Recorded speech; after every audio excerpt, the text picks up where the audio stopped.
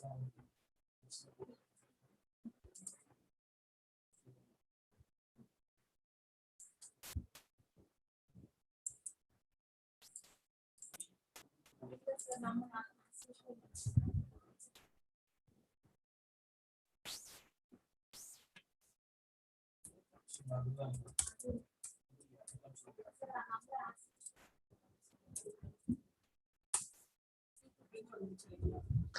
morning. Hi, good morning.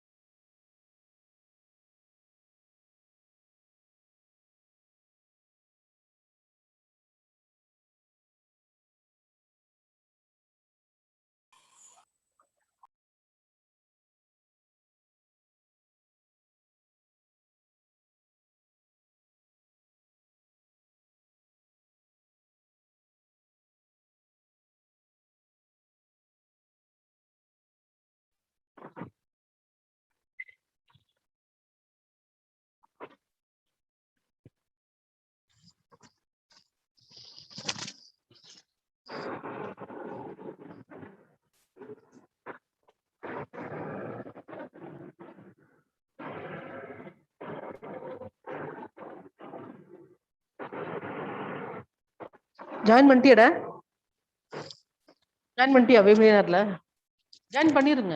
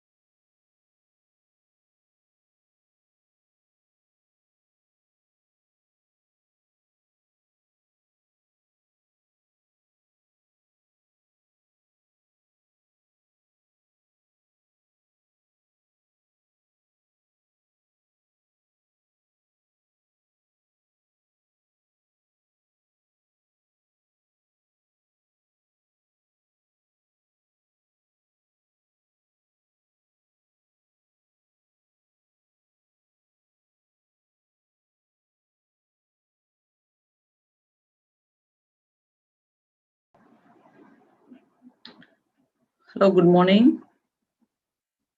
Good morning. Good morning, ma'am. Good morning, my dear. You can Good morning, Dr. Lakshmi. Hi, Nirmala. Good Can you morning. see me? Morning. You are early. I Great. know. Better to be early. Just now I finished the other work. I'm unable to see myself. You are not able to see. Mm-mm. I think you have to put on the video. I already saw on, my dear. It is on.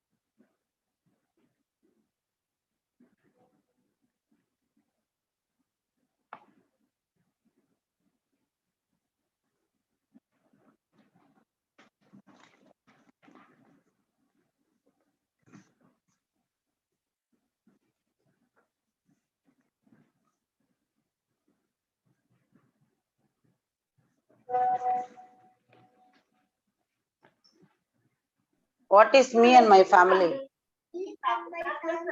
Hmm.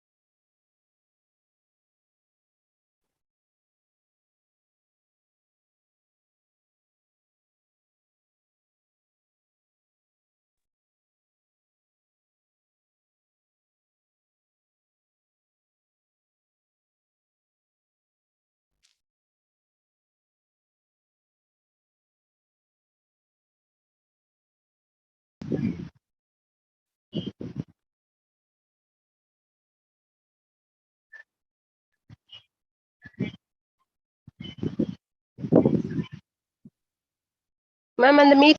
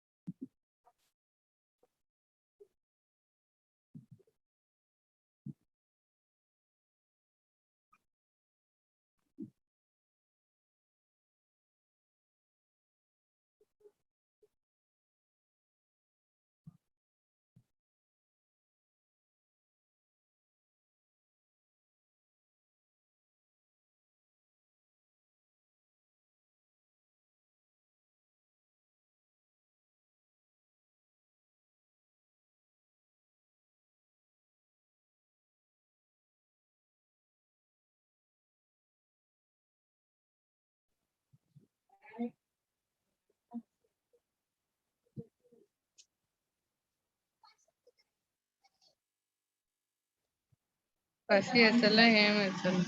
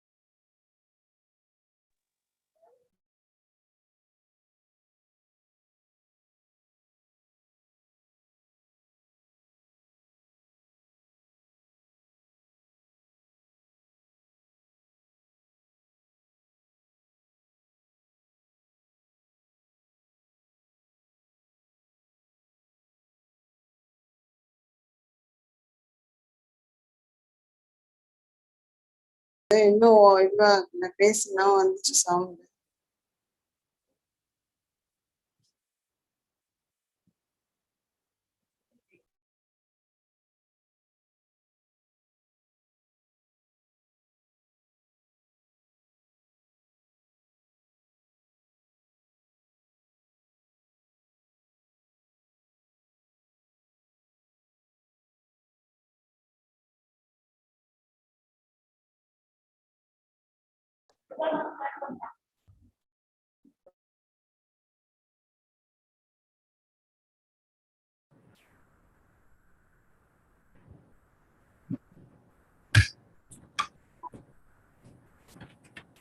Hello, good morning. A very warm welcome to Qualitative. Thank you all for joining the webinar with us today. Instructions to the participants. Please keep the audio and video and any clarifications and questions regarding the presentation, kindly put get back to you soon. Will be sent on the day 2 of the webinar. The webinar will start in a short while. Kindly stay connected.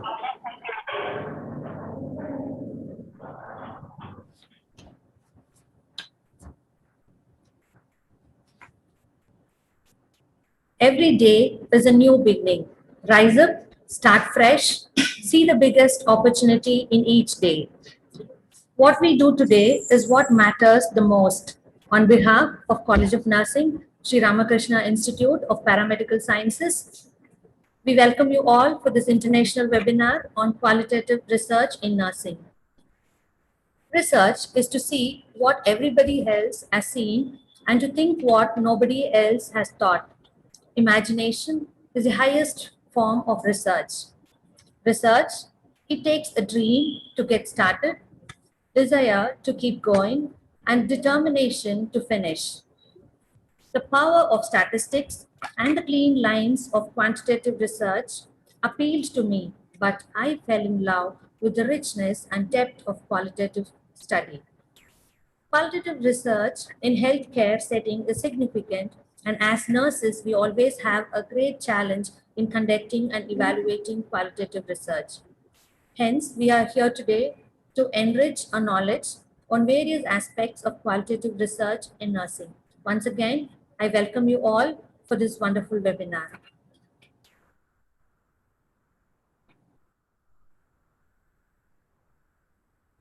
Stay connected. We'll go on with the first session soon.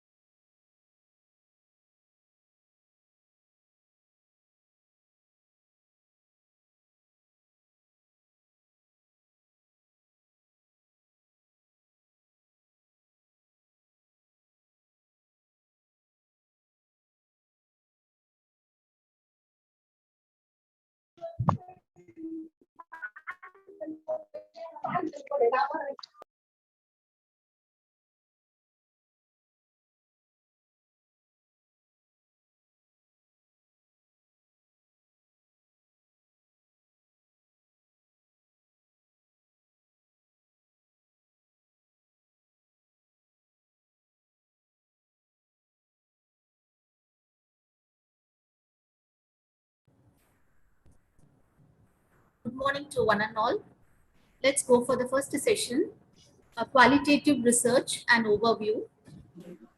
The major strength of the qualitative research is the depth to which explorations are conducted and descriptions written, usually resulting in sufficient details for the reader to grasp the idiosyncrasies of the situation. Here we have Madam Dr. Lakshmi Ranganathan to give us an overview on qualitative research.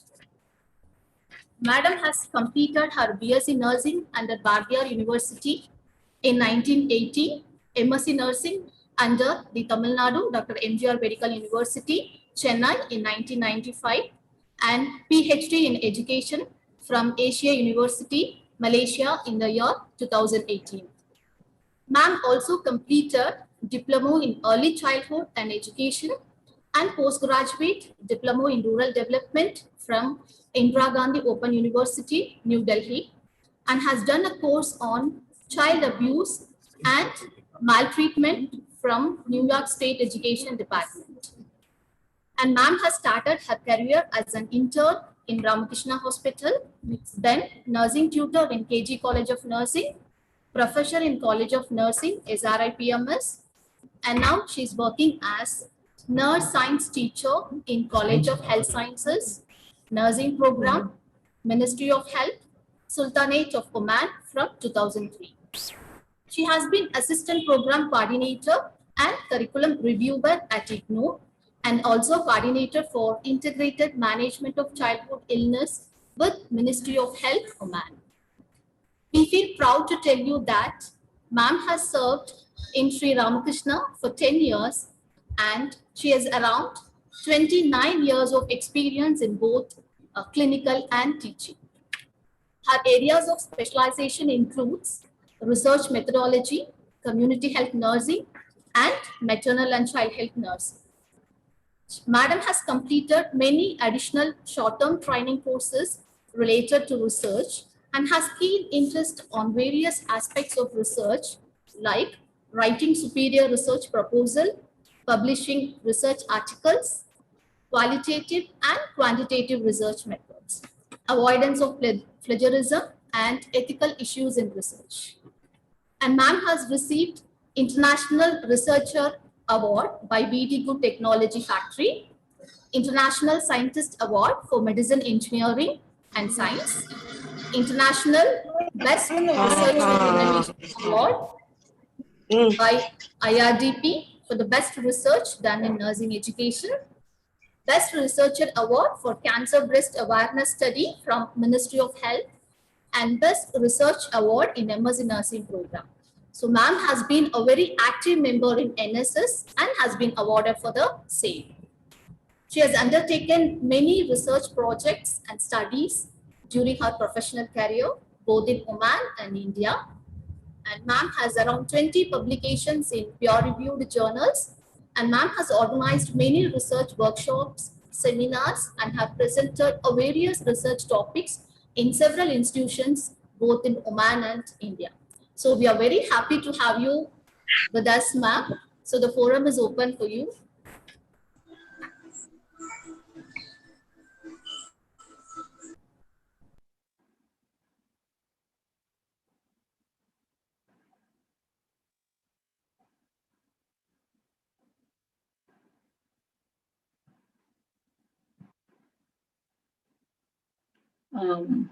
Good morning. Are you able to view?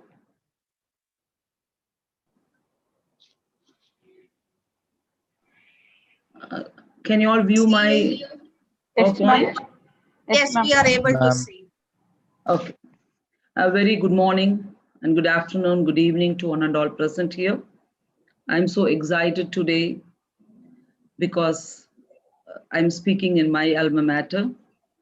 So I'm reminded of the past few days, I'm reminded of a lot of golden memories about my institute, where I was having around 15 years of experience during my study period as well as work period. And I'm also happy that my friends are there, Lata, Sambat Kumarji, and I think Dr. Sambat Kumar, I'm just meeting him after 2 decades. I'm so happy. And on the whole, it's so auspicious day for me to meet you all in this virtual platform. I'm so really overwhelmed today. And in this juncture, I just would like to thank Dr. Nirmala, Principal College of Nursing, and all other people who introduced me, and the teaching faculty, and my friends who are still working there, and the management, and all others. Maybe a lot of people, students, teachers are watching from various places, nurses. A very good morning to all of you also. I think we will start the session. Today and tomorrow, it's going to be a big celebration in Ramakrishna for qualitative research. I really do not know, because I lost touch from India for past 20 years, and how best you people are in qualitative research. I still do not know. However, this is my duty, I feel, to share the knowledge and wisdom, whatever I have. Maybe it is not new to you. For some, you may be already experts. So just to refresh your knowledge and memories, that's it. So let me move on to the presentation. My topic is qualitative research on just an overview, which means I will be touching everyone's topic for the past for another 2 days. everyone's topic. I'll just take a glimpses of each, and then I'm going to put up. So at the end, it will be easy for you to catch up, or maybe when other presenter is presenting, it may not be new to you because already I am just going through. So let me start. The research is what I'm doing when I don't know what I'm doing, said by Werner von Braun. So the qualitative research as such, what is it? Again, as I said, that around 20 years, I don't have much contact with India, except for like this webinars and other things, but in depth, I have not analyzed. However, when we were a student during student period, or when we were guiding the master students during our early novice, when we were novice teachers, we never had a word called qualitative research or quantitative research. It was all mixed method design. Sometimes purely quantitative, but we don't call it as a quantitative. We say survey design, experimental design, something like that. But experimental study, action research. So this qualitative word, it was like really emerged in this past decades. It might have been there, but we came to know only during in this 2 decades, last 2 decades. What are the differences? What are the differences? I think many are not muted. Can you mute all of you participants so that others can really hear well? Yeah, thank you. So let me introduce qualitative research to you with some examples. So then slowly you will get to know in another 2 days. Hopefully, most of you, especially students, you will be expert to really know what is qualitative research. So the qualitative research as such, collecting, analyzing the non-numerical data. Here, there is no numbers. It's completely words, no numbers.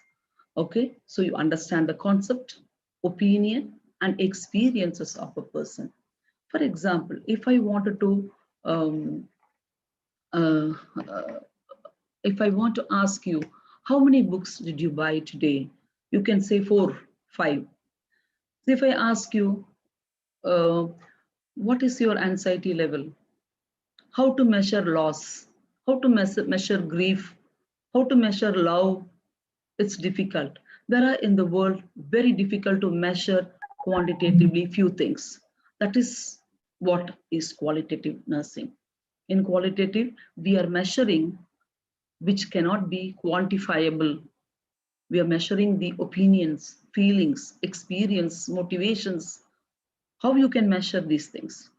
So this is what the qualitative all means. It gathers in-depth insights into your problem and generate a new research. The qualitative researcher or investigator to develop a deeper understanding about any particular topic. It is based on the philosophy of naturalistic paradigm, constructive paradigm, human science perspective. The qualitative researchers actually investigate a stakeholders' attitude, beliefs, and preferences, and how and why the decision making. Here, actually, it is like aiming on scientifically discovering the knowledge that cannot be easily measured quantitatively, as I told you before. Human phenomena is very difficult to measure.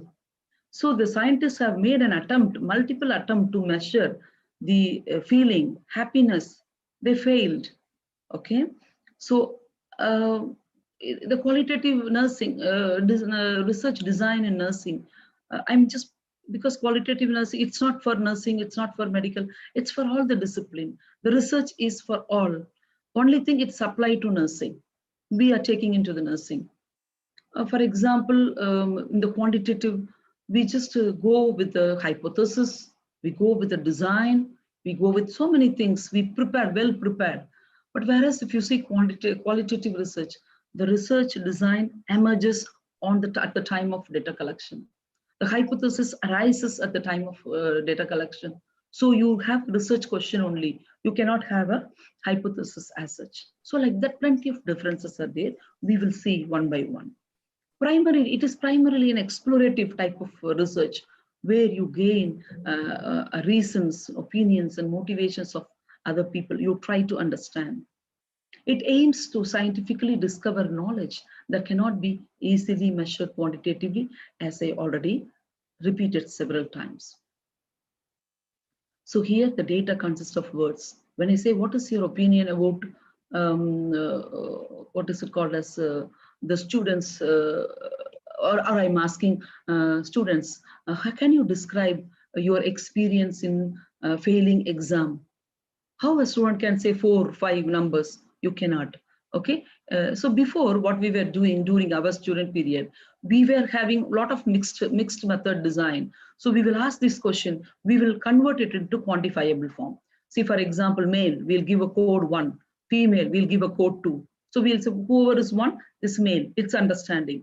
Like, for example, anxiety, feeling, whatever, we give that explanation, we give a scale. Like you all know about pain scale, numeric pain scale. Patient is having pain, how? Moderate, mild.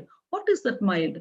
What is that moderate? How you can define this? So we just give approximately, the Wong scale, we give, or a phase scale, we give a quantifiable term. So to make us easily understand.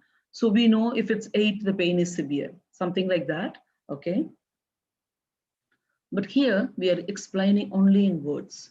Human behavior, emotions, personality characteristics. So where the quantitative study doesn't match. You can ask, Miss, why are your topic is qualitative, why are you comparing with quantitative? Always, normally we compare with quantitative because quantitative is widely used all over. And they say it is measurable. And there is no p-value here. There is no statistically proven here. So there is no significant, okay, measurable. It is, for example, in the case of a randomized trial control, at least to 90%, you can say it's because of my educational module, the knowledge improved. In randomized control, you filter, and you say authentically to some extent, because research is always 99.99%. It cannot be perfect 100%. You cannot say it's because of me, this has happened. It's because of the stool, this happened. You can't say that because always it's approximation.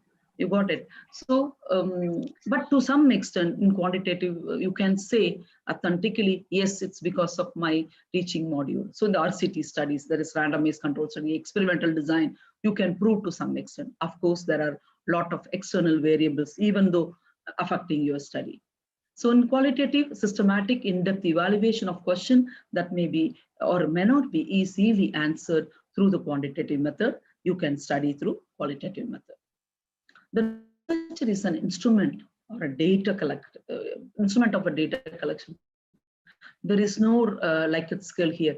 There is no what is it called as a rating scale here, visual analog, nothing here. But the researcher, he himself is an important instrument of the data collection than the questioners. Still, qualitative research is increasingly recognized in nursing program nowadays, in the medical research and paraprofessional research and the other research. It's collecting the lived experiences of the people, patients, nurses, most of the people lived experiences. I'm going to come to that little later. I'll explain further.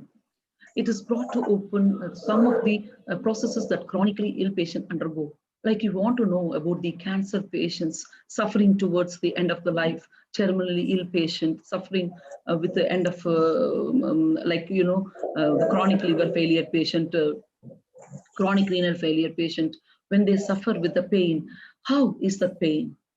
So that what are you going to know by this, so that we can have a guideline, at least for the future patient, we can deliver an excellent care by knowing this. That's the purpose of this mainly. The new insights were gained about the processes involved in receiving and giving care. The inquiry process moves forward until the point of saturation occurs. Now let me explain to you what is saturation here. That word is very, very important. Like for example, if I'm asking a group of mother, their children are undergoing surgery tomorrow or day after tomorrow, I'm going to assessing the anxiety level. Excuse me, sorry. People are talking. Please, mute your mic. Just very important so that others will not be disturbed. Thank you. The saturation means here, as I said, I was just starting with an example and got interrupted.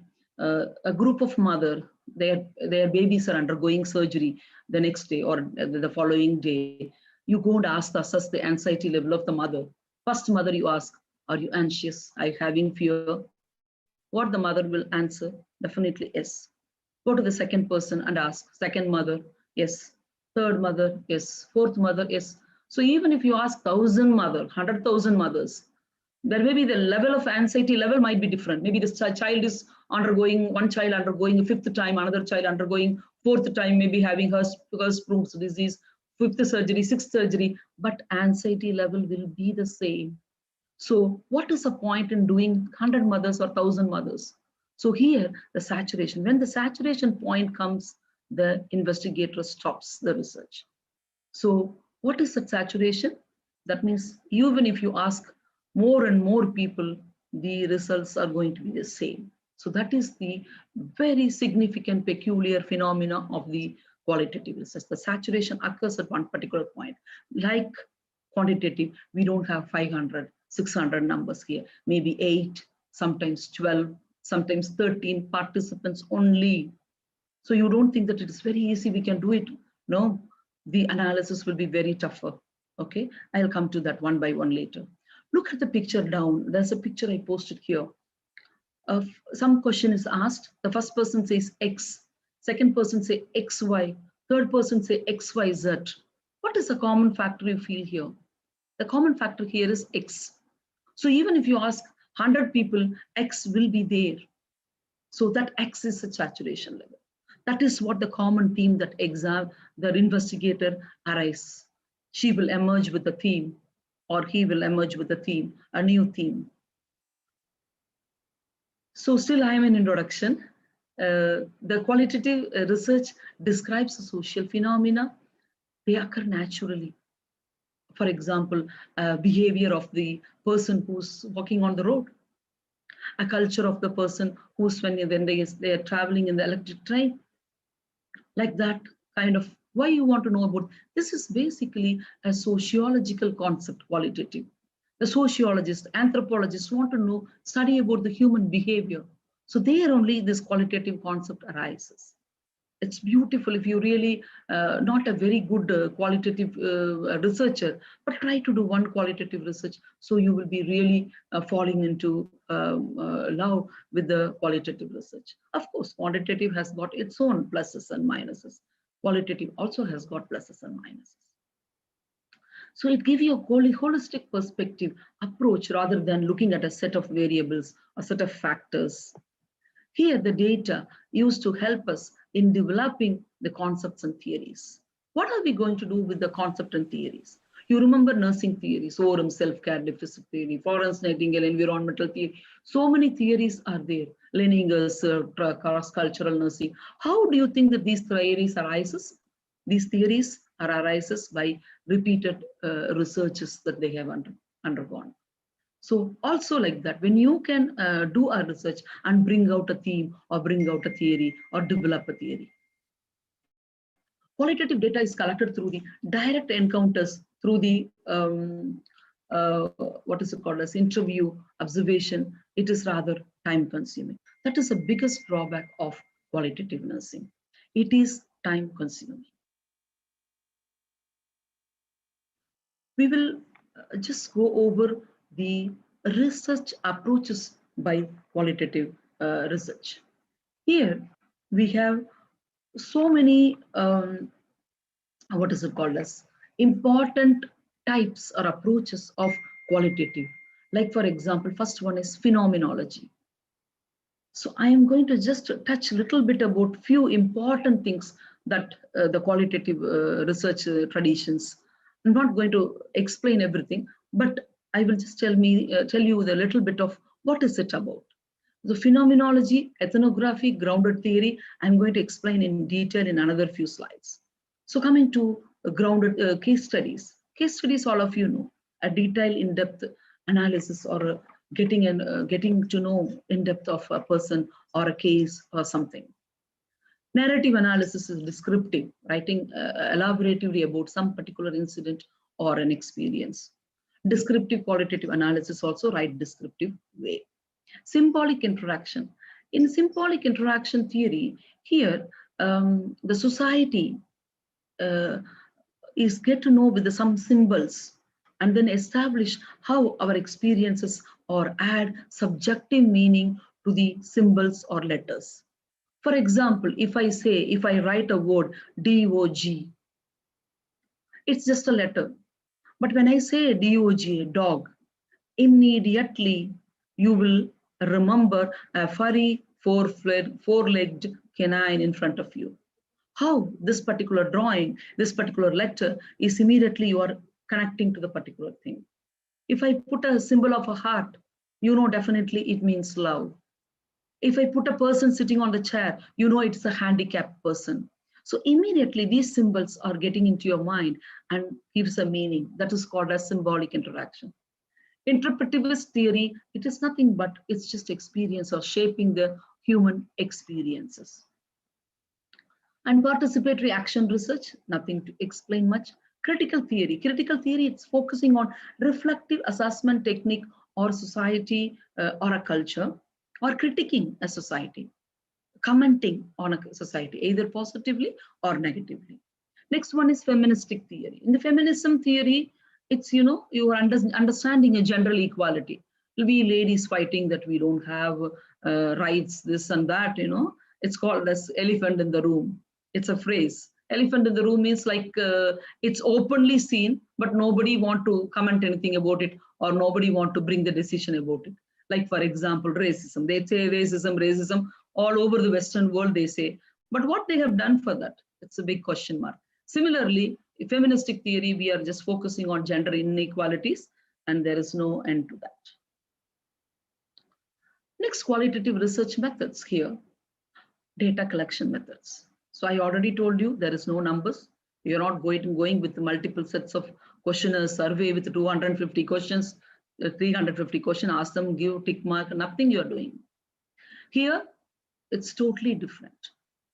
The data collection method, first you conduct an interview. You have only set of 4 or 5 questions. You ask. Questioning technique is very, very important in qualitative. You should be expert in having the qualitative questionnaire. Like how? Why? Because, like for example, if you're asking a closed-ended question, you have breakfast? What could be the answer? Yes or no? We will not ask that. What was your breakfast? Can you explain your breakfast experience today so that people open up? It's normally open-ended question. You try to dig the answers or feelings or experience from the participants. That is more important here. So interviews, observations. In observations, you see many things. You write a field notes. You may be a participant observer or non-participant observer. How the people walk on the street. What do they do? How is their feeling? Like sometimes personal conversation about the sexual life, maybe about something else, maybe drug abusers. So you write an observation, how they behave.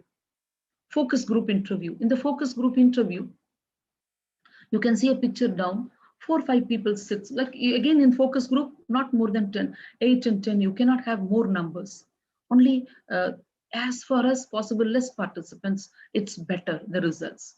You put up a question. What about the male students experiencing in OB-GYN experience? What about male students going there? And then you open up this topic and they will explain. The students will tell male and female, both they can explain, they can interact, and there will be a recorder and you will be a moderator. The investigator will be a moderator, asking more question, probing more question. Focus group interview is one of the best technique in the qualitative research. Surveys you can do. Secondary researches. Secondary research means already somebody collected the data and from there you are writing down the interventions. That is also possible. Sometimes you are not expert or you are not accepted there. For example, you want to get information about cultural information about the tribal community. You are not allowed there. So in that case, you have to go in for a secondary research. There is a picture here. You can see with the marbles. You see the observation there. A qualitative person is observing a bunch of beautiful round marbles and smooth glass marbles. This is what the qualitative person's interpretation. What about quantitative person interpretation? 5 marbles with 1.5 diameters each is kept in a line on a row. This is how the quantitative people will explain. So same observation, you can see the difference between a quali and a quanti person. Okay. So as I told already, I'm going to explain 3 traditions of qualitative research. One is phenomenology, grounded theory, and the, what is it called, as ethnography. These 3, little bit I will give details. Anyway, there are people to explain, they will explain more for you. It explores what people experienced and focuses on their experience of the phenomena. Phenomenology means lived experience of the phenomena. That's it, lived experience, you should think. What is the lived experience? For example, corona survivors. Now, the recent pandemic, this corona era, you can think of doing a research of living under the threat of corona. Any people you can, 4 to 10 people you can take, and then you can see, you can explore. Or people who have gone to the ICU and come back, corona survivors, what was their experience? How will you know? Isn't it? They have to tell you. Similarly, a patient who are terminally ill, a near-death experience. So like that, these are all called lived experiences. The researcher may construct a universal meaning of an event, situation, or experience, arrive at more profound understanding of a phenomenon. Examples like, for example, already I have given you, but here again, 2 more examples I've given: experiences of women with osteoporosis, experiences of the corona survivors, etc. So lived experience means phenomenology. A type of experience ranging from perception, thought, memory, imagination, emotions, desire, social activity, including linguistic activity. As I already told, it's all arising from sociology. Sociologists are the better people to do qualitative research. So therefore, now the interview is finished. I told you the techniques of data collection. Now you got a literature with you. You got the data with you. Now what you should do? As I told you, there are no numbers. Okay, you're only having experiences. So the better platform is to audio tape or videotape, because you don't remember, like because when you are doing analysis after 4 months or 5 months, you forget what that person told. This person, what the second participant told, what the third participant said, you forget. So you have to audio tape or a videotape. That is an excellent method. So you go back and go back and go back, listen, and try to emerge with the new theme. That is how it's that is how it is done. It's very important. So transcribing the verbatim means whatever I stated, you don't change anything. The investigator doesn't change anything. Whatever the patient says, whatever the person's feeling, you don't change the same statement. Transcribe the verbatim, analyze, interpret, and present according to the emerging theme from the data. Lastly, it needs to be writing for dissemination. When you write for dissemination, the researcher richly describes the lived experiences of the participant, how they feel, how was the experience, okay, like that. So phenomenology means lived experience. Coming to the second part of qualitative research, it is ethnography. In ethnography, it's in short, ethnography means culture. Knowing about the culture. It's gathering the observation, interviews, and documentary data to produce a detailed and comprehensive accounts of social phenomena. It gives a detailed description of the whole culture outside the country of origin of the researcher. A common method used to face-to-face interviewing and participation observation. You can see a picture here, and the people are traveling on the electric train. You can see everyone is holding a mobile. Before, just think of for 12, 15 years, 20 years ago, people used to talk, people used to see each other. Those kind of socialization is totally cut off now. So this is what, by this figure, a qualitative researcher immediately can take it up, even though you don't interview, even though this is an observation method, isn't it? Then ethnographic researchers study the behavior, culture, custom of the people, way of life, specific population. Like coming to nursing example, like how the infection control nurse wear PPT kit, how she removes the PPT kit, what is the behavior when she does the dressing, what about the feelings of the drug abusers, how is the culture or the way the child behaves when the child is mentally challenged. So these are all some of the examples of ethnography. By knowing the culture of this specific population, what are you going to do? Okay, I'm analyzing someone's culture, I'm analyzing someone's behavior, I'm analyzing someone's customs. What am I going to do? I do better care. I deliver a qualitative care to my patients in an excellent manner by looking at or by knowing the culture, by knowing their custom, by knowing their experiences before. The researchers create a research question and embarking on a participant's observation while making a field notes. So I'm making a field notes. You can see somebody down in the picture making a field notes and someone is doing something. Data also collected formally through interviews. It's not informally. Sometimes informal, yes, we can do. Because I told you it occurs in a natural phenomena. You go with some idea, but when you go there, something else is happening. You record, you participate. It is not a structured thing. I have to go conduct this and come off. It's not like that. Whatever is happening, you are recording. So anything can happen at the time of data collection. After the interview, the researcher transcribes them as a verbatim form, followed by analysis, interpretation. Finally, it's like a storytelling, like a snapshot of people's life, inner thoughts, inner feelings, or relationship of the people. Again, I told it is for the better understanding. You can see a woman shooting a video of a person who's walking on the road. What are you going to do with this? Like people with the journalism, people with the other discipline, all the discipline, they are doing the qualitative according to their interest, according to their, wish.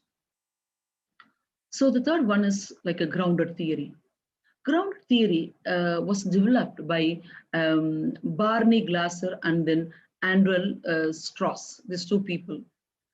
They collaborated the research of the people who are dying in a hospital. So they write a book on the named Awareness of Dying.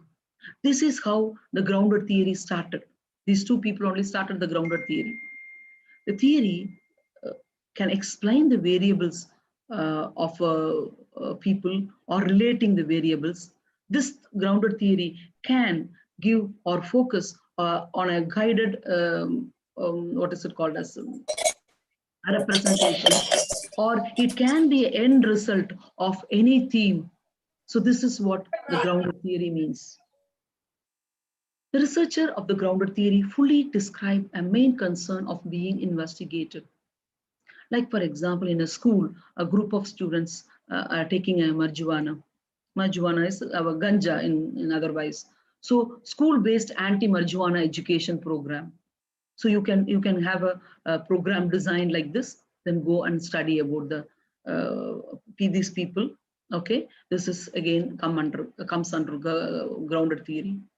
First, the researcher will find a core variable, then get to know about how the participants are dealing with the main concern.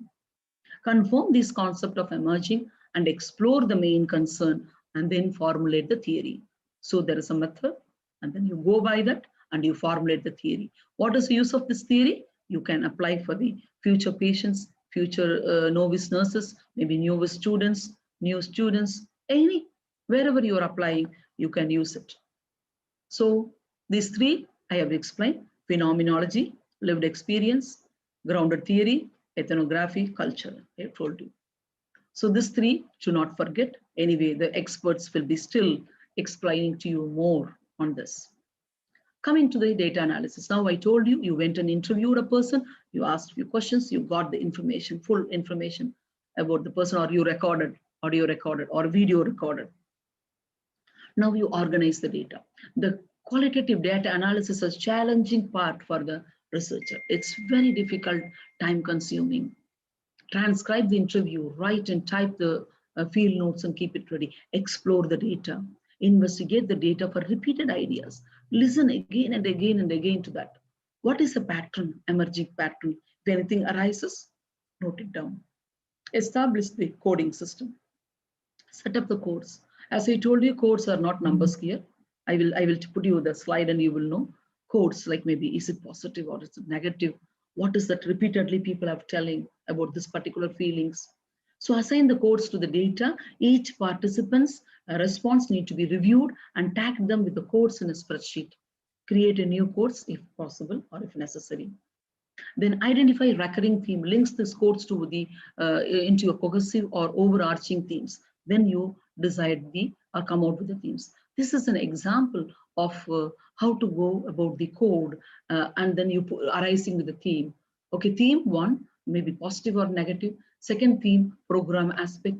Third theme, a good code. I think something it's different. I'm just telling you the example. I was unhappy with the communication. So negative, program process. My volunteer is fabulous. Positive, volunteers feedback. And the theme good quote is, I enjoyed the meeting, but I didn't like la la la la. So in this blah blah, so it's a mixed feeling. So experience here. So like that you have to, this is what coding system is. You have to have a coding system. And then in short, if you do analysis, there are 4 analysis only. It's not like quantitative t-test, odds ratio, this and that. No, here only there are 4 analysis that you can do. First one is thematic analysis. In thematic analysis, identification, interpretation of patterns and themes in qualitative data. I told you, what are you doing the qualitative data for? To get a theme out of it, to get a theory out of it. So thematic analysis, you have to interpret the data and bring out the theme number 1, theme number 2, theme number 3 in your study. Content analysis, next one. So you take up the content, describe and categorize the common words, common phrases, common ideas in the qualitative data. Third one is discourse analysis. In here, you are doing a studying of communication and how language is used to achieve the effects in a specific context. Textual analysis, here you examine the content, you examine the structure and the design. So these 4 analysis is very commonly and most importantly done. So thematic analysis, content analysis, discourse analysis, and textual analysis. So this is just for a fun, I made it, but however, it has a meaning. There are 4 easy steps to do the qualitative research if you want to do the qualitative research. First step, you should take up, cut the type, cut the content, and then you can leave it. I'm just going to play. I'm not going to talk now. You're only seeing, and then end of the 4th slide, I will give my talk. This is the 2nd step. This is how you do. This is the 3rd step. You don't sit like that, but just it will be like this when you're doing the 3rd step. This is your final step. This is how you do the qualitative. Can you see the bits and pieces of it? This is how you, a qualitative person, really does the qualitative analysis. So it's really words so much that you have to remember emerging theme. Then only you can really come out with a very good theme. So at last, a qualitative researcher, your mind is full of information. Ethics in qualitative research. So all of you definitely have to follow, whether you are doing qualitative or quantitative, ethics should be there. Ethical issues here, there are 4 things I have taken here. Ethics related to participant, ethics related to institution, ethics related to researcher, ethics in lieu of nature of study or topic. So first, let us see what is the participant that you have to do. As far as the participant is concerned, you have to have right to self-determination, privacy, fair treatment, and protection from harm and discomfort. You are a researcher, you have to be morally sticking on to all the principles. That is very important. Here, related to institution, informed consent and anonymity. You have to not coerce anybody, don't force anybody in research. That is very, very important. Ethical issues related to researcher. Don't do misconduct of or data fabrication or falsification or do plagiarism. Please don't do those things. Ethical issues related to nature of the study or the topic, stigmatization, discrimination, and social isolation of the participant, and so on. Rigor in qualitative research. What does that rigor means? The rigor means here, the researcher may establish a quality trust developing, trust or a confidence developing in a study. Quality control measures to achieve the rigor terms, trustworthiness, and like the qualitative concept, reliability and validity. Like when you do quantitative study, you see reliability, Cronbach alpha, you put and you find out whether this data is reliable, whether this data is valid. Like that here, the rigor, you achieve the rigor, trustworthiness is very important. We don't have any statistical test here. The qualitative research should engage in bracketing and reflexivity. What is bracketing and reflexivity? It means like you are reducing the bias, being open. Bracketing is being open to the participant. Reflex means whatever they have reflexed, do not have a preconceived thought. They will tell this only. They will tell what I want. So in the research, there is no what you want. It is what is happening as it is. Even in quantitative research, don't say my education tool is best. My education tool is best. Do not say. If it is not best, say that this education tool was not best. Nobody is going to blame. And then I have seen some universities, rules and regulation, the hypothesis should not be rejected. This null hypothesis has to be accepted. There is nothing like that. And many times what we read and what we practice is totally different. In practical field, they say for ethical committee review, when you do apply, you have to please the ethical person, you have to please the ethical committee. Why you have to please? I am a researcher, I want to do this. Whatever result comes, you put it as it is. I've seen one of the universities where I wanted to register. If you want to do research, quantitative, you have to have 500 participants. This is fixed. Why? You know, and then if you want to do postdoctoral, it has to be 1,000. If you want to do MSc, it's 50, 250. What is all this? That is very, very wrong research concept. Don't fix the numbers. You see how was the output. You are not doing the research to prove yourself. You are doing a research to find out what is there in the society, how it's going to be benefit to the future. That is what research is. Research. It is not the failure. Whatever you are going with the hypothesis, if it's not happening, it's not failure at all. Here, definitely not in qualitative. It's a feeling, so you won't have, that is why you don't have any hypothesis before going. It will be like that. How you can know my mind? I will tell this answer only. Definitely no. In that way, I really like qualitative compared to this quantitative. There are golden criteria, 5, to achieve the rigor, credibility, transferability, dependability, conformability, and authenticity. Credibility means truthfulness of the study finding. Tell what it is. What has happened there? You tell that itself. You're not working, even you're not trying to prove yourself here. You're trying to prove the theme here. Transferability. These findings of the data should be applied to other contexts as well. See, generalizability is not applicable in qualitative. It's not like quantitative. You cannot generalize. You cannot replicate the data. There are some few disadvantages. I'll come to that later. But you can transfer this context somewhere. Yes, you can. Dependability. A study process is consistent and stable over the time. And conformability, here, you actually view the participants next to the researcher's imagination, as I already explained. Authenticity, you are faithfully, fairly indicating this is what the reality, this is what the lived experience, this is what the participants have spoken, this is what authenticity. So these 5 are 5 golden criteria or standards to achieve the rigor of the study. Coming to the merits of the qualitative study. So by now, you would have really understood what are all the merits of the qualitative of the study, okay? Here, first one is flexible. So it's really flexible. As I told you, there are not, sometimes in quantitative study, the data collection will be like 6 months, 3 months data collection. Here also you have to do, but however, it's little flexible. It is happening in a natural setting. It's really giving you meaningful insights. It's generation of new ideas. The qualitative research focuses on detailed information about more complex issue, where you cannot understand or when you are trying to understand the complex phenomena. Multiple methods for gathering data on sensitive subject.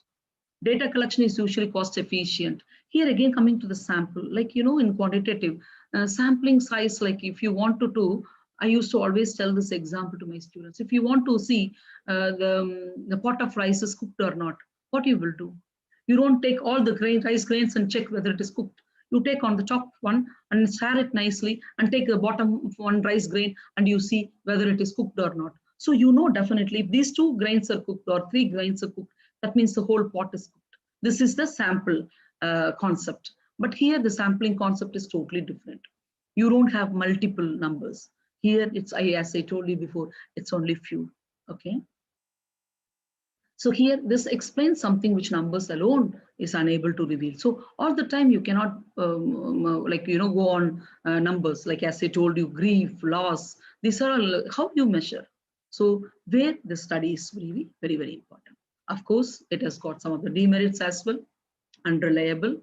Sometimes the, what is it called as, you can't believe, maybe I will lie, my experience, I might, there is a possibility of a human lying. That means then it cannot be unrealistic, even because you are putting up whatever the participants said, maybe true, may not be true. So you are having a subjective evaluation by one person, by two people like that. So it cannot be reliable always, okay? Subjectivity, as I told you, it's people's feeling, people's ideas. So it may be different. Next one is generalizability. Regarding generalizability, I need to talk to you a little bit about generalizability here. For example, a non-compliant of a patient, like a patient, epileptic patient, changed his medication practices. For example, you want to do a study. Here, he want to have a control over the disease, so he stopped the medicine or he's not compliant with the medicine. Can you generalize this to everybody? All epileptic patient will be non-compliant? No, this is individual. This is what I say, difference.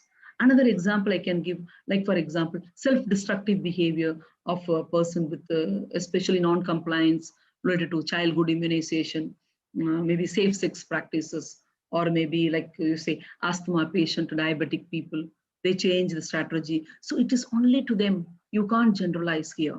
Okay. So another example I can give you, like, oncology patient. For example, a terminally ill patient dying with cancers. Towards the end, they cannot speak. So what they can do, like they can have some sign language, something. So you can have a guideline and you can give it to the person before when the person is very well. Like, he is going to undergo this maybe in future. So the nurses have a guidelines, like if you want water, you show this hand. If you want to speak or write something, you just ask like this, something like that, like a sign language you can explain. This is what the qualitative research will help nurses to do in their field, whichever field they are. So these are the few examples I would like to say, so that it's going to be very, very important for the nurses in their wards. And also, as I told you already, there is no p-value, there is no, what is it called as, you cannot come to a common consensus, even though you did it for 12, even though you did it for 13. They say it's a theme only. You cannot say it is the feeling of this person. This is the insight of this particular people. You can't tell that. It's very difficult. Another example I wanted to tell you is, like if you want to do a study on a nursing students, how do nursing students describe confidence, competence, and accountability? If you want to ask this question, how the nursing students, can you describe confidence, competence, and accountability? My God, this is too much. 3 different topics. Confidence is different topic, competence is a different topic, accountability is a different topic. How are you going to combine this? So qualitative questions should be shorter, brief to the point. That is very important when you are really doing a, what is it called as qualitative, when you are designing the question. That's very, very important. And then it relies on experience of the researcher, and it may require a multiple session, can produce artificial results. Okay, these are all very important. As I told you, one more thing I would like to tell you here. In qualitative research, you rely on non-probability sampling, like for example, snowball sampling, like for example, purposive convenient sampling, quota sampling. These are commonly used. You can't go by probability. You understand? They are not the representation of the population. In quantitative, you're making a population, as I told you, pot of rice.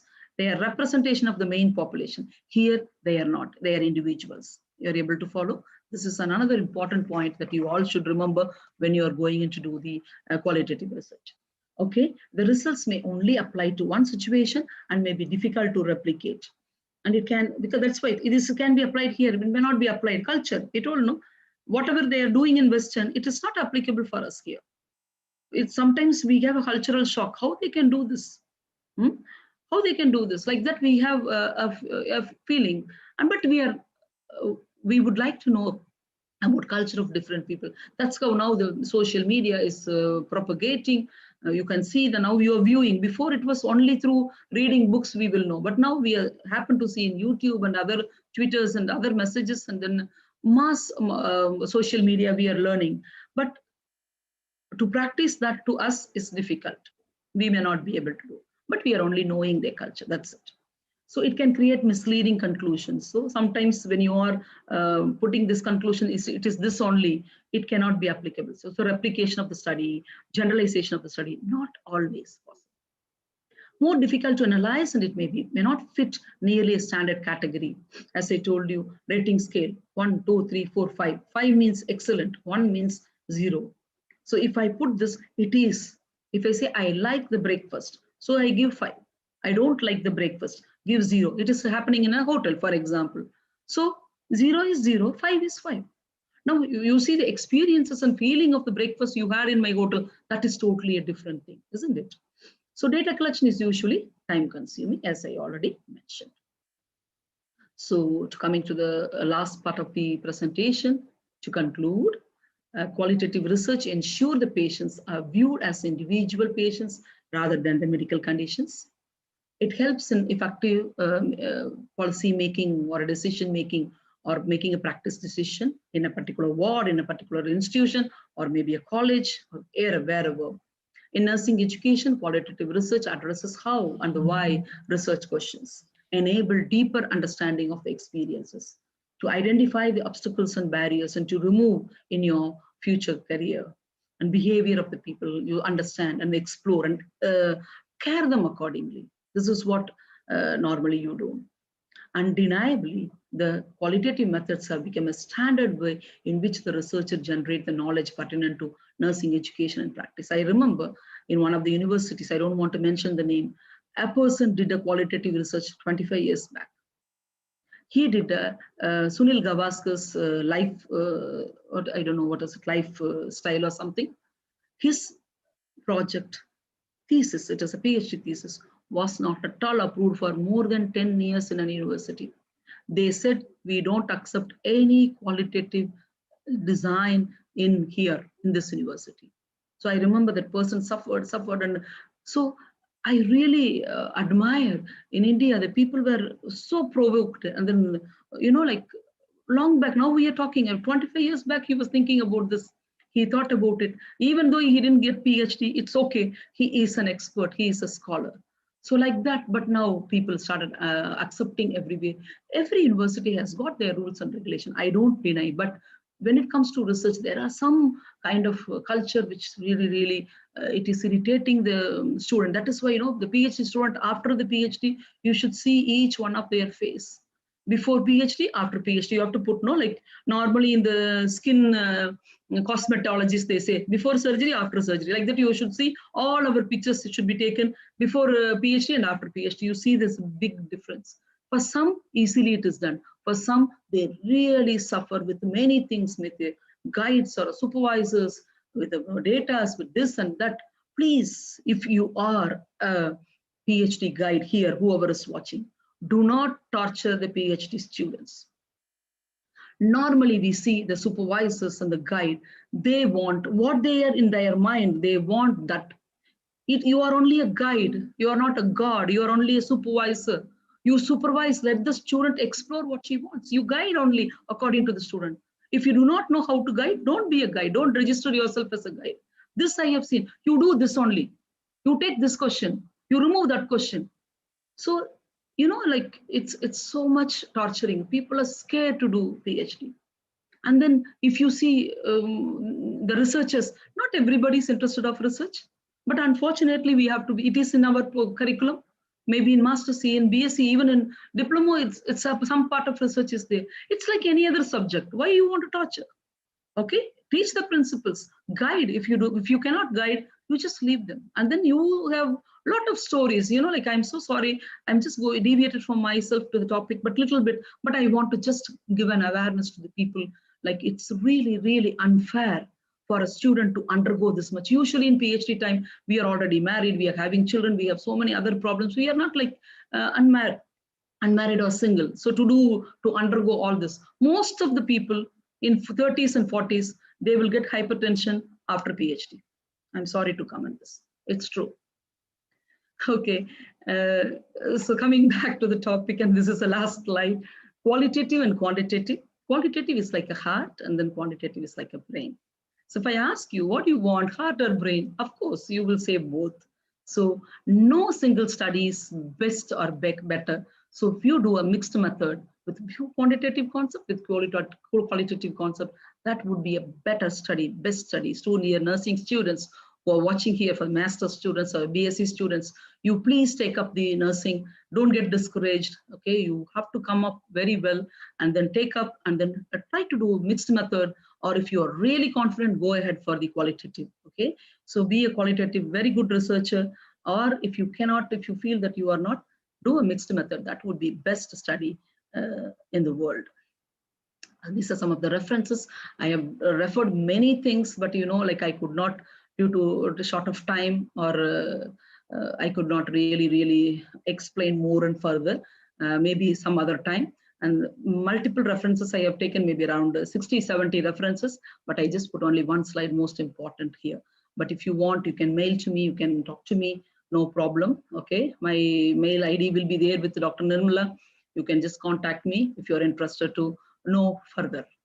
And this is a final slide of mine. Take home message for all of you. Research is an organized method for keeping you reasonably dissatisfied with what you have. This is said by Charles Kettering. So with this message, I thank once again the organizers and Dr. Nirmala for giving me this opportunity. And thank you very much. I think I'm on time. Yeah, thank you very much. I'm on time. So any questions, you can just drop it. Thanks a lot.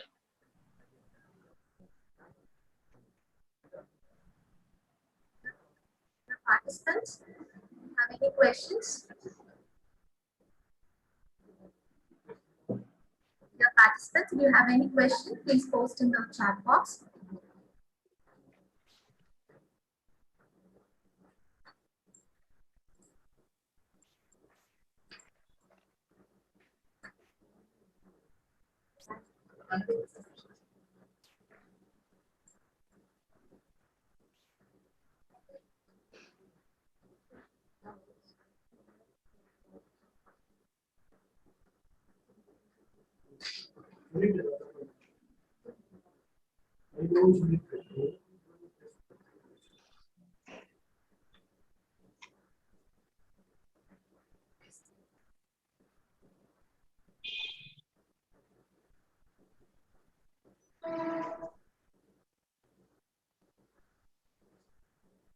Blum blum blum blum. Please run. Dear participants, போய் ஒரு குடம் bathroom பிடிச்சி ஊற்றிட்டு பிடிச்சி வைங்க. இந்த வரேன். ஒரு குட் மார்னிங் போட்டு விட்டு வந்துடுறேன்.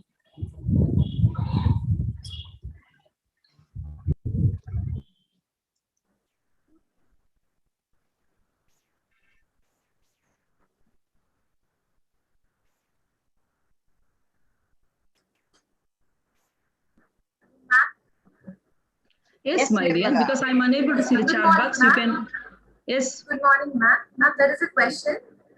In case of mixed method of research, what will be the sample size? Yeah, that is an interesting, very interesting question. For the quantitative part, you can have as many you want. For qualitative, you take from that group few, and then definitely it will be like 8, 9, 10, 12. More than 15, it's not allowed. So you are studying a feeling of a particular person. It's going to be definitely a little population. So there itself you will know, but you cannot do for everyone's feeling. That is difficult. That's a very beautiful question. And to Sridevi, any other questions, participants? No, ma'am. Thank you, ma'am. Actually, I'm doing a mixed method of research for my PhD, ma'am. Okay, dear. So I wanted to have a clarification in that, ma'am. That's what I asked. Thank you No, so no, much, it's ma'am. a beautiful question. I think you can, as I said, you can talk to your supervisor, and then for the qualitative part, you will have a separate. You understand? You will not do for all the participants. Yes, ma'am. Yes, ma'am. For quantitative, I have taken some sample size increased, ma'am. As many you want, as many you want. Yeah. Thank you, ma'am. Thank you so much, ma'am, for your guidance. Thank you.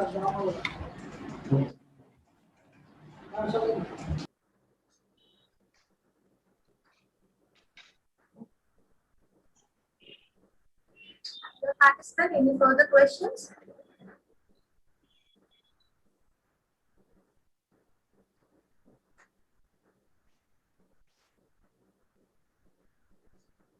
Thank you for the response, ma'am. Over to MC.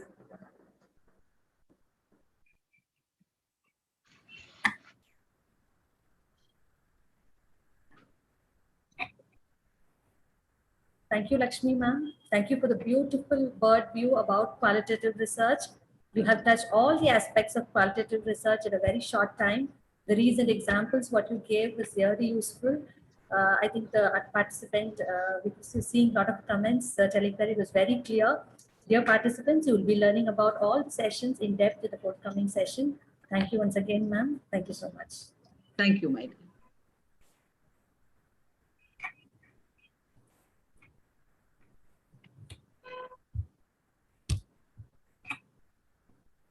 Next, dreams and dedication are a powerful combination.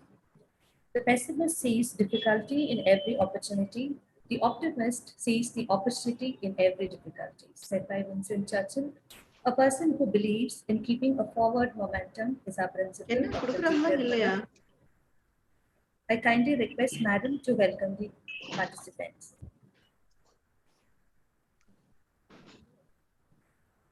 Ma'am, Annie ma'am, we could see you. Yes, Nirmala, I could see you too. Welcome, ma'am. Thank you. A pleasant morning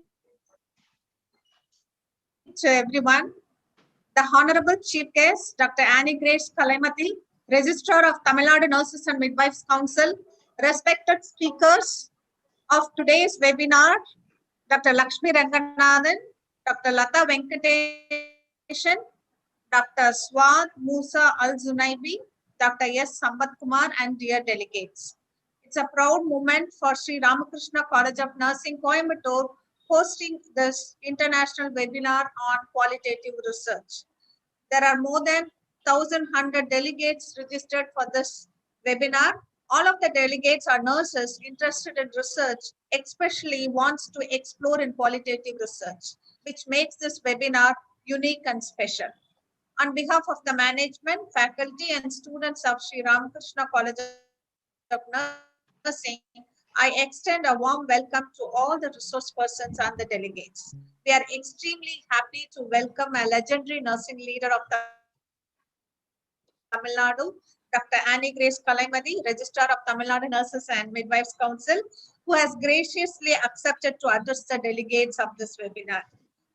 I should admit here, from the time Madam has taken the chair as the Registrar of the Council, the Tamil Nadu Nursing Council is the first council in all over India in introducing many innovations, from renewal of registration for nurses to the current publication of uniform ASCII and ASPI stations, which are to be followed throughout the Tamil Nadu.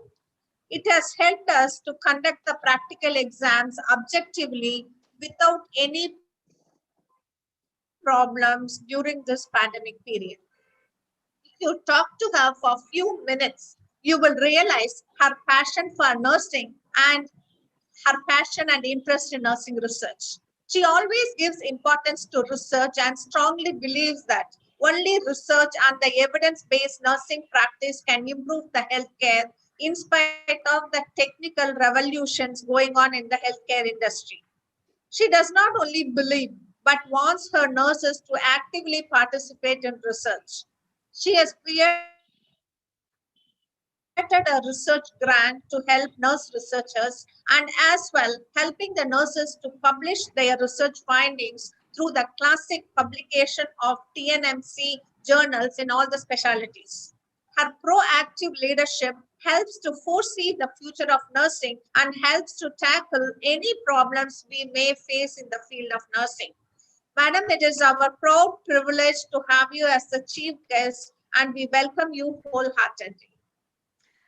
Welcome. Thank you, Dr. Nirmala. It's been very kind words in the morning. Good morning to one and all. I first of all congratulate Dr. Nirmala and the faculty for organizing such a wonderful international webinar on qualitative research. Of course, I'm just struggling to even settle with quantitative research and qualitative. Of course, we spoke about this many years, but how far we are implementing. That was the question when she put up this topic to me. Ma'am, this is what we are going to do. That question really, put me a lot of thoughts in my mind.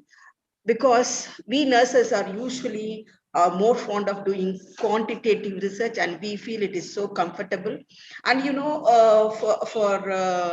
for my surprise, many of us, though we studied qualitative research, how to carry on and all those, but we never really put into practice. That is the scenario. With that keeping in mind, I will go ahead with my little interest and what is in my mind, how this conference should carry forward and disseminate the outcome of this conference should be handed over to the government. This is what in my mind, I'm just going to touch those points in my address.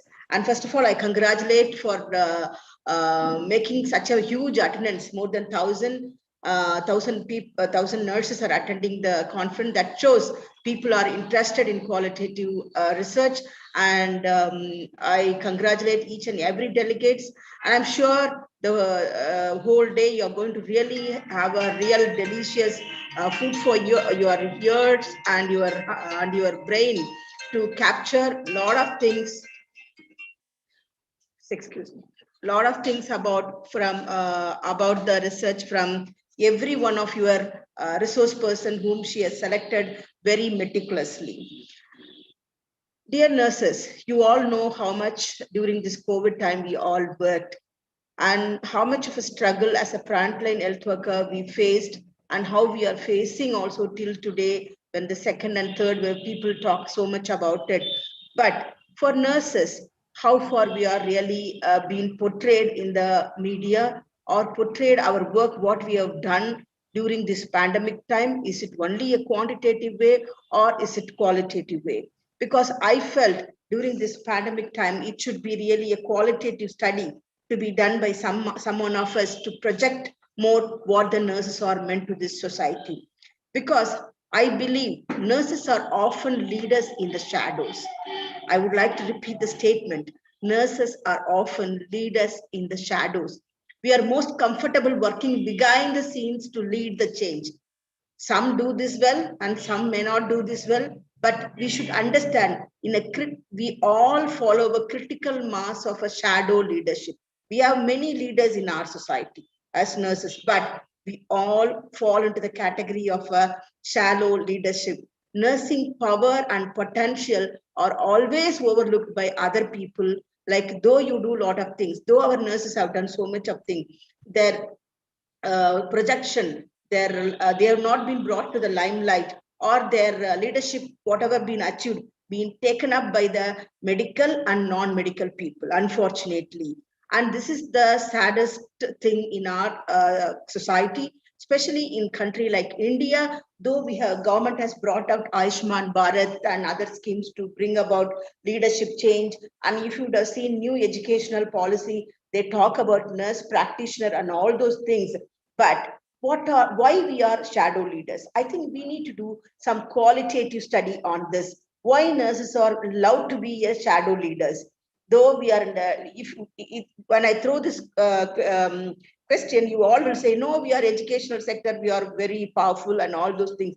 but how far your leadership has been taken forward to your government policies, or are you demanding a chair in the policy making table, or is it in your own state or own district, how many leadership positions are vacant for nurses? All these should be put into mind before you ask this question. Unless until you make this change, you need to do a study. What if the nurse leader is sitting in the position? What impact she can create in the nursing? So what impact that will ripple in the society? So the people at grassroots level, they get the best outcome of healthcare. This is what we need to project, for which we need to do a qualitative studies. Definitely, that much it is important, especially if it could be a quantitative and qualitative mixed method, and it will be definitely a real eye opener to our government and to especially to, I think, because as a country we are really a huge country. If you take Tamil Nadu, we ourselves as equivalent to a population of a country of Thailand. So I think every stakeholder of this each state has to work for it and should see the gap of implementation. What is the leadership role plays and a vital role in the health society? Either it could be in a hospital as a nursing superintendent, or it could be a public health sector as a district public health nurse, or a state level, a state nursing officer like JD nursing or a DD nursing. We need to think, and we need to do studies like ethnography or whatever, like I think Dr. Lakshmi was really explaining all those three different category of doing qualitative study. Which one fits in, you need to assess and need to do the research studies on those topics. Then we can really take away the shadow of leadership of nurses, or we will not allow somebody else to live on our shadows and project our achievements as their achievements. So dear nurses, not only listening today this conference series, what Dr. Nirmala has arranged today, you people need to think what are the studies I could take forward, because we nurses in India, I feel mostly we are keen to do IEC and repeated studies, and now the fashion is stepping into other specialties like acupuncture or Ayush or aromatherapy. All those we have just put our step onto it. But where you have to strengthen your own field of nursing under policy matters, because I feel always a research appetite should be there based on the national needs and strategic directions. That is where your success of the profession can carry forward, the future of the nursing can lie. So every researcher should have an appetite for research for the national needs, not the individual. It doesn't mean at local level, whatever your problem facing, that shouldn't be done. It doesn't mean, I didn't mean that. At least doctorate level, if you take a doctorate level studies, it's like most of the time master level of studies, right? We need to think what rational needs are there and how we could do. For example, in Tamil Nadu, we have a Clinical Establishment Act. You all know that every district we have a nurse representative. Of course, it's a big achievement, but what impact we could create because of that? People have to do a study. Maybe you need to do a qualitative study. You can approach the council, and I can give you the list of nurse representative for each district. You can conduct a interview with them, and you can record them and transcribe, and you can make that verbatim into a different headings, and you can bring out changes. See, though it says Clinical Establishment Act in Tamil Nadu, they say if it is a 30-bedded hospital, one registered nurse will do and two assistant nurse. Who is that assistant nurse? It is not described in the Clinical Establishment Act. So where is the gap? Why the nursing is not reached? So we need to do studies on such aspects. And now thinking, this is the local level, state level I'm talking about. When you think of the national level, you all know now, because of Ayushman Bharat, in most of the states in our country, every 5,000 population, a mid-level healthcare provider, that is the BSc nurse or a diploma nurse who had undergone 6 months of a training, she is appointed as a community health officer in the 5,000 population sub-center level. So we can do a qualitative and quantitative study, the impact what these CHOs has created in the rural areas. Because as I always say in my most of the conferences or wherever I address, which our former Prime Minister, Mrs. Indira Gandhi, has said, nurses are not merely the handmaidens in the hands of doctors. If we are given opportunity, the nurse will be the best cost-effective and care-effective primary care provider at the grassroots level. Today, Ayushman Bharat aims for it.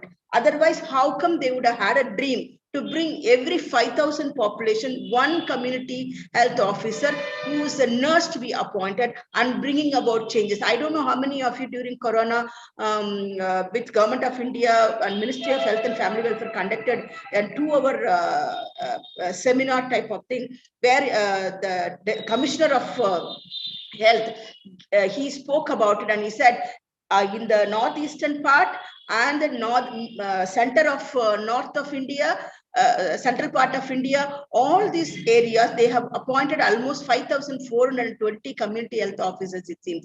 And they said they have done a tremendous work in preventing and controlling the corona spread. So this is where we need to take up the points and the cues to do the studies, and so that we can give this projection to the Government of India at the policy level. Don't think how will I go and do it. Please do right and do right to the government.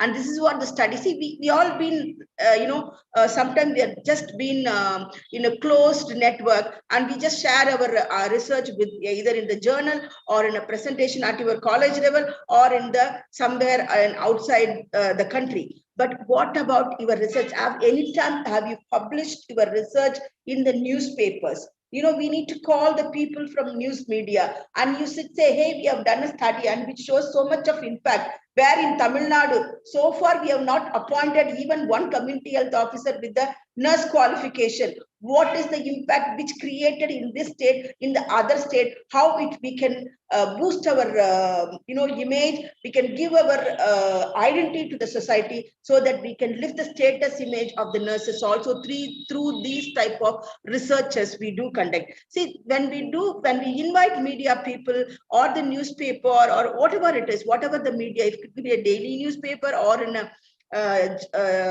weekly magazine, whatever it is, they should know that we are doing a great studies and which is impacting the national policy level objectives where we are meeting down. Here, I would like to bring down to your notice, how many of you have read the 2020, the year of the nurse midwife? WHO, they submitted the nurse report, year of the nurse midwifery report they submitted.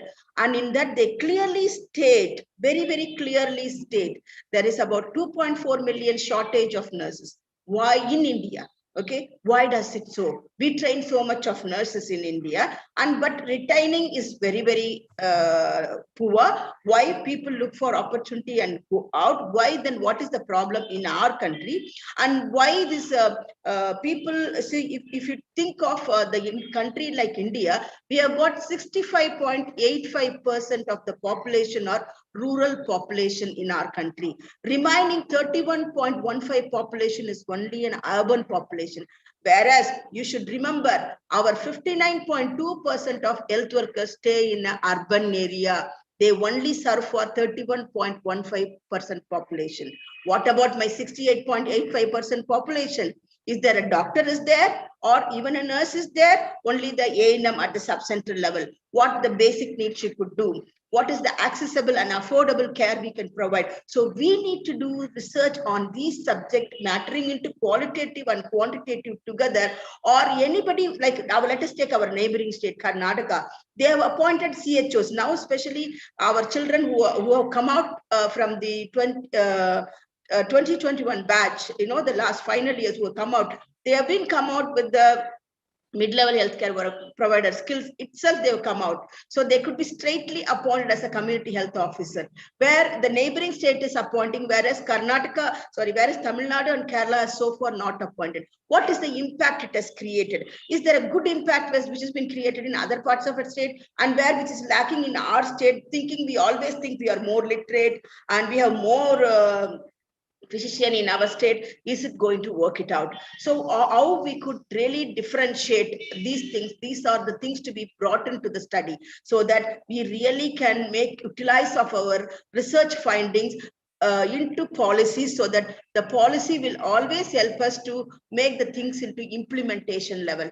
See, that is how your research, if you see a lot of things in India, I don't know how many of you are really know, there's a separate center for public health policy research. So when so many new policies brought into the society, they do a little research onto it. Whereas we nurses, we really don't really, so far, we have never thought about it, never even heed our ears to that. I think this is the high time that Corona, because of Corona, people all are talking about nurses. I think we need to capture and we need to invest in our nursing research, so that this investment will be very fruitful for the future generation.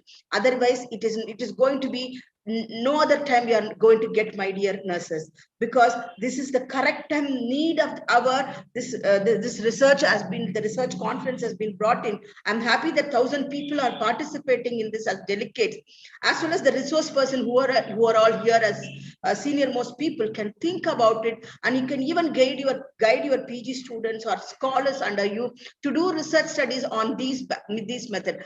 Suddenly strikes me in my head, remember when Yahoo came in, just to stay a illustration with you.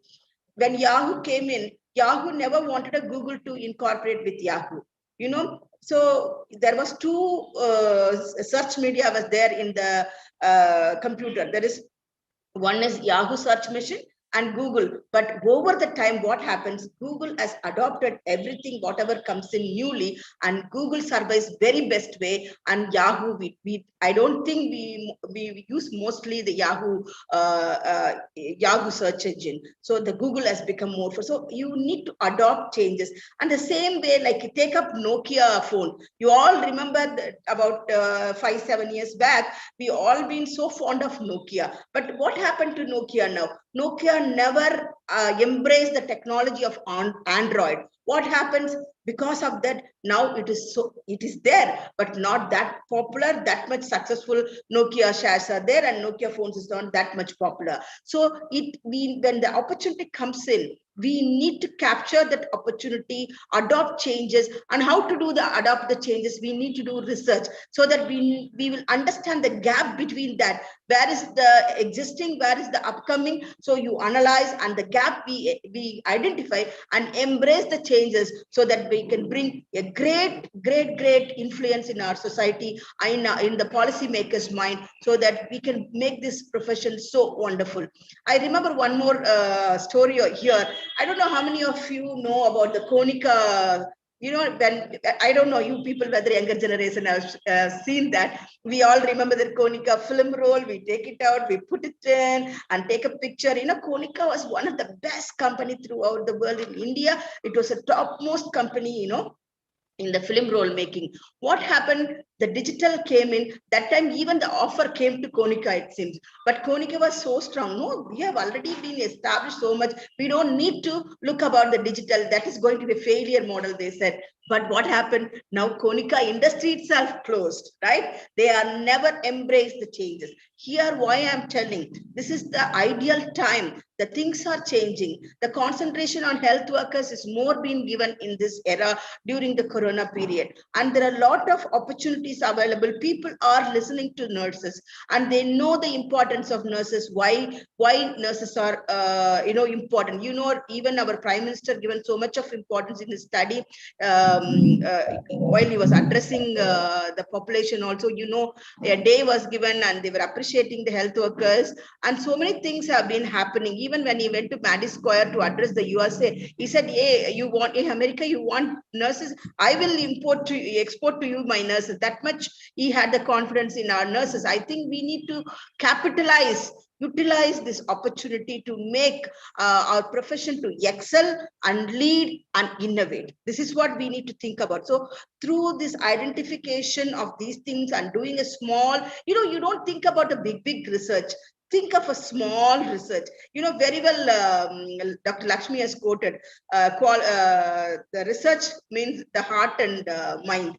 right? The qualitative and the quantitative, both. So the same way I always say, you remember, I used to say 3H, I used to say, head, heart, and your hands. These three things should be there for a nurse. Okay, she should love the profession from the heart, and she should have a good knowledge from the head, and she should have a good hands-on practice. So these three things will give a great appetite and also a knowledge and love to your profession, so that you can really excel in your profession, so that through excelling you can conduct a lot of researches, small researches, as I told you, mention few here and there. I mentioned those sort of researches. Don't go into fall into again COVID-19 and everything. Think of policy making level. I gave you 2 points, right? One is Clinical Establishment Act and Ayushman Bharat ML, mid-level healthcare provider. Why in Tamil Nadu we are not able to implement? The third thing, the nurse practitioner course. Even till today, we are unable to implement in our government university of MJ Medical University, right? Why is it so? Why doctors thinks they are threatened with this nomenclature? Have you any time done a qualitative study? You can interview some doctors, interview some nurses who have done and completed the course. What is the scope of them? Why this is not a successful program? So all these things could be really identified through a qualitative research. People will say, for a nurse practitioner, it has been a residential program under a doctor, but without prescribing a license separately, without identifying what are all the roles separately, what is the point of bringing this? So where is the failure? You know all these things by your experience, but we need to, hypothetically we know, but we need to prove it through research studies. So these are all the things you need to take up and show to the government why it has become failure and how we could make it the betterment, how we can make it be a successful program like a western part of the world. When did a nurse practitioner program came in? Have you people any time studied the history? It is after World War I. Okay, in UK and USA, there was a big shortage of doctors. That time only the nurse practitioner program evolved up, and they have delegated the decentralized work being done. And they thought it is this limited level of allowing the nurse practitioner to do practice and prescribe drug and prescribing some diagnosis, help the society to reach the unreached at the grassroots level. So I think India is the country, it's still developing country. As I told you, we have about 68.85% of population belongs to the rural, and we need this. So how we are projecting to the policymakers, how we are projecting to our higher officials, our bureaucrats is very important. I think the people who are sitting in the policy level, if you could do such study and bring it to our knowledge, and definitely we will be the catalyst to pass on that message and work on to it very effectively. And I hope I want you to do. I want you to think one more. Do you all remember 2018? We celebrated 90th year of the Tamil Nadu Nurses and Midwives Council's birthday, right? So that time our governor, the present governor Banwari, Honorable Banwari Lal, sir said, he said, I put up a request to start to grant a separate nursing university. He, with joy and everything, he asked me questions, how many candidates are coming out per annum? And I said about 13,000 to 15,000 students are coming out. And he said, then you need to have a university. Imagine in our state, even just a fishery college, 2 college, they have a separate university. The people who have 7 and 8 physical education colleges, they have a separate university. Whereas we have around now 200 plus institution under us, we don't have a separate university. I think we need to do a study. If this university being established on a separate nursing, will it going to make a big change in the society? How this is going to give an impact? How this is going to make a leadership level surgeon? All this, could be done through only research, because evidence-based nursing will bring a great result to our society. So, my dear nurses, I don't want you to take much more of your time. I know you are all waiting for your great deliberations from experts of today's speakers. So, again, I would like to conclude with the word: try to be excel and lead the society with the leadership skills, and do a lot of innovative researches, so that innovate your profession and bring it to the greater heights to the sky level, so that we as nurses will be proud, and the society whom we are working, they will also recognize our work, so that it will be a great year for all of us and forthcoming generation if we carry on with this, both the qualitative and quantitative studies, with policy makers influence, with the research appetite, and taking away or washing away the shadow leaders of nurses, and we should be bold enough to come to the limelight, and we should become a real limelight leader and not a shadow leader, somebody steal our leadership achievement, so that it will be a great achievement on our profession. I wish today all of you have a great day and a great deliberation of your international seminar on qualitative research. And once again, I congratulate the Ramakrishna College of Nursing and the management, and especially to Dr. Nirmala and her team. Thank you.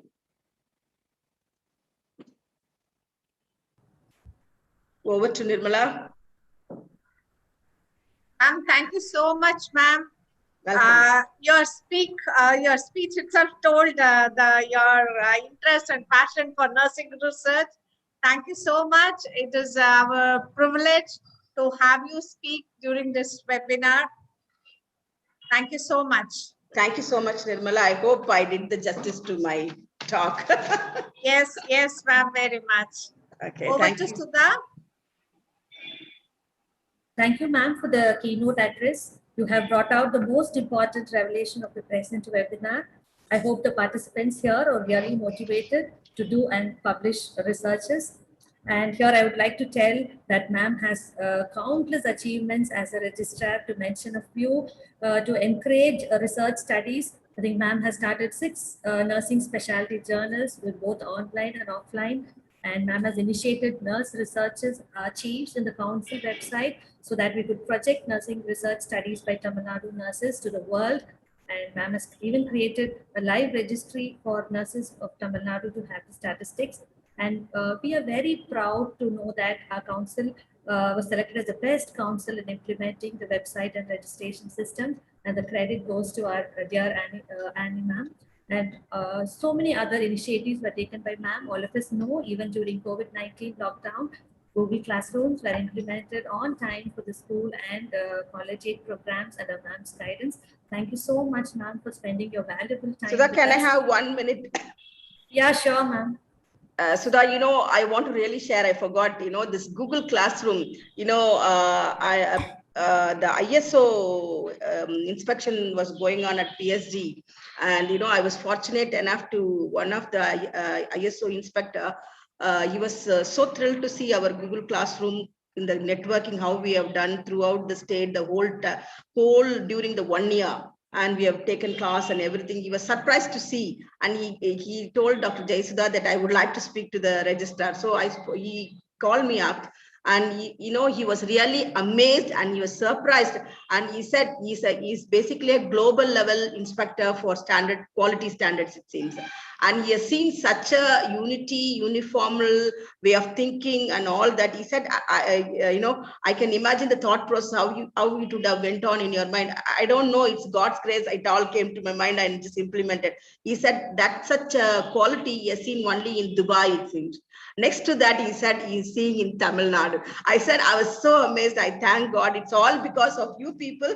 It's a teamwork. You all cooperated with me. I really want to thank all of you on this forum to get, when we implemented, we never knew, university also appreciated. So our VC ma'am also said, I'm not worried about nursing. I know, Annie, you are taking care of them and all that. But when an external person, when he came and we don't know him face to face or anything, and he gives such a compliment, I was really very, very happy. And I give all that credit to my fellow team people, like every principal, every resource person who managed the Google Classroom, and my dear students too. They all participated without missing any classes and did the assignments.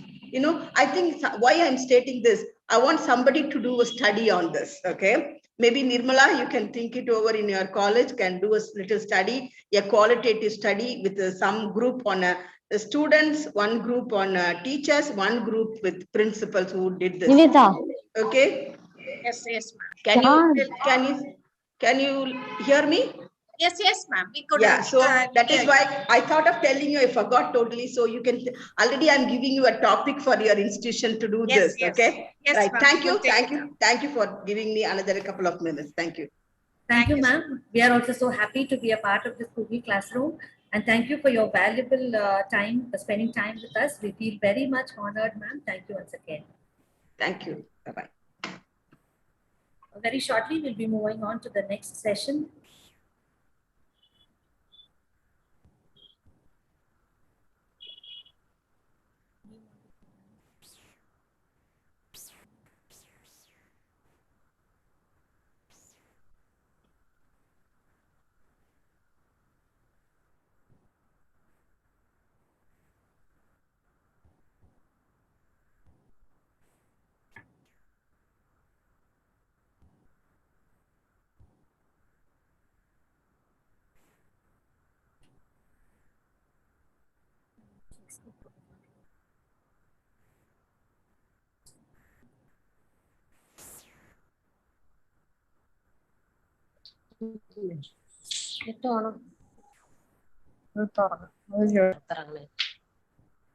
തുറന്നാ മതി. ഞാൻ തുടങ്ങുന്നേ ഉള്ളൂ. മറ്റേതൊക്കെ രജിസ്ട്രാറൊക്കെ invitation ആയിരുന്നു തുറന്നത്.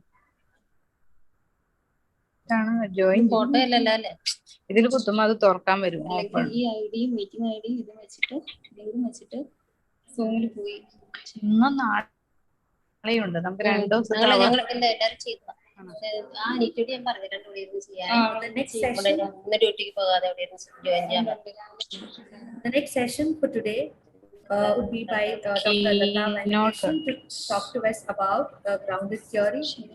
Grounded theory sets out to discover or construct theory from data systematically obtained using comparative analysis. Ma'am has completed her BSc Nursing in College of Nursing SRH in 1990, Masters in CMC Vellore in 1995, MPhil in Nursing from Manipal Academy of Education in 2001, and PhD under the Tamil Nadu Dr. MGR Medical University in 2008. She also has completed postgraduate diploma in guidance and counseling and a certificate course in palliative care. Ma'am has started her professional career as a staff nurse in Ramakrishna Hospital and climbed up the ladder to reach the level of principal and is currently the principal of All India Institute of Medical Sciences, New Delhi. And ma'am has around 30 years of experience in nursing profession. She has bagged Chikistan Ratan Award in 2006 and the Best Principal in Excellence Award from Global Society for Health and Economic Growth, New Delhi in 2008.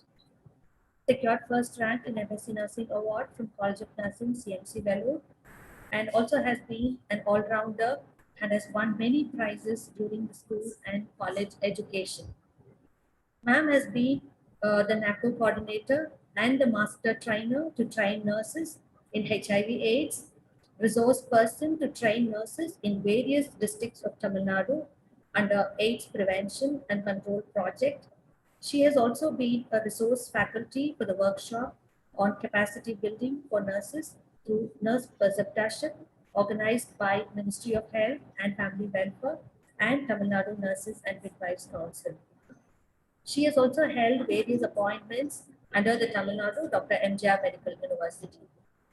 Publications and research work includes she has organized and presented in many regional, national, and international workshops and conferences, has undertaken nearly 20 projects and guided around 50 research projects, has many publications in both national and international journals, and has been invited as a resource speaker in various conferences at national and international levels. We invite ma'am with great honor to enlighten us on grounded theory research. Over to you, ma'am. Yeah. Thank you for that nice introduction. And I'm extremely happy to be part of this international webinar. and being the alumni of SRI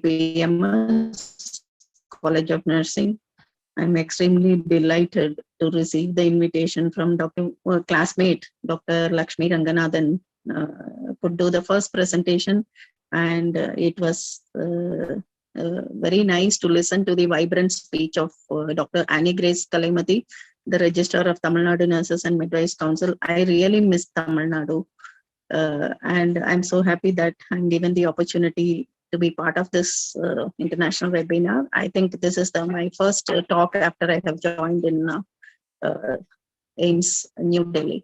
And I'm here today to talk on qualitative research.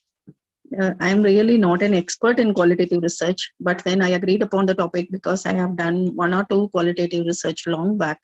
And I'm supposed to talk on grounded theory. It was always my ambition that we have theories only framed by the overseas nurses, and Indian theories developed by Indian nurses are really lacking. So I thought at least this session will be an eye-opener, that we will concentrate on developing our own theories reflecting our disease conditions, our healthcare delivery system, and our socio-cultural problems. So I hope I will do justice to the topic, though I'm really not an expert in grounded theory. And dear organizers, I am unable to log in from my laptop because some issues. It shows that many users and it is not permitting. So I'm talking from my mobile. I have shared the slides. Maybe you can screen the slides. I'll try screening the slides. If I fail, please help me for screening the slides.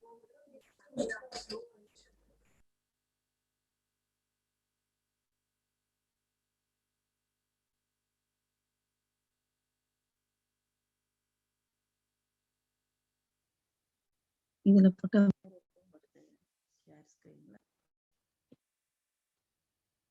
இதுல வந்துட்டு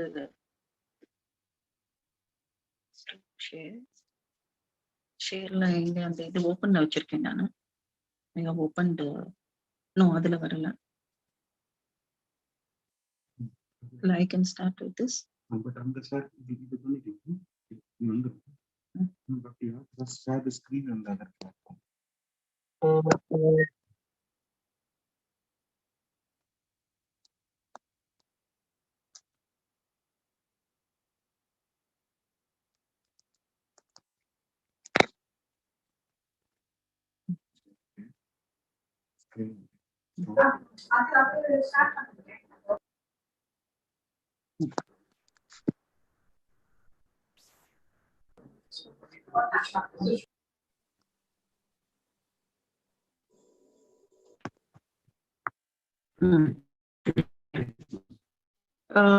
Am I on? Is screen visible? Yes, Hello? yes, ma'am, it's audible. Hello? Yes, Yes, ma'am. ma'am. Yes, ma'am, it's clear, ma'am. It's clear, ma'am. Is my screen visible? Yes, ma'am, it's clear. It's Visible? Yes, ma'am, it's visible. Dr. My screen Lata, it is visible. Yes, Can I yes, start it the is presentation? visible. Yes, ma'am. We could see your slides. Okay, okay. Thank you, Dr. Nirmala. So, what do you see in this picture? You know, we give building blocks to the children and we ask them to organize and make a house. And you know the process, what will happen. They will identify similar color the blocks. They will identify different sizes and they will try to build a house. It requires a lot of observation, connecting, grouping, and having the image. What type of house are we going to make? Is it going to be a single floored house or a double story building? What will be the color of the walls? What will be the color of the roof? The children apply their thought and they make a house. It is grounded similar, the same process where we will have the data and the data need to be grouped together, categorized, and then we have to fit in and make a structure. We have to envision a structure and make a theory, relating the concepts together. So it requires a lot of processes observation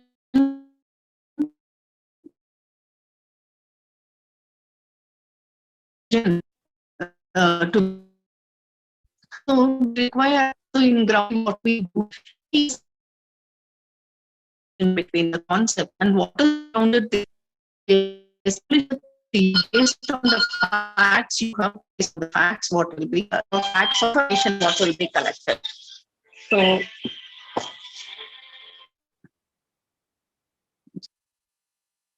So if you see the definition of grounded theory, it says that collecting and analyzing qualitative data, the researcher constructs a new theory that is grounded in that data. So that is the meaning of grounded theory. So we have to develop the theory based on the data what we are collecting. We cannot add the data which is available elsewhere, or you cannot enter the data which was not given by the participants. So we have to ground the theory or make the theory based upon the data what we are collecting. So here you will see Charmas, who is a pioneer in grounded theory. He is defining that you foster seeing your data in fresh ways and exploring your ideas about the data through early analytic writing. So we collect the data and there is an analytic writing. This is where the importance of grounded theory comes. So for the analytic writing, the researchers require the skills of understanding the data, summarizing the data, and expanding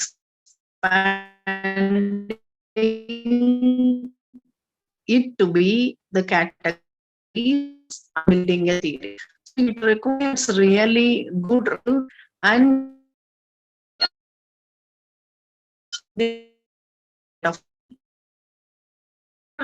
several types of grounded theory, or I would the evolution of the grounded theory. How the grounded theory called as critical grounded theory, and in which the Glaser and Strauss has explained how we can collect the data and develop it as a theory. Then later on, it became the modified grounded theory, in which they use a way of analyzing the data by building a system of coding and structuring the quality data.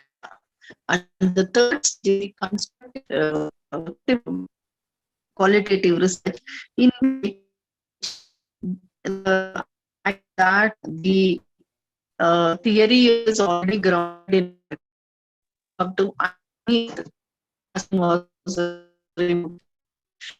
And how to construct by having memoirs and literature games. The constructivist method is being used. To get more clear, traditional or constructivist types of grounded theory from each other is initial coding involved and initial coding only. Whereas if you see at the intermediate level of coding, in addition we use selective method, in evolved is axial method, and in the constructivist it is method. Advanced coding, again, the traditional and constructive it is theoretical, whereas in evolved it is selective. So if you see the grounded theory, there are two levels of sampling.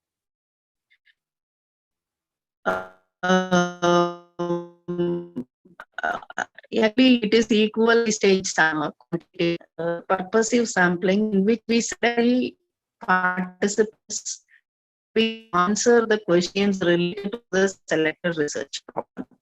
And after the purposive sampling, there is a theoretical sampling. This is further narrowing down the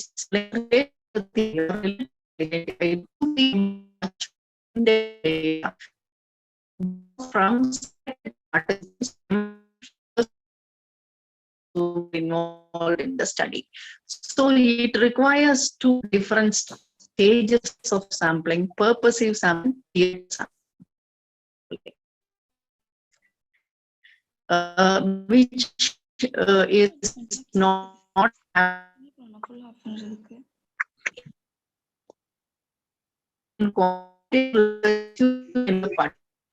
they throughout the study, and you don't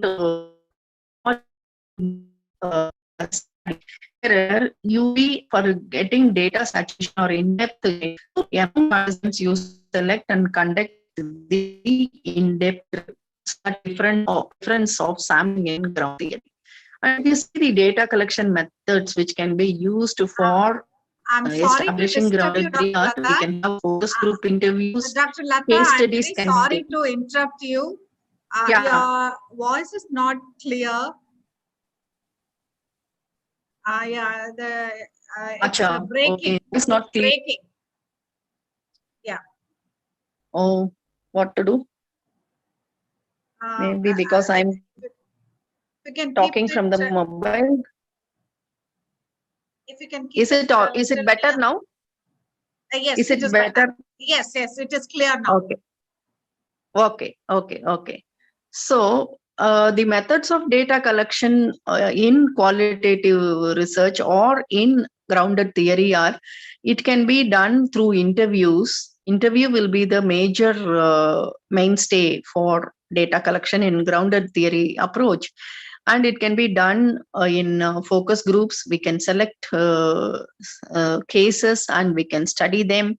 And secondary data could be collected, like, some of the incidents after it happens, you will have only the people who have observed when the incident has happened. For example, natural calamities, when tsunami came, you can collect the secondary data only because many people we have lost during tsunami. So the people who observed will be able to give us the secondary data. Similarly, the events which has happened before independence, or before an event has happened, we can collect the data from them. And through experiments also the data can be collected.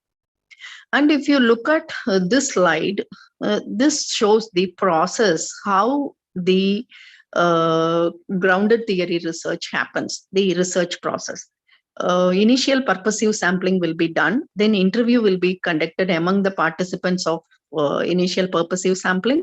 Then there is a memo writing. This memo writing is an important step in grounded theory research.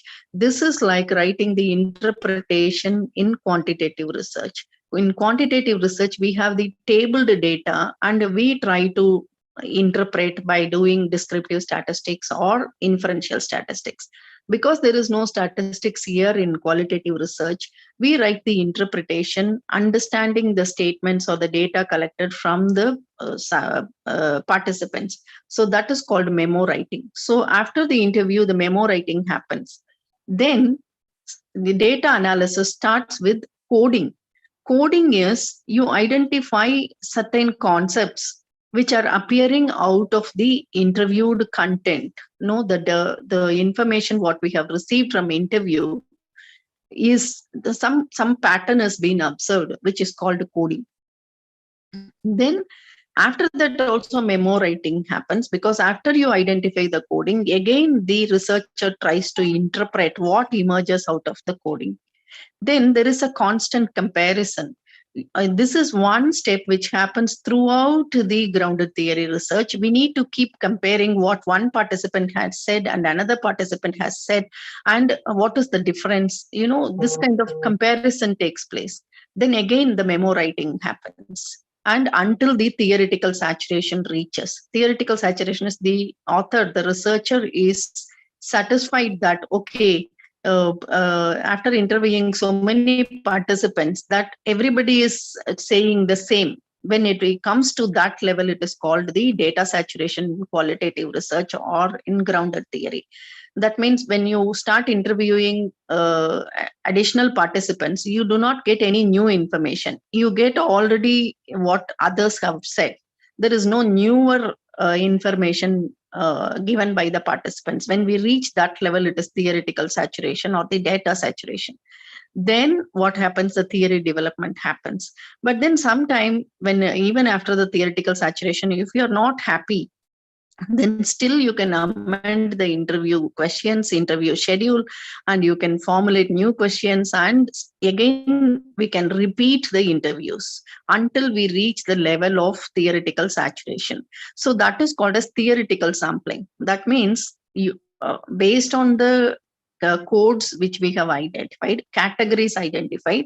The researcher wants some more information to develop the theory. Then again, she selects the participants and then conducts an in-depth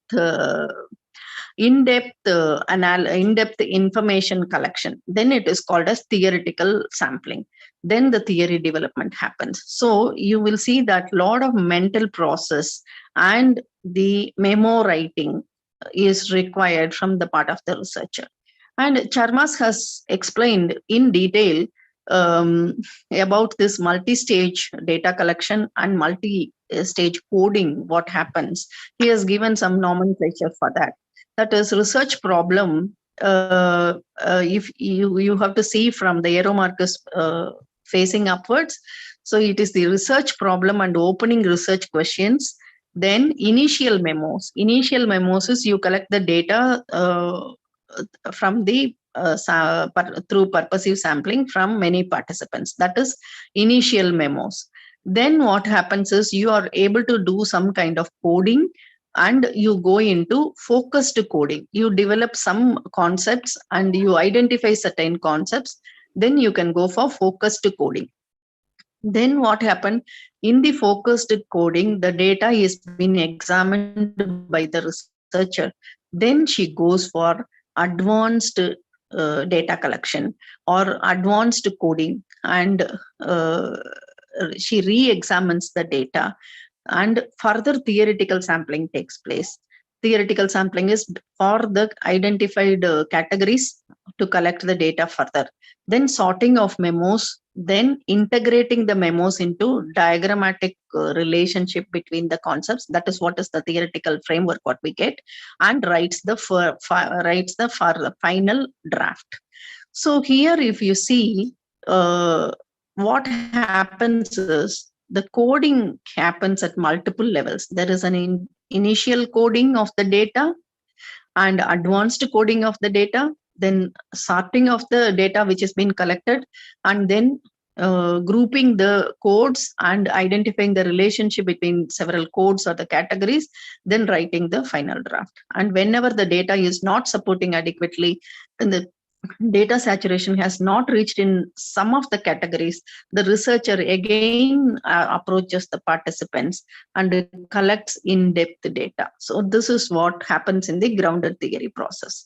This is a comparison between the earlier model and the present constructive.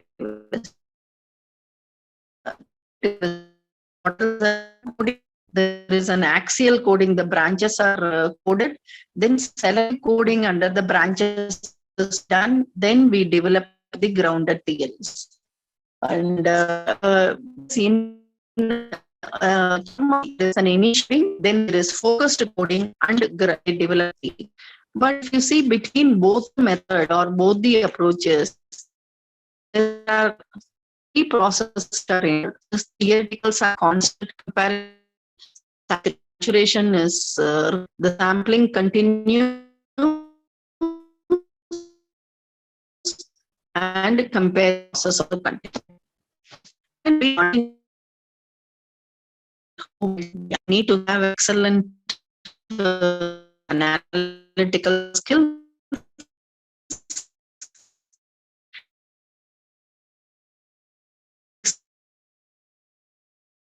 You have a separate session by with the analysis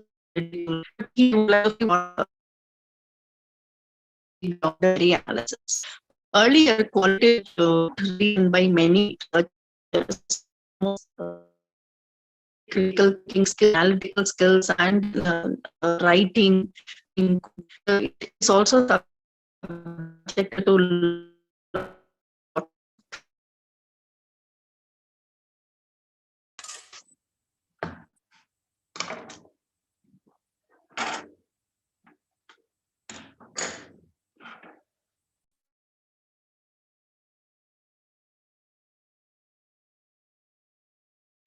for qualitative data analysis. In this, you have to feed the qualitative data which you have received from the participants.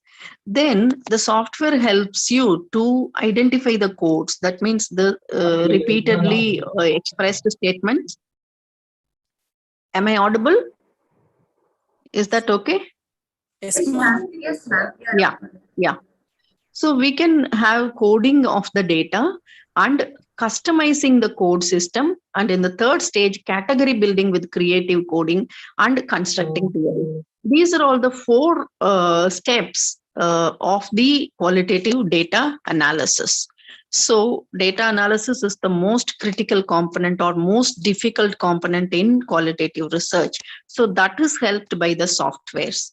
So we can use this software and it does the analysis in 4 stages by coding, customizing the code system, and then category building, that is the axial coding or selective coding or focused coding, whatever we use in different types of grounded theory. Then finally the theories are being constructed. So how good it is, but we have to have experience in how to use these softwares. So let us see in detail how the software does the analysis. First one is coding the data. What is code? A code is nothing but it is a keyword or label which is used to identify the content of a data segment in order to make it easier to find it again later. That means you are categorizing the content or you are identifying similarities between the statements or the interviewed content, and you are trying to give a name or label for it. That is called the coding.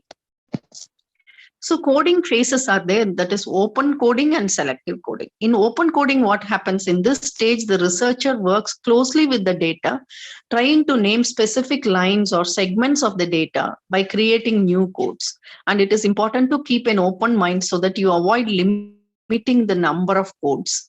So the core codes will be refined during subsequent analysis phases. That is, in open coding, you try to have as much as you can code them.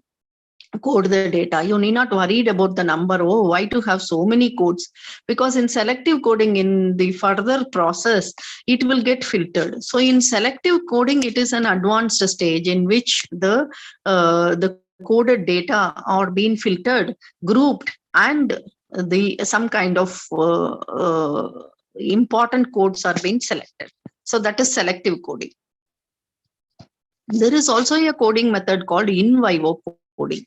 In vivo coding, it is the use of the very words or phrases found in the data, such as interview transcripts or texts, are used as the codes.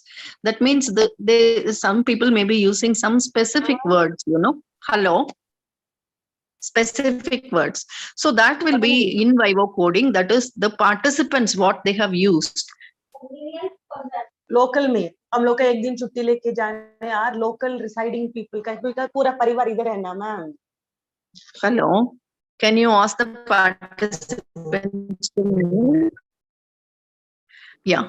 So since so this is called in vivo coding. So this is also a method of coding. Then what happens is customizing the code system is the second stage. Customizing is, again, we are re-examining the coding, what is already done, and then we are making the subcodes or the axial codes or a code tree. That means you will be branching it into subcodes. For example, if you assess the stress, then the stress you may select the categories like, is it due to organization, or is it due to personal factors, or it is due to some other factors. No, like that, the code tree will be developed. That is customizing the code system. In this, these subcategories of the codes are being identified, and it is called, in some research grounded theory, they call it as axial coding, some call it as selective coding, some call it as focused coding. So focused coding happens by categorizing them into like a tree, code tree. And then what happens is a hierarchical structures are being gets developed. So it can be up to 10 levels in this, and the total number of codes will be unlimited. So you are developing the categories here. Under each category, you can have 10 categories in this software, and you can have n number of codes under the category. So that is done by customizing the code system. And in the third stage, category building with creative coding starts. So what happens here? Here the categories are created by grouping together the similar concepts, and then they bring a structure of the theory. Theory structure is being done in a preliminary style. After that, it will undergo further refining. So what mainly they do, what activity mainly happens at this stage is they try to develop the link between the concepts or link between the codes, and they try to say that this happens because of this, or some kind of relationship is being identified between the coded concepts or the categories which we have developed. So there is a kind of a hierarchy or like a tree or a model which appears at this stage. So this is the stage where they try to link various codes which are being identified, or try to link various categories which are being identified. Then in this creative coding function, if you see, this is the perfect tool for categorization process. And then you have to simply click the creative coding, then it will try to group it, relate it, and try to give it to you like a diagrammatic representation or a diagrammatic theoretical framework or conceptual framework. So here you can also change the categories, grouping, whatever is suggested by the system. You can also freely group and organize, and you can change, because sometimes the computers, they will not understand. It is like our Google map only. Sometimes it will show the way where you go. That road will be very narrow, where your vehicle will be broader than the width of the road. So sometimes all the softwares cannot be 100% relied upon. We also have to apply our own interpreting skills, where we can change the category building, and we can change the creative coding, and we can change the linkages which is suggested by the software. So that happens in this stage.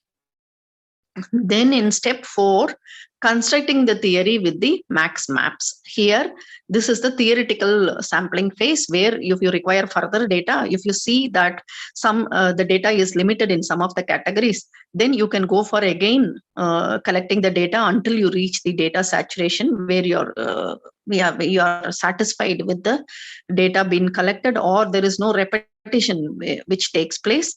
Then this is called the theoretical saturation phase, by doing the theoretical sampling. So you can then the constructing the theory starts in this step. So this max maps is the tool which we can use it. It will give you different types of maps, different types of conceptual frameworks or theoretical frameworks, and we can choose, and we can again analyze here, or the concepts are related properly, or which has the sequencing is done properly, or you find some more relationship has to be explored in depth. All those could be done, and so you are visualizing the theory in a diagrammatic way or in a pictorial way. So that happens in the step 4. So this is an example like this. It will show the relationship between multiple concepts or multiple coded category of information what we have collected. So you can group it, and you can change the grouping, you can change the order, you can change the sequence, you can make it vertical, horizontal, all those could be done. So what we have to understand in this entire process is grounded theory is a cyclical process. Like that means we go back and forth when we collect the data, and when we do the analysis, and when we try to construct a theory. Again, the sampling and collection of the data takes place at multiple levels. So that is the difference between quantitative research data analysis and qualitative research data analysis. Here, what is very important is memo writing. Memo writing is interpreting the statements or interpreting the message were the words which are being spoken by the participants during the interview process. We understand and we write the interpretation because, for example, they say that, I really miss my family. Then when we say miss my family, you will be writing the memo that there is lack of family support. And they say that I have done a path analysis when I did my research in infertility, where we were trying to find out through regression analysis the relationship between various variables which we studied. In that, I saw that when age increases, the level of stress is more. They talk for a longer time when they are aged and they are infertile for many years. So we try to write the memo. The stress levels are higher when the age increases, when a woman is suffering from infertility. This is your interpretation. And I also noticed that when male infertility is there, it is more complicated. The females are under more stress because the husband always suspects them. And they say that I want to talk to you in the absence of my husband. So when they say that when I want to talk in the absence of my husband, I understand that there is a stressed marital relationship. That means the husband is not supportive and they cannot discuss all the factors in the presence of the husband. So like this, you try to understand from the words of the participants that what do you understand, why they are behaving in a particular way, or why are they expressing in a particular way. And so like that, when we talk to the patients, when we talk to their family members, they may not be telling directly the concept which you want, but from the statements you try to arrive at the common theoretical concepts which you will group it later. So this memoing is an important process. How do you understand what the participants speak? Participants are not going to speak in the language, or they are not going to give us directly the concepts which we can make a map. So we need to understand how to develop meaning out of the statements what the participants speak. So this is where excellent analytical and writing skills of the researcher is required. So there are several advantages of grounded theory, especially during COVID situation, as our Madam Registrar was telling that this COVID is a new disease, and suddenly when it came, how the nurses felt, how there was a study which was showing that some 15% of the nurses opted out of nursing, and or because they were not supported much, and discrimination was there and fear was there. Then we have to understand what made them to opt out of practicing nursing.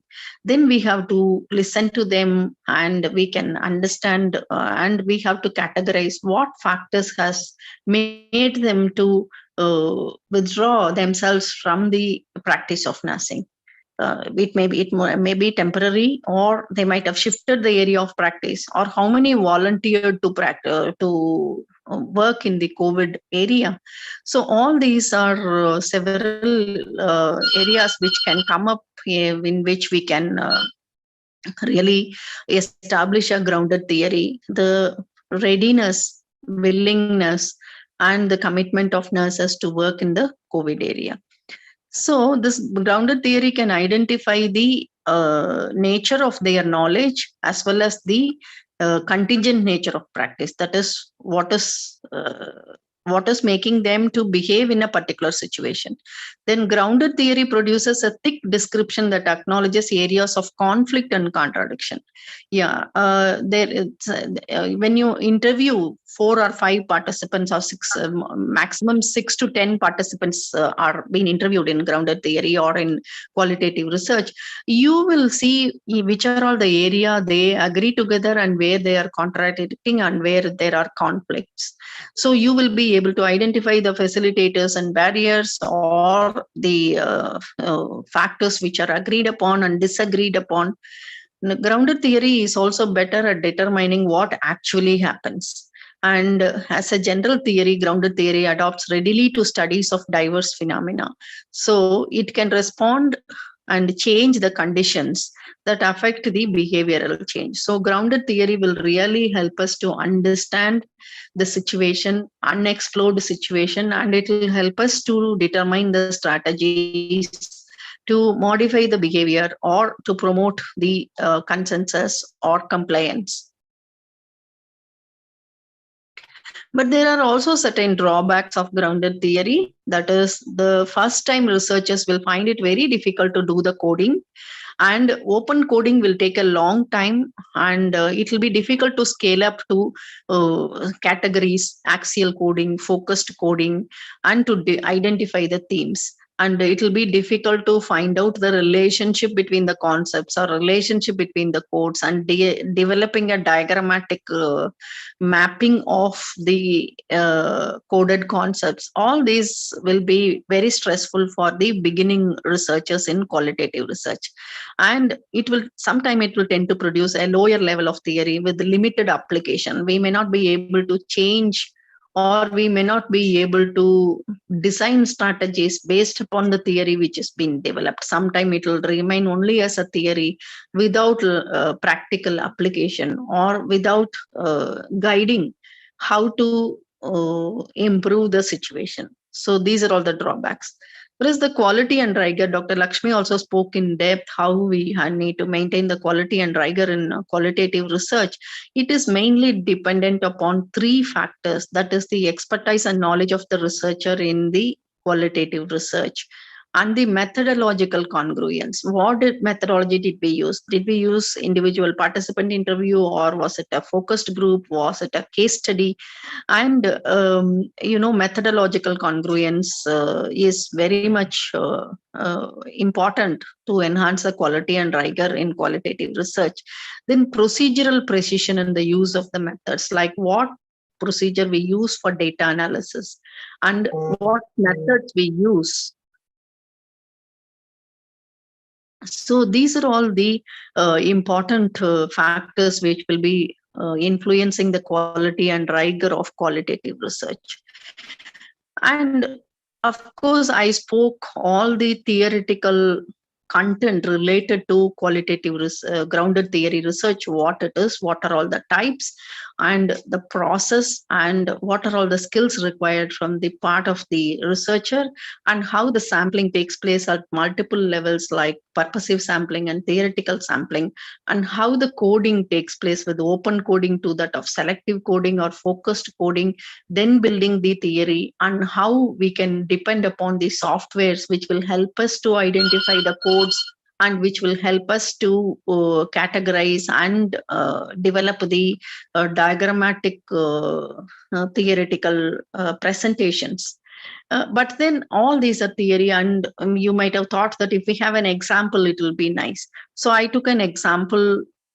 It is not from the study which I have done personally. I have taken it from the internet. And this is a grounded theory study on work-related stress in professionals who provide health and social care for people who exhibit behaviors that challenge. It was done by Daniel Rippon and his team. So let us see, they have seen the work-related stress in professionals who provide health and social care for people who exhibit behaviors that challenge. So this you will see they have taken the nurses, the healthcare workers, and some at managerial levels.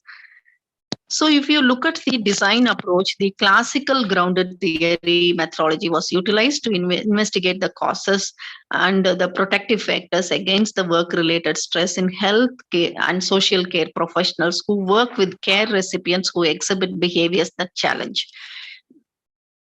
So how did they collect the data? The data was collected using the interview schedule.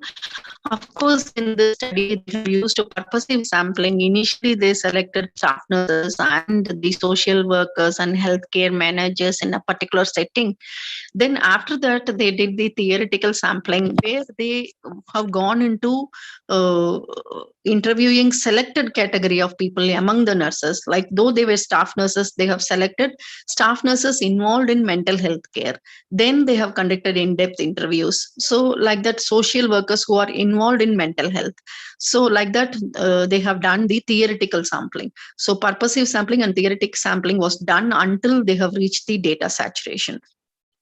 And they used the interview schedule for collecting the data, and they asked some of the questions, so though we allow the participants to talk on their own, sometimes they will have the thought block, or they may not be willing to share all the information, and they may answer only with a few words. Then you may not be able to collect complete data from the participants. So sometimes we need to use the probing questions, or we have to lead the discussion so that they open up with their opinions or ideas or expression feelings. So the interview schedule is required. Here they have used the interview schedule with 6 questions. This has helped them to probe and get the information through focus groups. So like that it was done. Then finally what happened, they have done the coding, and they have done the axial coding, and they have arrived at the diagrammatic representation. So this theory, you could see that they finally developed a theory which is called therapeutic engagement stress theory. So if you see in the therapeutic engagement stress theory, there are the circled ones are the core categories. A core category, or you will say that the major category. Then they have identified the sub themes or subcategories. So the major category they have is core category was capacity to therapeutically engage with care recipients who exhibit behaviors that challenge. This was the core category. Again, they have identified among that 2 major categories, that is, which are all the inhibitors of the capacity to therapeutically engage with clients, and what are all the factors which facilitated them to therapeutically engage with the clients. So if you see, again, they have gone into subcategories. They have found out organizational factors, physical work environment, colleagues, care recipients, and intrinsic factors. These were the 5 subcategories which were developed, or selective coding or axial coding or focused coding is done. So from the core category, they have branched into selective coding. So these were all the 5 selected areas of coding. And these 5 selected areas of coding was used to analyze, and grouping was done as facilitators and inhibitors. The factors were grouped, and they found out there are some factors which are facilitating, some factors which are inhibiting, but there is a diagrammatic representation given. So when I saw this diagram, when I was reading through the article was running into 10 pages. I didn't have time or the patience to read entire 10 pages. Then when I saw this diagram, I understood, okay, they have done a therapeutic engagement stress theory. So this is how they have studied the staff nurses and healthcare workers, and they found out some inhibitors and facilitators, and the facilitators and inhibitors could be from the organization, or from the work environment, or from their colleagues, or from their patients, or something which is personal to them, intrinsic, or they are related to their personality. So by looking at this picture, I understood the entire framework of the study. And this framework we can use to replicate the same study in similar settings or in different settings. So this gives us the structure. So the qualitative research always gives the foundation for quantitative research. So we can design quantitative research studies using these categories as the framework to explore further. So that is the way this one simple diagram spoke about the content which was presented or which was described over 10 pages in a published article. So you see how much it is reducing the time, and how it promotes the understanding, and how it promotes the application to different setting. This is the beauty and advantage of developing grounded theory. So we go with a structured approach when we want to replicate similar studies. So nicely this has come out in a single diagram. So even in our situation also, we may be having several observations, but we must be able to give a framework. During COVID situation, how did the nurses behave? We must be able to have the categorization. We can also use the same framework to evaluate the response of nurses to the COVID situation or to care for the patients with COVID. We can see what were all the organizational factors which facilitated. What was the physical work environment? Did they receive adequate PPE, and did they have the area for donning and doffing? And were they given the adequate quantity of the PPE? And how the colleagues, how did they treat them? And how many who were asked to work in the COVID area? And what was the criteria used to go and work in the COVID area, and what was the criteria used to exempt them from COVID area? And how did the patient respond? The patients would have been highly thankful because their own family members would have abandoned them when the moment they are diagnosed with COVID, and when they return, or when the house is identified in the society as having COVID patients, none of the neighbors even talk to them, or afraid to go near to that particular house. And even after they get negative results, still that stigma will be there. And are they accepted? If you look at the patients, then how did they respond to the nurses? And then the intrinsic factors, the intrinsic factors are personally, how did they feel? What did their family members say? Nurses would have had small children at home, and after doing COVID duty, they have to return to home, and they must have been afraid whether I will be infecting my family members. How did the family support? Like that, the same framework could be used to study any given situation. We can apply it, So, so that way, we also must be able to arrive at frameworks, grounded theory frameworks, the conceptual frameworks, which will guide the quantitative studies. So in the same study they have developed the coding tree. They have identified the perceived capacity to therapeutically engage with care recipients who are having behavioral challenges, and the left side is the facilitators, and then the barriers are taken on the other side. So that way they have developed into organizational facilitators, environmental inhibitors are on the left side, and right side are the facilitators. And they found again the subcategories. If you see the organizational facilitators, it is partnership organizations that share the knowledge, they devise the strategies. And if you see the care recipient facilitators, it is the again source of knowledge and learning, ideas for person-centered care. Like that, under each category they have again gone into the subcategories. So you have the core coding or initial coding, then selective coding, then they go into axial coding or focused coding. And at all these stages of this coding tree, again and again data would have been collected until they reach the data saturation. So this is how the coding tree was developed, and the data is being collected. So this is a typical example how the coding was done at 3 stages: initial coding, intermediate coding, and advanced coding, and how the memoing would have happened at each stage, and the theoretical sampling would have been repeated until the data saturation arrived. And they would have used some softwares to develop these factors and to develop into a diagrammatic mapping of the concepts. So to conclude, grounded theory is recommended to be for use in any research because it has several advantages, especially in the unexplored areas.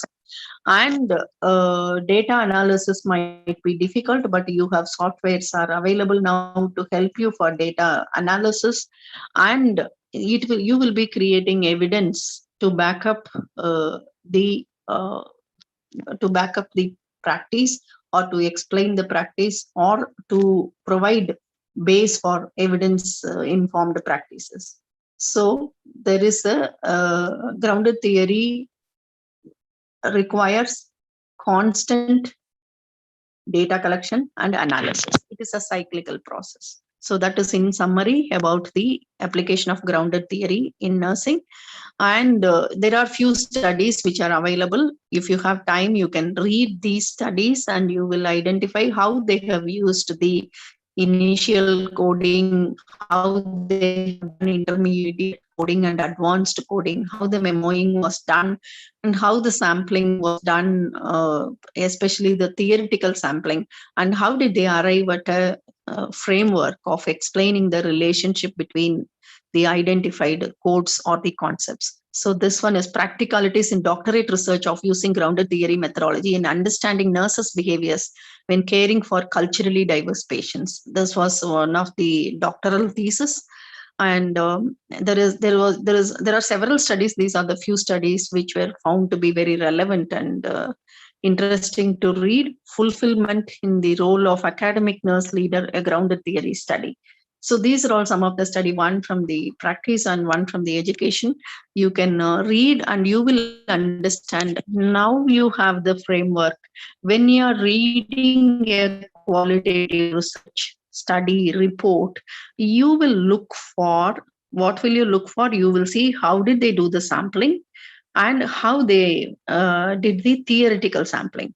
And you will also look at how the initial coding was done and how the axial, intermediate or selective coding or focused coding was done, and how the advanced coding was done, and how they have written the memos at each stage, and then how the concepts were related with each other and how the mapping was done. And finally, what does it convey? Using this grounded theory map, how to design strategies and how to do quantitative research based on the framework which has been developed or founded by grounded theory. So with this framework, when you read the article, you will be able to understand. Otherwise, if we do not know the structure of qualitative research, if we do not understand how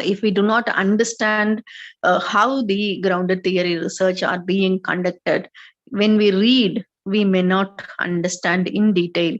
And whereas when we approach with this framework, very interestingly, very quickly, we will be able to understand the research report, and we will be able to critically appraise or evaluate the study findings.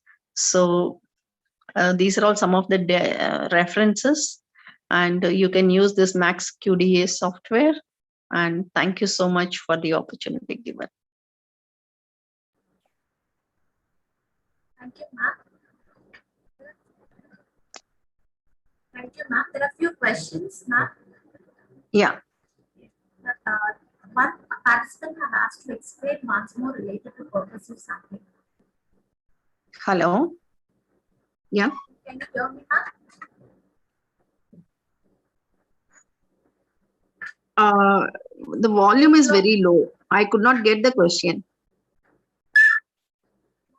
Hello. Hello, ma'am. Can you hear me? I was unable to get the question.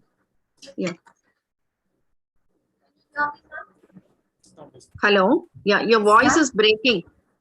Your voice is breaking. How do you decide when do you take the theoretical sampling? When do you adopt purposive sampling? How do you decide when do you take theoretical sampling and when do you adopt purposive sampling? Yeah, this is a very interesting question from Dr. Sonia De Souza.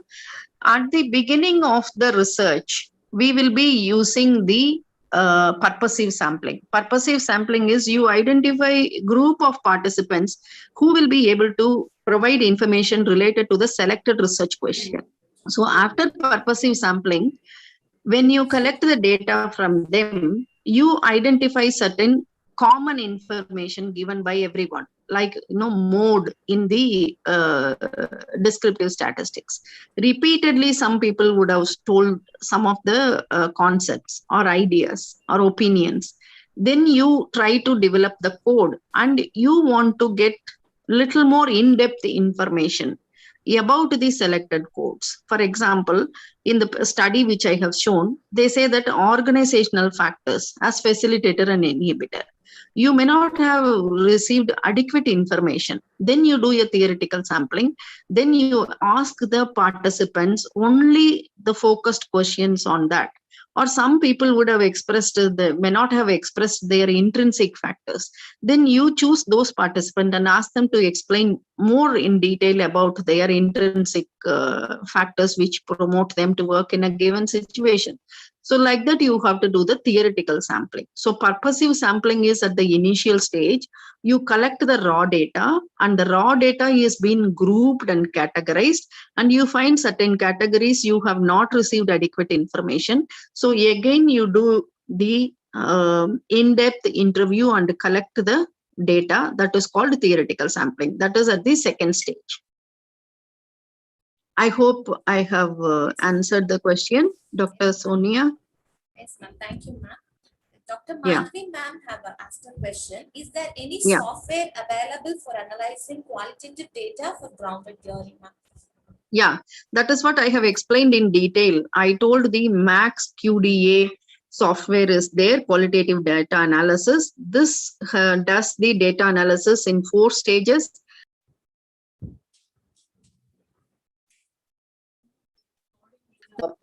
Going for mapping, developing a coding tree or a conceptual framework or a theoretical framework. It does in 4 stages.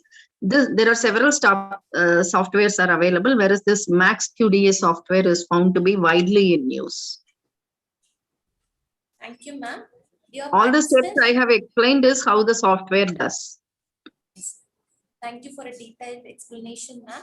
Dear participants, do you have any further queries?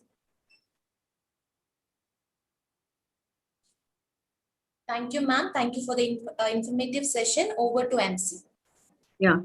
Thank you so much. I don't know whether I have done justice to the topic because I am really not an expert in qualitative research. So maybe you can have a workshop kind of activity where you can invite people who have really done qualitative research, and they will be able to guide you in a much better manner. Thank you.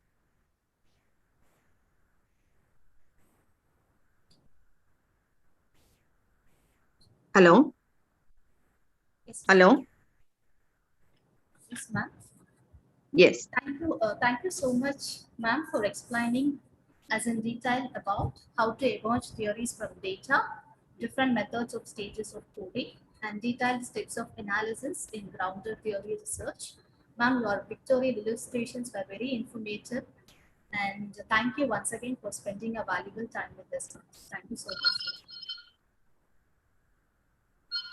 So we'll move on to the next session.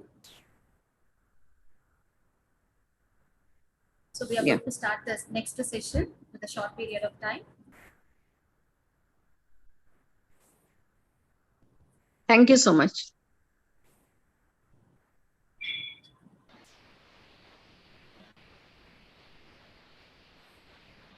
Let's move on to the third session.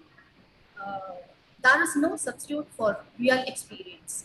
We need to believe that case studies help us hear and share stories of resourcefulness in action. So here we have Dr. Suwad Musa Al-Junaidi to talk about a guide to qualitative case studies.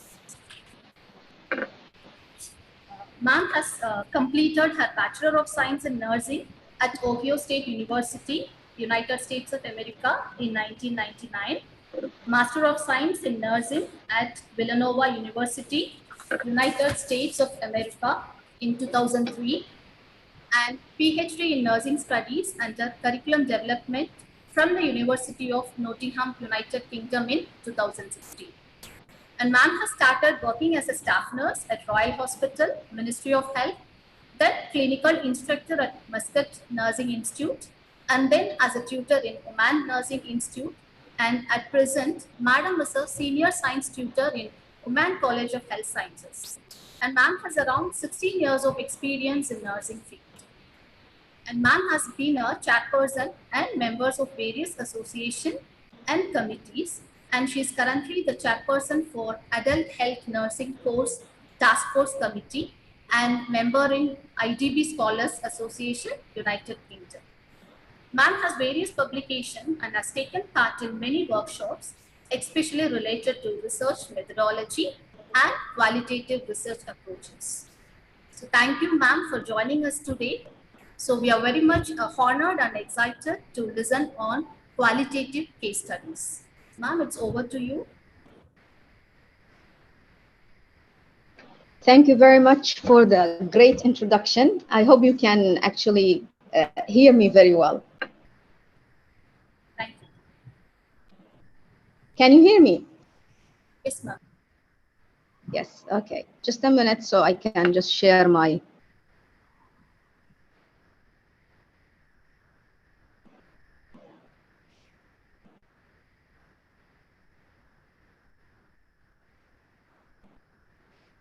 Okay, just a second to share my. Can you all see my presentation? No, ma'am. Not visible, ma'am. Okay, just a second.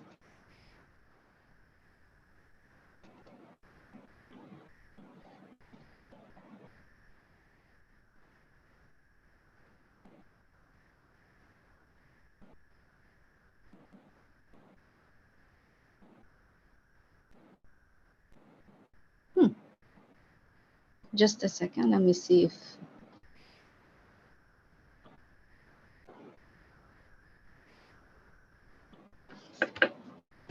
Okay.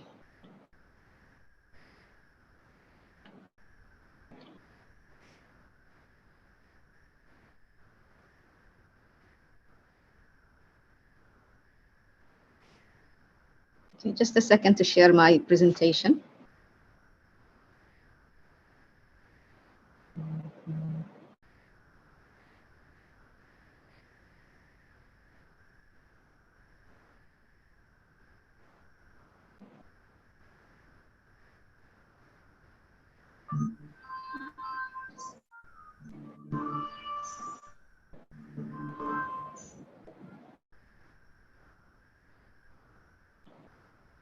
I don't know why is it not sharing today, but I'll try my best.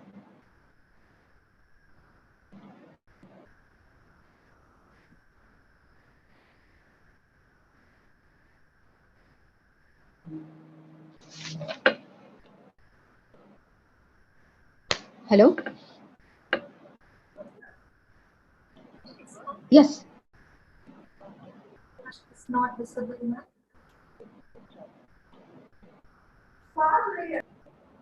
Because I'm trying to do that and it's not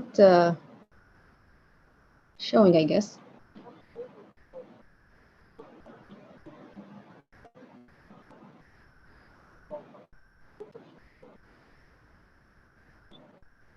Okay. Okay. Just a second, guys. Yes, I guess there is an issue here. Just a second.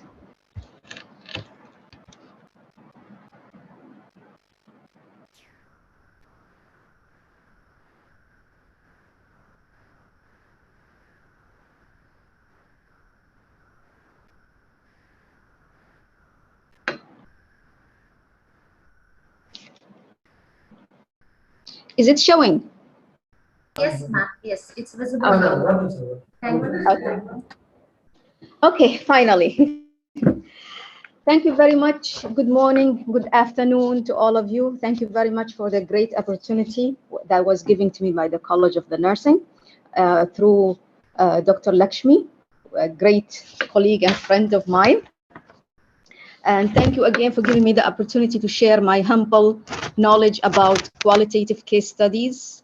I came across qualitative case study, or how shall I put it, my love affair with qualitative research started with qualitative case studies in my junior years. So I I got introduced to it, and since then I'm a great support or my great love for qualitative research. Qualitative case studies, I think they had not a good reputation as the highest rigorous studies for issues that I'll talk about later, but they have great also benefits when it comes to doing research. They are, it's widely used method when it comes to social sciences, which nurses go under.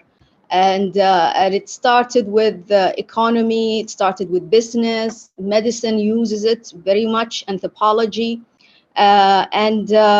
It all started, actually, case studies started in the 19th century with French economists and sociologists studying the French household budgets, how are they done.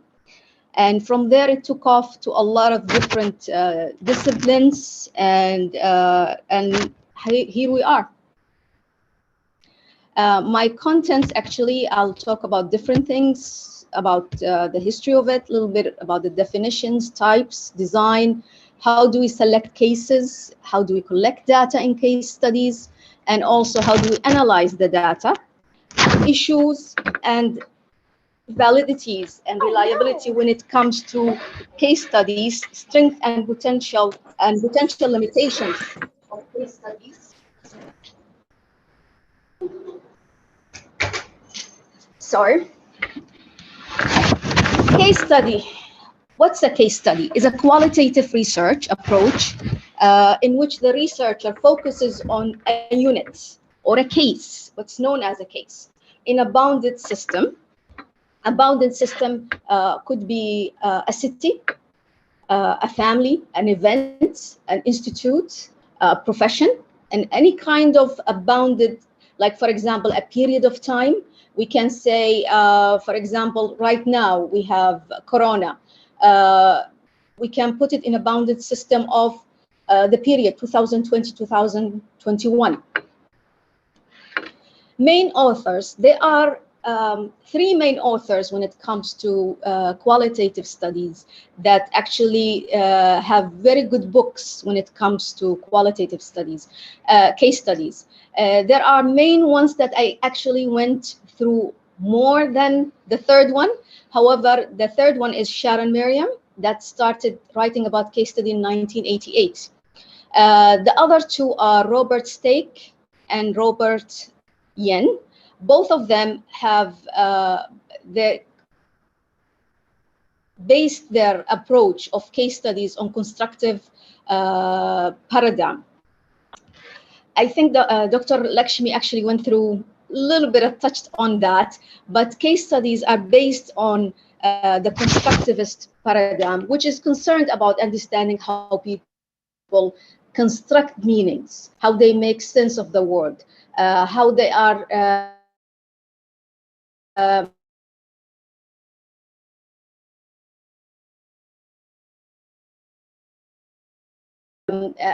make meanings of things. And constructivist researchers always look on not only numbers, going beyond the numbers, trying to figure out why people rate things differently, what's good, the meaning of good, what's the meaning of content, what's the meaning of fine, narrowing meaning to organize simple ideas is not their main concern.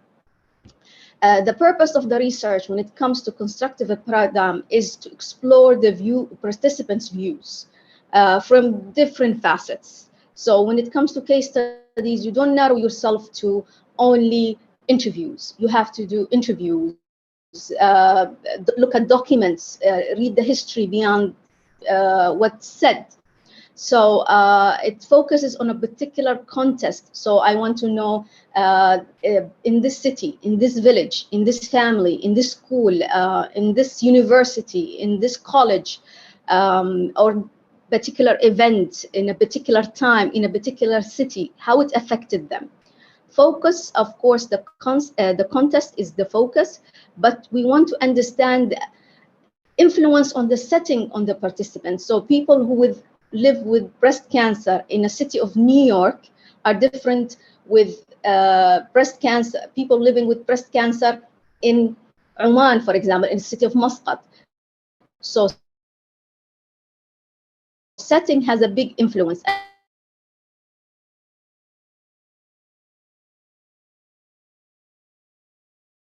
And that was constructive program looks at your interpretations and it acknowledges in the data, because they always give us an idea about your experiences, your personal experiences, your culture influence, and the background influence. There are a few definitions, but the two main definitions I'll give you are from the main two authors I have in here, Yin and Steak. A case study is an empirical study that investigates contemporary phenomena in depth within a real-life context. Basically, case study, according to Yin, is a strategy that help you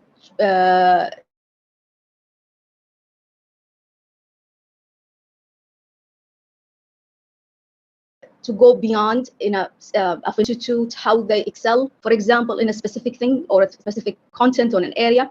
And also, and when it comes to Steak, he defines a case study, a bounded system, learning situation that gives you an idea, for example, a group of students, group of teachers, a teacher, a student, because cases could be one or two multiples, depending on what is your question or what is the research purpose you have. Other definitions are there. We have, according to Miles and Huberman, it's an investigation of a phenomena that occurs within a specific context. A case study is also a case that's important, that reveals something about a phenomena, according to Merriam, and also according to Creswell, it's a bounded system of one or multiple cases or more cases that help you study a specific phenomena.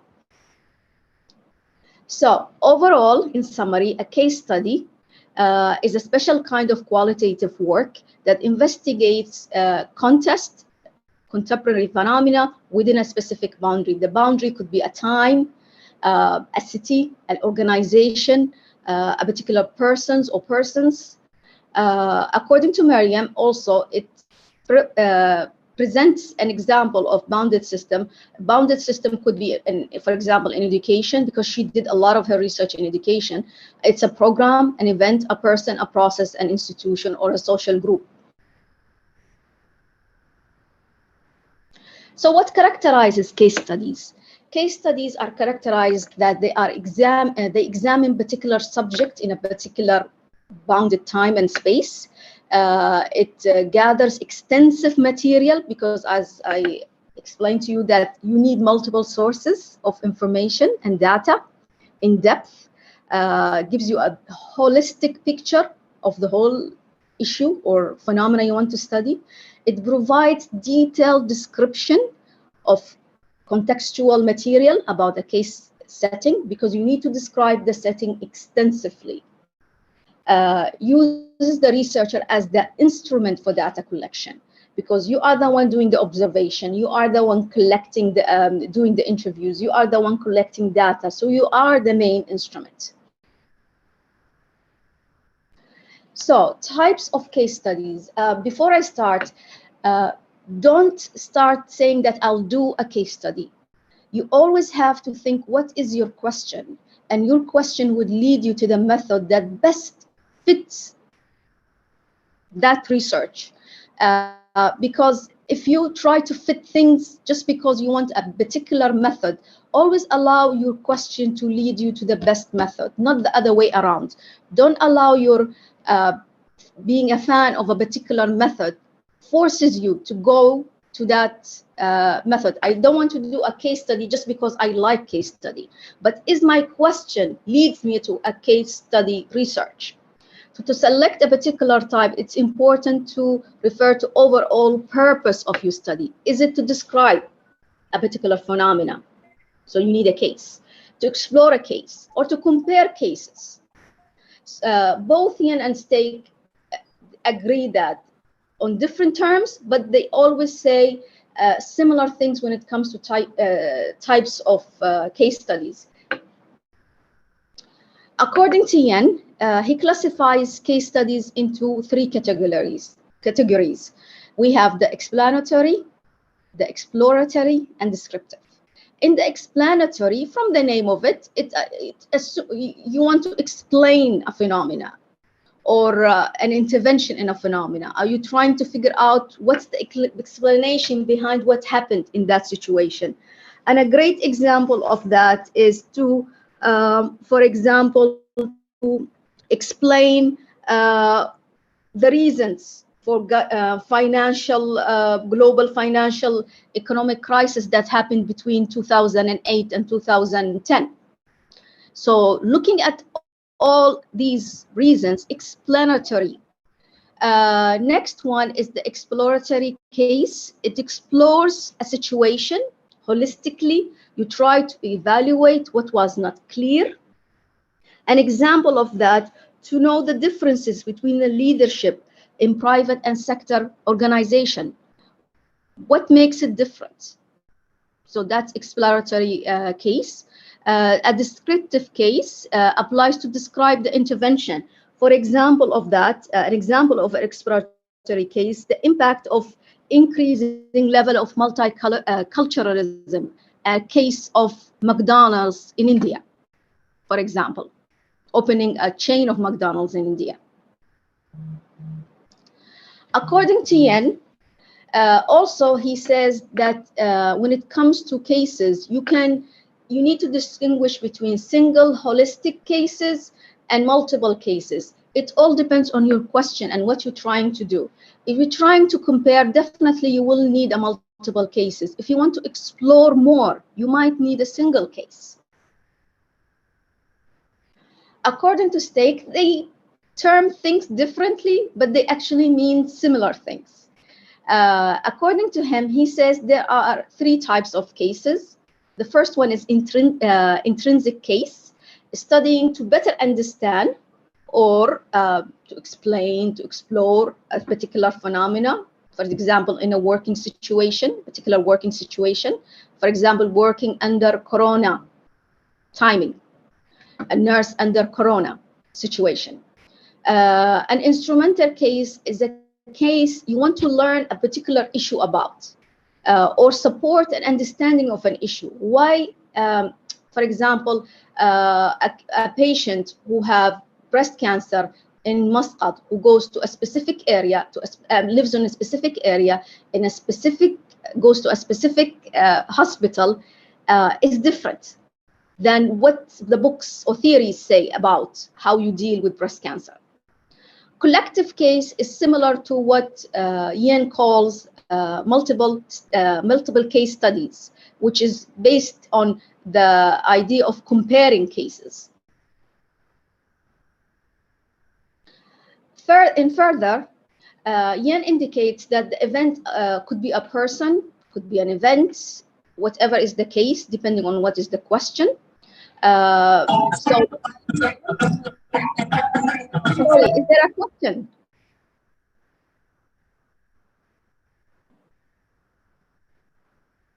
Can you all hear me? Yes, ma'am.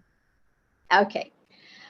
So the person could be the main, is the case. So that person will be the primary unit of analysis. He proposes that you need propositions, and these propositions will be coming from the factors in the setting. For example, if you're studying why in a specific city, in a whole country, that city has the lowest numbers of patients with heart disease. So the proposition will be, for example, we always say diet. For example, risk factors of heart disease could be diet, lack of exercise, lack of sleep, lack of rest, working in a stressful environment. So all these propositions, you can use it as part of studying the setting within that case. According to Stake, he puts it in a different term. He says issues. In the issue, it involves politics. for example, the political situation of the place they live in, the social or the culture, history, personal context, and you can look at, depending on what are the areas you're looking at, depending on your question, you can look at these factors in the context, how they affect that person's perceptions, how they make knowledge, how they make their experiences or interpret their experiences. Both onions suggest that these propositions and or issues are essential element when you are doing a case study research, because it helps you develop your framework or guide your research when it comes to the theory you need to use to base your framework at. These are examples of different cases. This is a single case. This is just an illustration of cases, how they will be. Multiple cases, embedded cases. Embedded cases could be, for example, a family. You want to study a particular family. Members in that family are within the case. They are a specific family in a specific area, a specific country, in a specific city. That's the context. And then you have members in these families. You have the mother, you have the father, you could have their different children. So all these will be units within the case itself.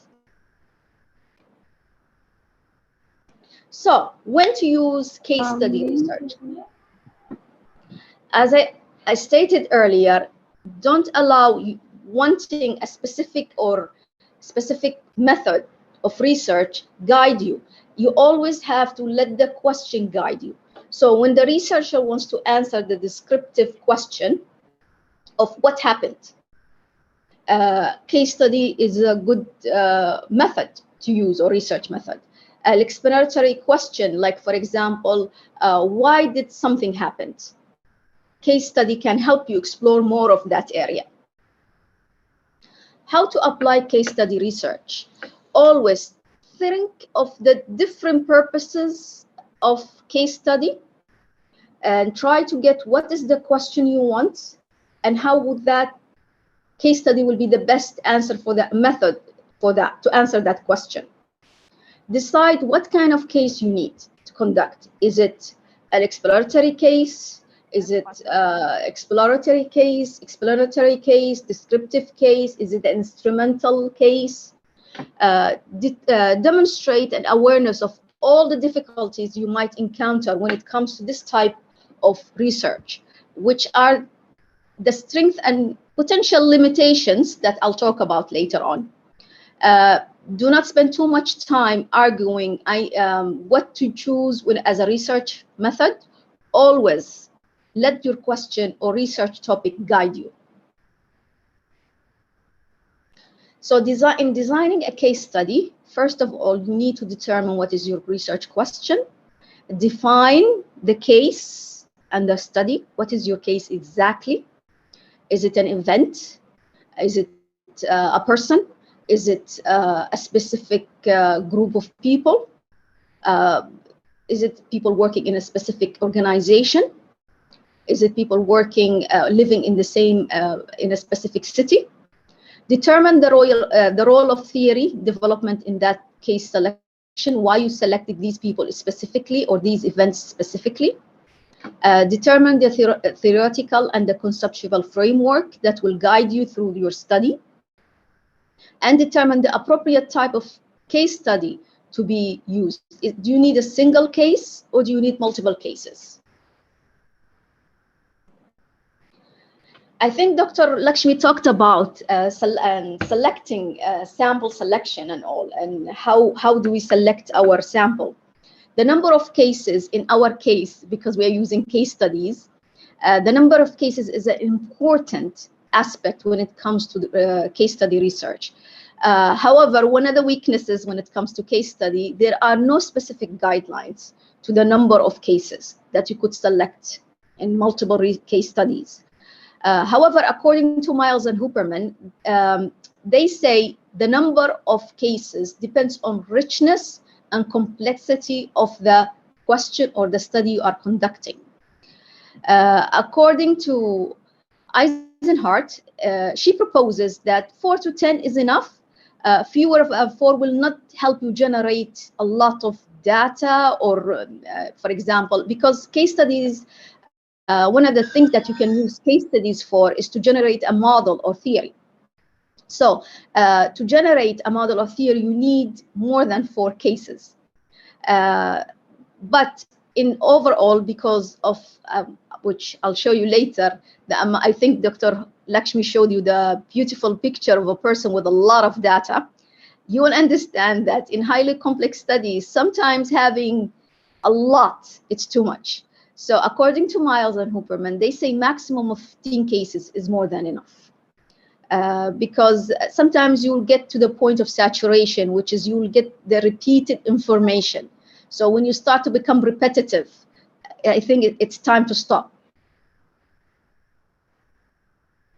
As many of the colleagues before me said, purposeful sampling is a great way when it comes to quality. It's a great sampling way to get data when it comes to qualitative studies, because you intentionally need to select cases that will enrich you, will give you information, maximizes the richness, the validity, the depth of information.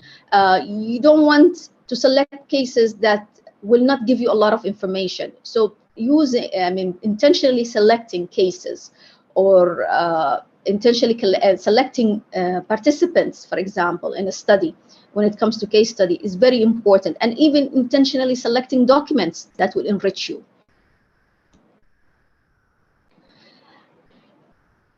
Reflexivity. It's very important, the concept of reflecting back on your own beliefs, your own experiences and biases, prejudices. It's a very, very important concept, or initial part to help make your work more valid, more dependable, more rigor.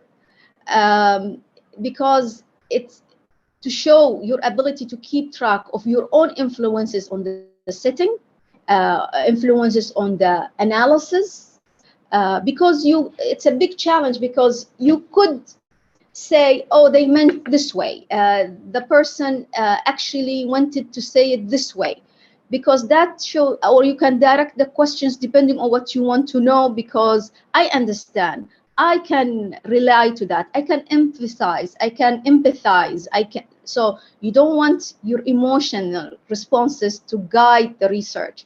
To control them, you need to be very reflective about your own personal biases, and put them in a written paper on the side to help you become very objective when it's coming to your analysis or data collection. It's a big challenge, I think, in all of qualitative studies, and case study is a big example of that. When it comes to data collection, you need multiple eyes, multiple ways, multiple methods. You need multiple facets to collect data, and triangulation analysis is a biggest thing when it comes to case studies. Observation, questionnaires or questions or interviews, comments, documents. Try to get as much data from different ways, different areas, to help you triangulate and support better your finding. So when it comes to different methods or ways to get the data, you need to screen, you have to have some kind of a screening procedure.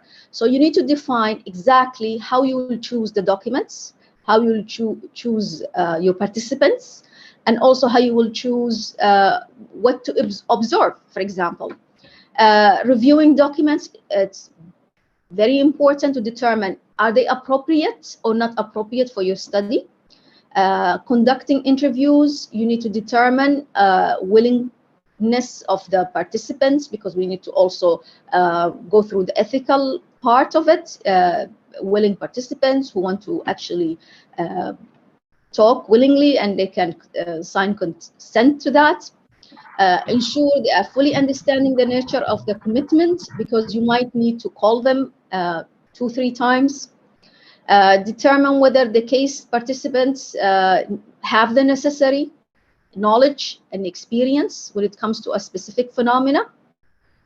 So it's very important to make a procedure for your screening of different methods you're using for data collection.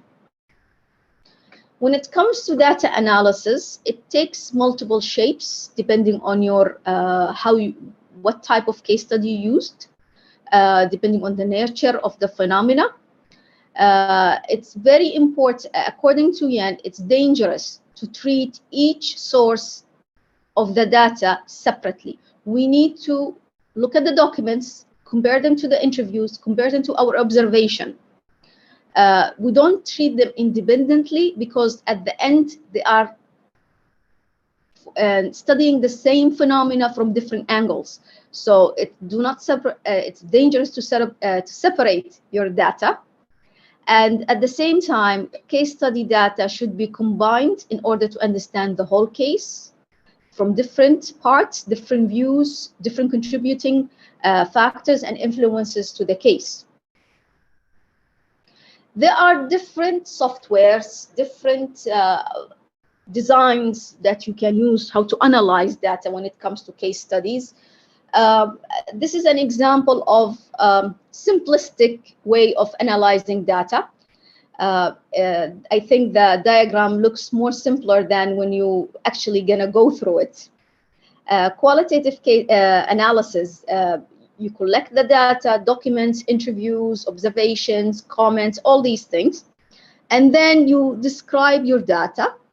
You group them in themes, and we have different softwares to help with that. There's a lot of computerized coding, helps you in coding and analyze and actually chart information. Some you pay for it, and some are free. For example, in Vivo. But you have to keep in mind, you are the main instrument. So you are the main person who will be doing the work. And then you try to interpret these data, and then you compare the findings when it comes to literature, to different sources you have. A qualitative analytic framework that I used in my study that I'm very fond of is a framework analysis done by Ritchie and Spencer. I found it very helpful when it came to my case study. When I started, I came across it, and I found it very helpful when it comes to case study analysis. Of course, depending on your data, you transcribe your data, especially in the interviews. Some might need translation, especially if you wanting them to, you collected them in the local dialects or local language, and you want to put it in English, for example, or translate it from English to a local dialect. And then you start. First of all, you look at familiarization of the data. You need to read and read and read and read and read and again read all the documents, all the transcripts of all the observations you made. Once you become so familiar, themes will start to emerge. So you start to identify themes within what you read. Oh, they talked about stress, they talked about pain, they talked about this. So you start putting themes. Once you start making themes, you can go from those themes, you can start indexing and coding, making those little stickers that actually will fill your whole room. Once you start making these codes, you can start charting codes that go together. Then you make your maps of interpretations out of them. If it's one case, it's within a case analysis. If it's multiple cases, you can do cross-case analysis, and then you can start writing your report. I found it very helpful to me while I was doing my first case study, and I found it really simple. Not simple in a sense, it's easy. It's not easy. It takes time to get grabs of it and get acquainted with it, because when it comes to qualitative study, you will learn how to get acquainted with your data. The quality of case study, I think Dr. Lakshmi touched on that. When it comes to qualitative study, we don't look at in a sense of validity and reliability. However, when it comes to quantitative, we look of credibility, conformity, dependability, transferability, and also rigor of how you collected your data, and also how you, that's why making procedures for sampling, how you selected cases is very important. Several authors talked about qualitative research, how do we incorporate these methods, and I kept some references for you guys.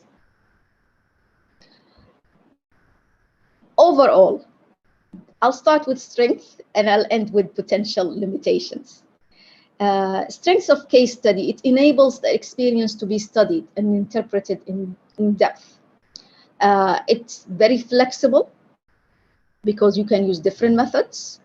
And case studies are inaccessible when it comes to a lot of audience, because observing events and accidents, it's sometimes people go through things and then forget about it, but when you reflect back, it gives you more words about what happened.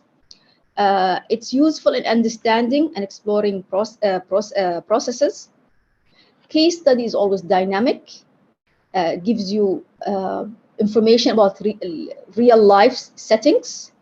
Case study also is the potential to engage your participants because it's their life, their views, their participation. So they can actually, you can give them back what they said and they can add or retract.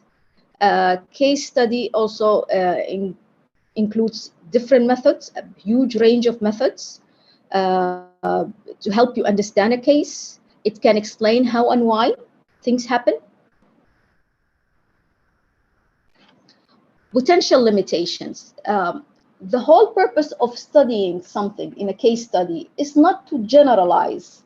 So subjectivity of the research topic and the subjectivity of the researcher himself is inevitable part, because your own life experiences will always influence your research. That's why it's very important to be reflective. Audiences cannot capture it in real life. And you cannot really capture exactly, because words cannot always put what happened on a paper. There are several ways to make inferences, and also findings depends and unique to that specific case. As I said, it's good and bad, because the whole purpose of doing a case study is not to generalize something, it's to know what happened as a learning lesson. And these are few references I put at the end. If you guys need any more further reading on them, they are available. Any questions? I hope I was clear. Dear participants, if you have any queries, please post in chat box.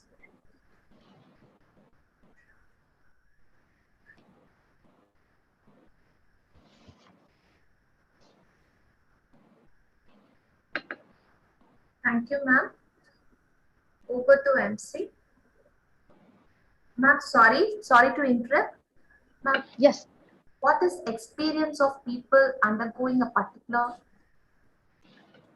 Can you repeat the particular question? Intervention? Ma'am, the question is, what is the experience of people undergoing a particular interventions? That is, whether the case study or grounded study.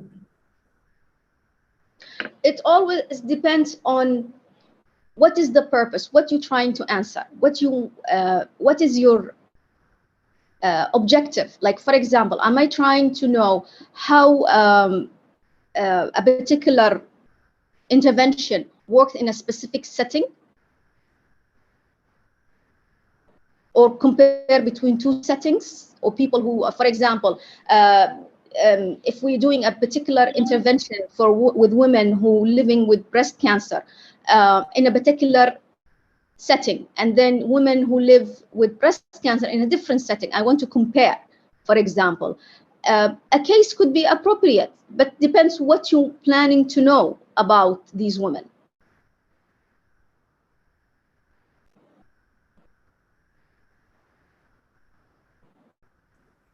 Thank you, ma'am. Dear I hope I was participants. clear. Yes, ma'am. Yes, ma'am. Thank you. Dear participants, do you have any further queries?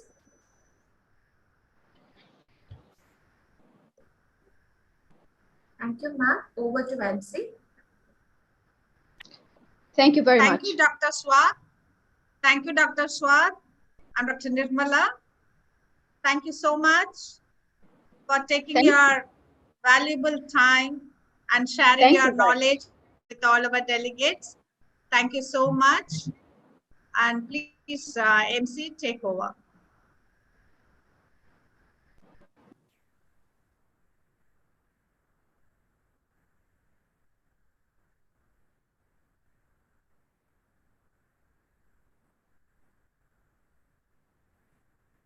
Thank you, ma'am, for elaborating to us on qualitative case studies, its application, and explaining the different phases of qualitative study analysis. Hope participants would be ready to take up qualitative case studies in future.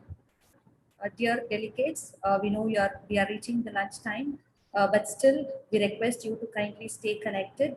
We are moving on to the last session for today.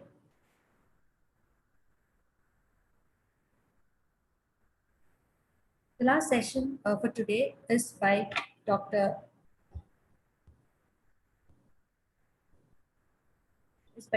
Sambat Kumar. I want to understand the world from your point of view. I want to know what you know in the way you know it. I want to understand the meaning of your experience, to walk in your shoes, to feel things as you feel them, to explain things as you explain them. You will become my teacher and help me understand, says a famous ethnographist, James Padley. We have Dr. Sambat Kumar sir with us today. Sir has completed his BA Sociology in PSG College of Arts and Science, Coimbatore, both MA Sociology and MPhil Sociology from Bharatiyar University, Coimbatore, and obtained his doctoral degree in Sociology from Manonmaniyam Sundaranar University, Tirunelveli. He has also completed a postgraduate diploma in personal management from Annamalai University, Chidambaram.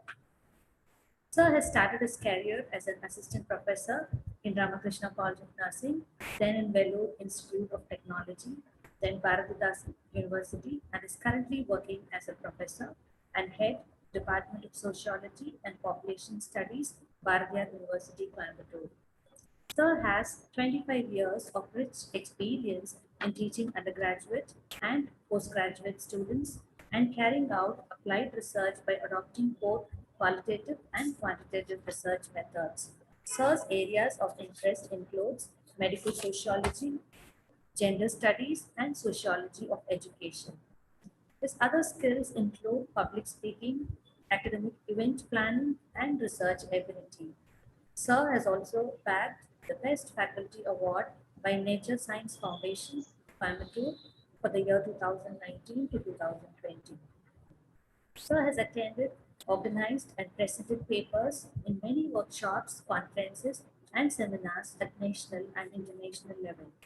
He has been a resource person in around 50 different forums and is also a member of many academic bodies, Board of Studies, and Board of Examination. His publication and research work includes contribution of chapters in 3 edited books, published around 30 articles in national and international journals, member of editorial board and reviewer in 4 journals, has guided 7 doctoral research and 5 MPhil theses, and Sir has a credit of completing a project titled Social Support and Reproductive Autonomy of Visually Challenged Women in the Rural Districts of Tamil Nadu, which was funded by ICMR and ICSSR. We are so happy to have you today, sir, with us. So kindly deliberate to us on ethnographic research, a key to strategy. Over to you, sir.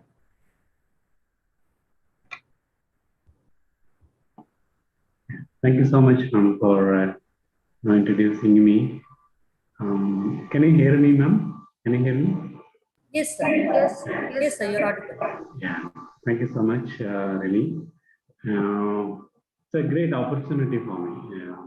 When the organizer called me to give a lecture on ethnographic research. It was really, I said already, it's a great opportunity and to interact with you all. And first of all, I thank Principal of College of Nursing, Sri Ramakrishna Institute of Paramedical Sciences, and the organizers, Vice Principal, and all other faculties of the College of Nursing for this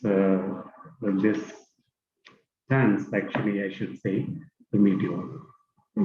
And another 45 minutes, I'm going to give you an overview about the topic ethnographic research, a key to strategy. First, we'll start with ethnographic research, and then we'll move into few empirical evidences where ethnographic method is adopted, and finally we'll go into the second part of the topic, the key to strategy. Okay, this is what actually the plan of my presentation, and so I'll present now. I'll share my screen.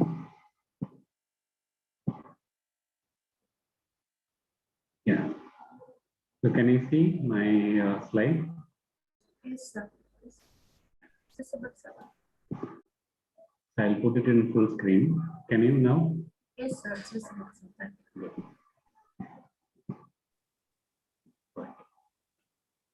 So this is what actually we are going to discuss today, and hope most of you might have already have some idea about ethnographic research, and some of you might have used the method, adapted this method even in your postgraduate research, and a few of you maybe in your doctoral research also.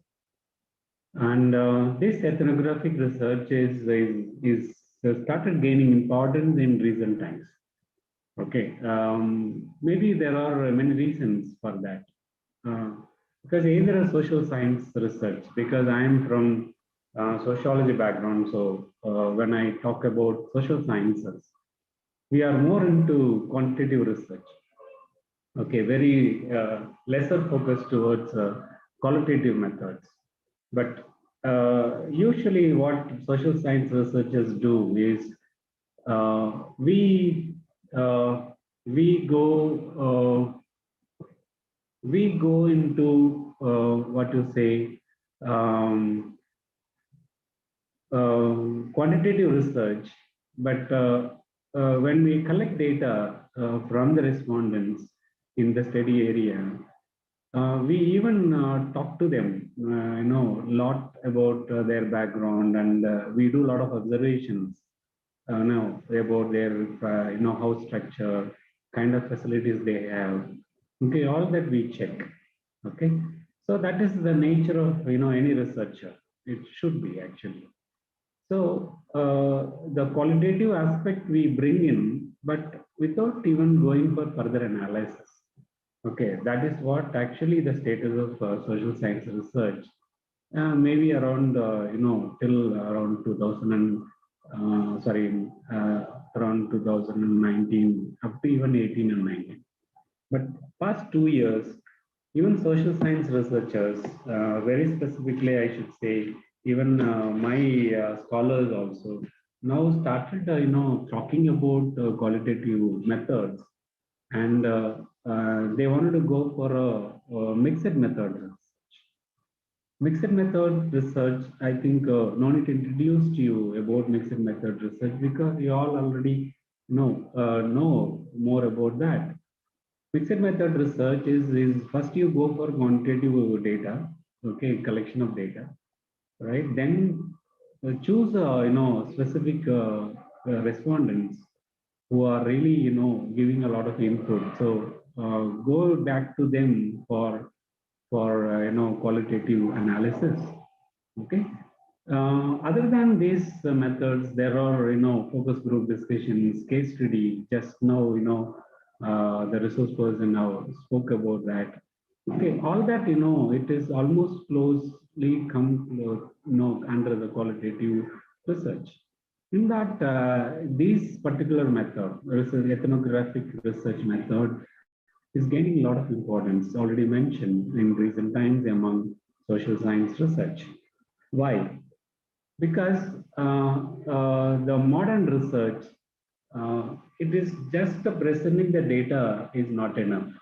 Okay, the people are expecting, more than what to say, more qualitative informations to substantiate the quantitative, findings, outcome of quantitative data.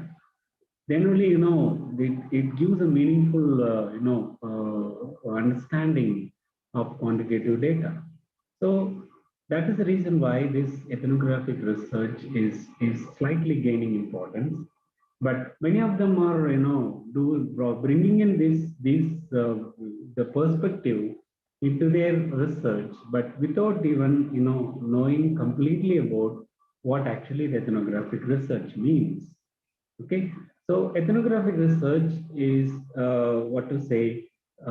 It is about studying about a particular cultural group in detail. Okay, going in depth and analyze. But quantitative study, what actually we do is that we just go and just your presence with respondent is maybe just 40 minutes maximum. Okay, maximum of 45 minutes, right? After that, anyway, you are not going to meet that same person again. But ethnographic research is not like that. It is of, it is of more, going to a deeper way and trying to understand from their point of view. Okay, so this is what the needed for modern research perspective, because even the publications, when researchers they go for a publication of their work, even the top journals, particularly refereed journals, right, with a lot of more impact factors, they are demanding more of qualitative information to support or justify the quantitative data outcome. So that's the reason why now already mentioned the researchers very specifically in social science research. Okay, they started adapting this technique, ethnographic research. So maybe this may be the reason why the organizers very specifically wanted this to focus on this topic. Really appreciate them for this, the particular topic, right? So that the you participants can understand better, right? So even in future, if you want to do a research, you can even plan your research in this way. Now, even I have seen many cases. Recent times, I'm seeing many articles, and recent times, I gone through. All this are completely ethnographic research. Even they do it up to the doctor level, right? So that level of the method is becoming popular. Okay, so that way I think this is already mentioned. It's really a great topic to talk to you, and hope I'll justify my presence as well as to give you some input to understand what is ethnographic research. Okay, right. Shall we go into the next slide?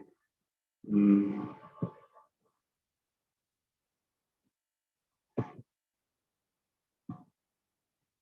I think,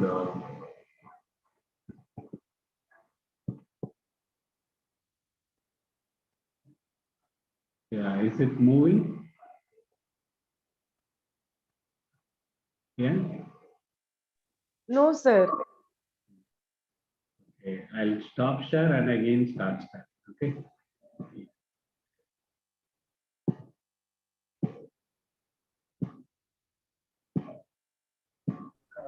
Yeah. Can you see?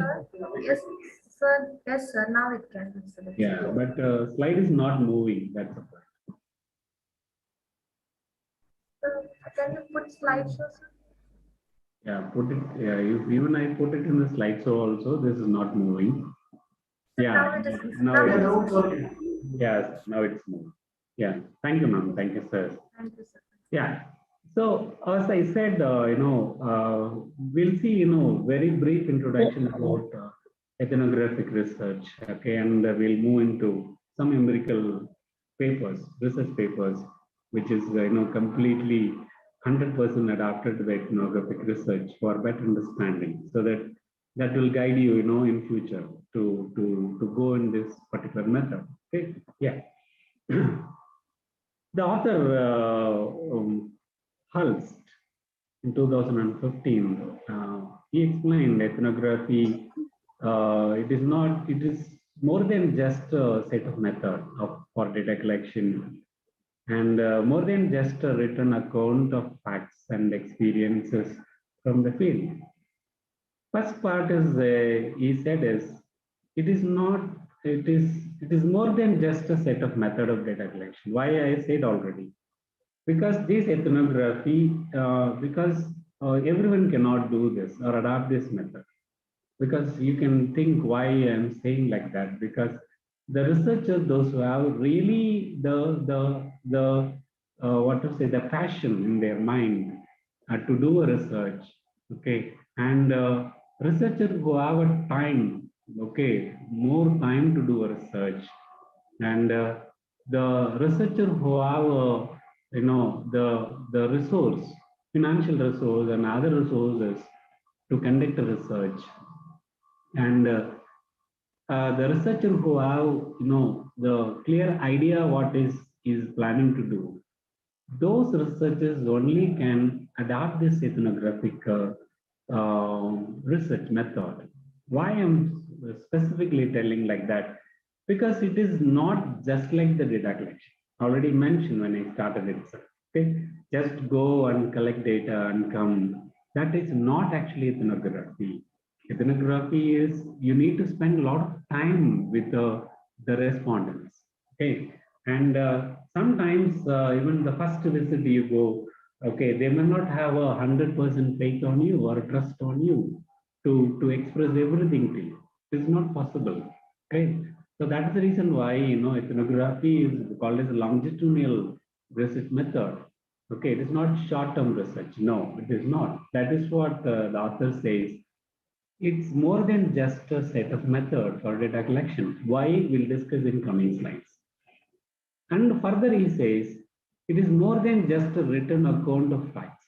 Again, I say every researcher who are going for quantitative, research, right? And what they do, they go for some qualitative information. They talk to the respondent, and they note it down and come, so that will help them to write a summary in an effective way.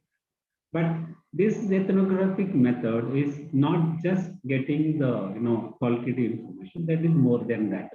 Okay, it is not compiling something and writing. No, not that. Okay, it is more than that. I already said in coming slides we'll discuss why and how. Next, by Loshni, the author said ethnography is emerging from anthropology, right? Because we say the starting point of ethnographic research is of anthropology and later adapted by sociologists. Okay, because being a sociologist, already mentioned, even I have guided a few works on using ethnography, but as well as even many articles I've gone through. So many sociologists and they have started adapting. In recent times, the number is increasing. Okay, that's what author also said even in 2012. But already mentioned, it is a qualitative methodology, right? And why? What it actually studies? We could study of the beliefs, social interactions, and behaviors of small societies. Because it should be a smaller society. They can generally you can spend more time with them. Okay, you can understand their belief system, particularly the tribes, if you want to study. Just one visit is not enough. Okay, you need to stay with them. There are non-participant observation, participant observation. These are all part of ethnographic research. And the social interactions should have more social interactions. Okay, so that kind of interaction they have between them or between them and other groups, right? And as well as the behaviors, kind of behaviors they have. Because the one visit, they sometimes they may not show their exact behavior or real behaviors, right? They may be pretending, right? And maybe sometimes they may be wrongly, showing their emotions and behaviors. But if you spend more time with them, there is a possibility of, understanding their real behaviors of small societies. Okay, already it is involving participation and observation, right? Over a period of time, already mentioned, right? It varies between even some hours to some days to some months to some years, sometimes. Okay, this what, period of time. This ethnographic research, it is not just the researchers who are assessing the, human being only use. No, even the researchers who are following up some particular animal or insects or, those people also, adapt this ethnographic research. Okay, so this is what the author says, right? It is qualitative, started from anthropology and adapted by sociologists. Now, I should not say just sociologists. Even now, even nursing research, medical research, okay, everyone started adapting. Why? Because just the data is becoming meaningless nowadays. Okay, you need to substantiate, already mentioned, justify with the qualitative information, but with in-depth, understanding will only give you a better, outcome of your research. That every researcher now realize. So they are trying to adapt this ethnographic research. So happy to introduce you this method. Okay, thank you. Then coming to the ethnographic research is, is a qualitative method already mentioned. What actually researchers do? Researchers observe or interact with the studies participants in their real life environment. That is very important. What is the real life environment? You have to be there with them, not that, sitting here and trying to, talking to them by either, virtually or digitally. That never going to do anything. Okay, so this is what, where researchers observe and or interact with the study participants. Okay, I already explained it. Because already mentioned it, so it's popularized by the anthropology. Why anthropology? Is because there are cultural anthropology, there is a subfield of anthropology. There is an archaeology subfield of anthropology. Okay, there is a field called social anthropology, the subfield of anthropology. All this, the subfields of anthropology specifically focus on ethnographic research.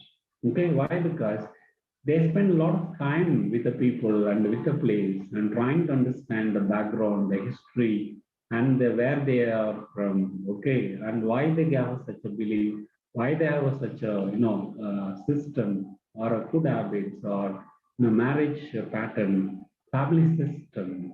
Okay, so anthropologists have a lot to study, right? And because already mentioned, different people have different way of life. Some way of life are so peculiar and different. So why? We need to raise a question. Anthropologists writes lots of questions to find an answer for the questions. Best way to find answer is ethnographic research. Okay, that's what used across wide range of social science. Every social sciences now they adapt this. Even political science they are adapting it. Even about health they are adapting it. Even about food they are adapting it. Okay, even media they are adapting it. Marketing they are adapting ethnographic research. So it is popular now among every section of the research. So goal is to see, main goal is to see is what? People's behavior on their terms. See the word, on their terms, not ours. But as a researcher, you go to the field. You should not try to influence the respondents. No, only thing is either you participate or observe. That is only the researcher can do. Okay. So when you are doing that only, you can understand on their own terms. Okay. So if you are keep on interfering, then it is your terms, right? Where you will not have a proper understanding of those people, right? That's what the point.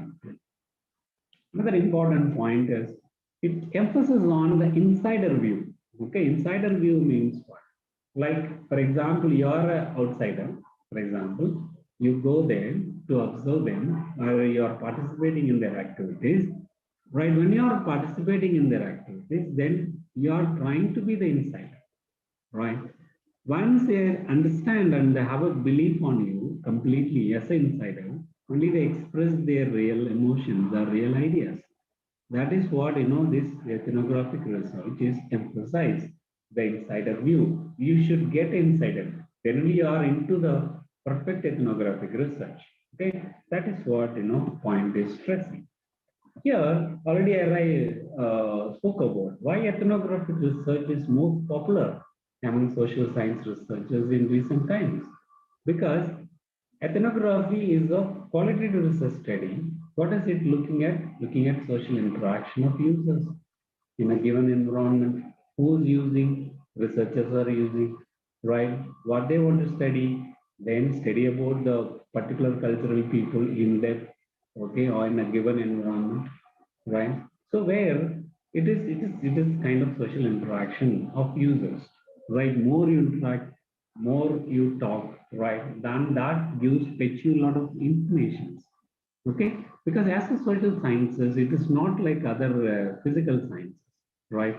Why? Because chemistry, physics, all that, they have some kind of lab outcome in there, results they have. Okay, with that they can, justify. But as a social science researchers, we don't have such a, sophistication. Got my point? So we need to, have a lot of understanding. We need to have in-depth. Generally, you can justify. That's what, again, I am using the word justification. So this is what, social interaction of users in a given environment. Okay, this particular method, researcher provides in-depth insights. Okay, it is not insights, in-depth insights into the user's views, okay, and actions. Because when you go closer to them, only you can understand their views and actions, as well as sights and sounds, right? Because they make different kinds of sounds, even the pronunciation of words, even in the communication between one group to another group, or from one place to another place, right? Then what all they undergo or encounter during their day, whole day, then only you can understand them better. Okay, so just mere presence for a few hours or few days is not enough. Okay, to get a perfect in-depth understanding of interactions of users. Okay, yeah, that is what this ethnographic research is becoming popular in social science research in recent times. Okay, it provides the researcher understanding of how those users see the world. That's the point. Okay, it is not the researcher way he see the world. No, he should understand the way that the respondents see the world. Okay, for example, if you go to a rural area where people are ignorant still, illiterate still, their understanding about world is different. So you, as ethnographic researcher, it is must that you should go into the world and see how they are seeing the world, right? Then only that only will bring out, a excellent outcome, right? Excellent understanding of, the people as a whole. That's what. See the word I'm using as a whole, because with their environment, everything around them. When you go to rural area in a rural setting or agricultural setting, you see the environment is totally different from where we live. Okay, right? Like maybe the as animal husbandry, all that is surrounded. Through that, how they see the world, right? That is the point, right? So even I was part of this election duty where I observed many people. There are few are from poorer sections, few are from middle class, few are from richer sections. Even their understanding level is different. Okay, even people who are poorer section, they are not aware about how to vote using this EVMs, electronic voting machines. So it is must that to go to that their environment and understand them. Okay, that is the highlight of this particular method. Okay, yeah. Again, few more points is the aim of an ethnographic study is to get under the skin of a design problem. Got it? What is under the skin? For example, we have, top of our physical body, because most of you from, health background, you know better. So under the skin, right, there are, many things, right? Right. So even social science research or ethnographic research, it is explained that under the skin, it is like going under the skin and trying to understand the design, the problem. Okay, the study of planning to do, or the people you want to study. Okay, this is what they sell is under the skin. Means what? You should go in depth. Okay, there are different layers in the skin. Okay, under the skin, like that, up to which layer you are going. Okay, how depth you are going. More time you spend with them, and you go more depth into the understanding of people. Okay, that is what in the coming slides I'll explain. It is hope that researcher truly understand the problem. Okay, so what we can do, therefore, devise a far better solution, right? So just by quantitative data, if you are trying to find a solution or trying to make a policy or trying to plan a program for the people, sometimes maybe may not work out. Okay, what you should do as a researcher, as a researcher is as a researcher is, you should devise a far better solution only by understanding them in depth. Okay, that is what now social science researchers are trying to do. Okay, right, then they realize just mere data is not enough in recent times. Right, next, going into when to use this method. Okay, because most useful in the early stages of user-centered design project. For example, you want to do a study, right? But you want to see the feasibility. Whether can I do this study? Will the people respond to me, right? For example, about sexual education or sex education at the school level. Okay, even here, one of my postgraduate students, he actually started that study. When he went to the students here in higher education level or post-graduation level, many of them are not comfortable with few questions, and they refuse to participate in the study. So sometimes half the way, researcher realized that, oh, it is not possible to continue. The researcher might have lost the valuable time of maybe 6 months to 1 year. To avoid such a issue, okay, such issue, better researcher can go for a, the initially itself, go for a, brief ethnographic method, right? Go to the field, talk to people. Okay, they call it as a pilot study. Go in-depth pilot study using a ethnographic method so that you can decide whether to continue in this particular area of study or not. Got my point? That is the reason why, this would be very much useful. Next, yes. Ethnographic, second point just now explained. Okay, because when you do it in the beginning of the study itself, that will help you to decide your future design decisions. Which design I'm planning to go, whether it is descriptive design, okay, explanatory design, exploratory design, or experimental design, or quasi-experimental design. Which design, like pre-test and post-test design, which design I'm planning to do, right? That you can decide when you do a, ethnographic analysis in the beginning of the study itself in the study area. Okay. Second is, for example, already there are existing designs available. Many research they adopted it. You wanted to do a research in the same area, but still you wanted to evaluate whether existing design is the right design for your study. So you do ethnographic, adopt ethnographic method, go to the field and assess. Okay, that is another reason why we do ethnographic research. Next is, ethnographic research is adapted for very complex and critical design problems. Okay, why I say? Because very complex and critical design, for example, the third gender, right? Still very few studies, right? For example, you go into dwarfs. Dwarfs means people who are in short stature. Okay, right? Those, when you go into the studies, right, very few studies, particularly ethnographic, in-depth analysis are very, very minimum, right? These type of problems are very complex and critical.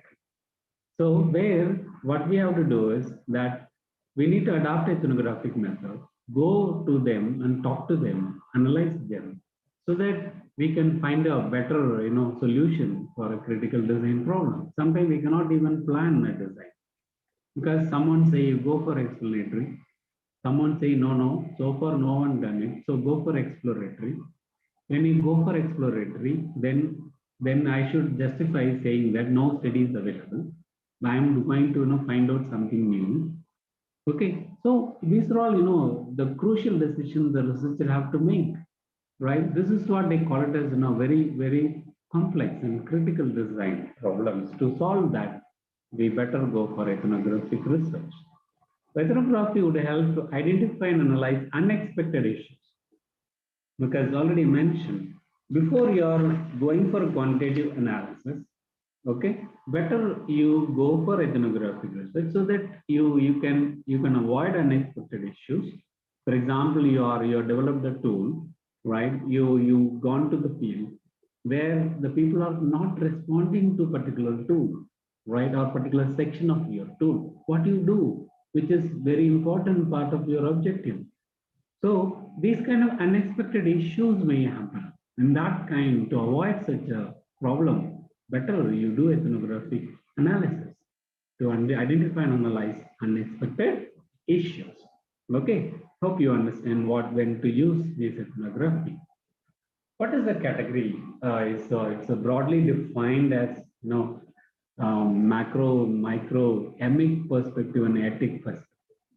What is macroethnography? Macroethnography is a study of broadly defined culture. Okay, like India, okay, American, Chinese, even the people from Tamil Nadu or people from Kerala, people from Maharashtra.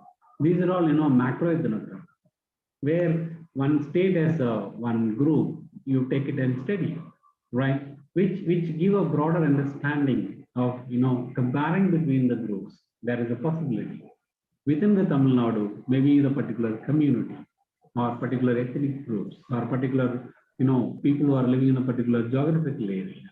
You combine them as a group and study. This is about my macro. What is microethnography? Study of more specific cultural groupings, right? Within that, already mentioned, within Tamil Nadu, within a particular caste or particular community, many communities are, many caste people are there, many class differences are there. Okay, so those people you can choose and study. This is microethnography. Okay, so when you go from macro to the micro, already mentioned, you get little more, you go little more depth. Okay, many microethnographic studies. So bring them together. So that gives a kind of macro ethnographic understanding. Okay, that is what the two categories.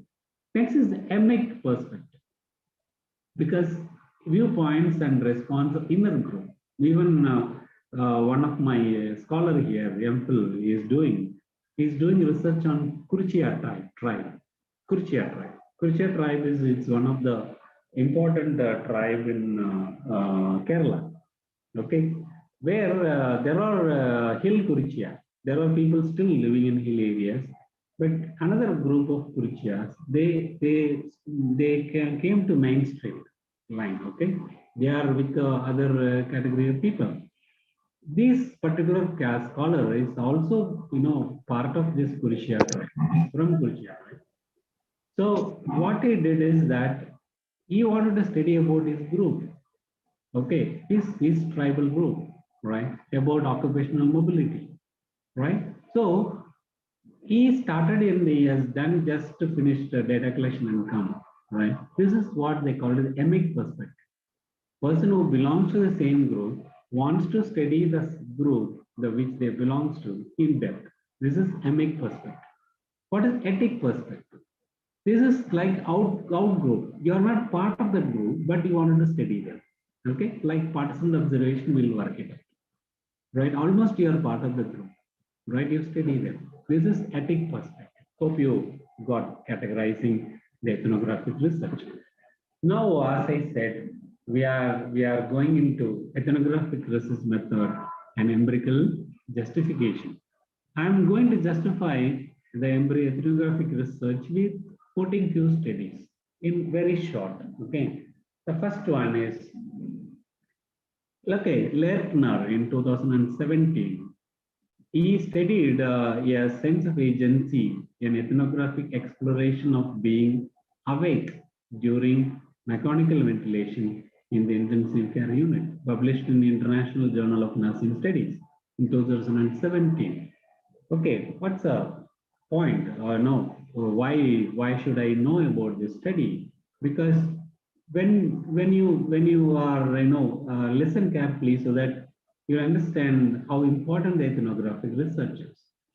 The study was based on interpretive description and applied inductive qualitative approach, inspired by ethnography, grounded theory, and phenomenology. What is grounded theory? Okay, the theory is grounded in actual data, which means the analysis and development of theories happens after you have collected the data. After collecting data, if you are developing your theories out of your data, this is called as a grounded theory. What is phenomenology? Is a philosophical study of observed unusual people or events as they appear, okay, without any further study or explanation. Just observe them as they are. Okay, that is called the phenomenology. So this study is a combination of ethnography, grounded theory, and phenomenology. The direction was relevant to obtain knowledge about patients' experience of being awake during mechanical ventilation. Okay, it takes into account the dynamic complexities of clinical practice. Okay, because the person can see what is happening around them and seeks to gain insight and knowledge in line with nurses' disciplinary understanding.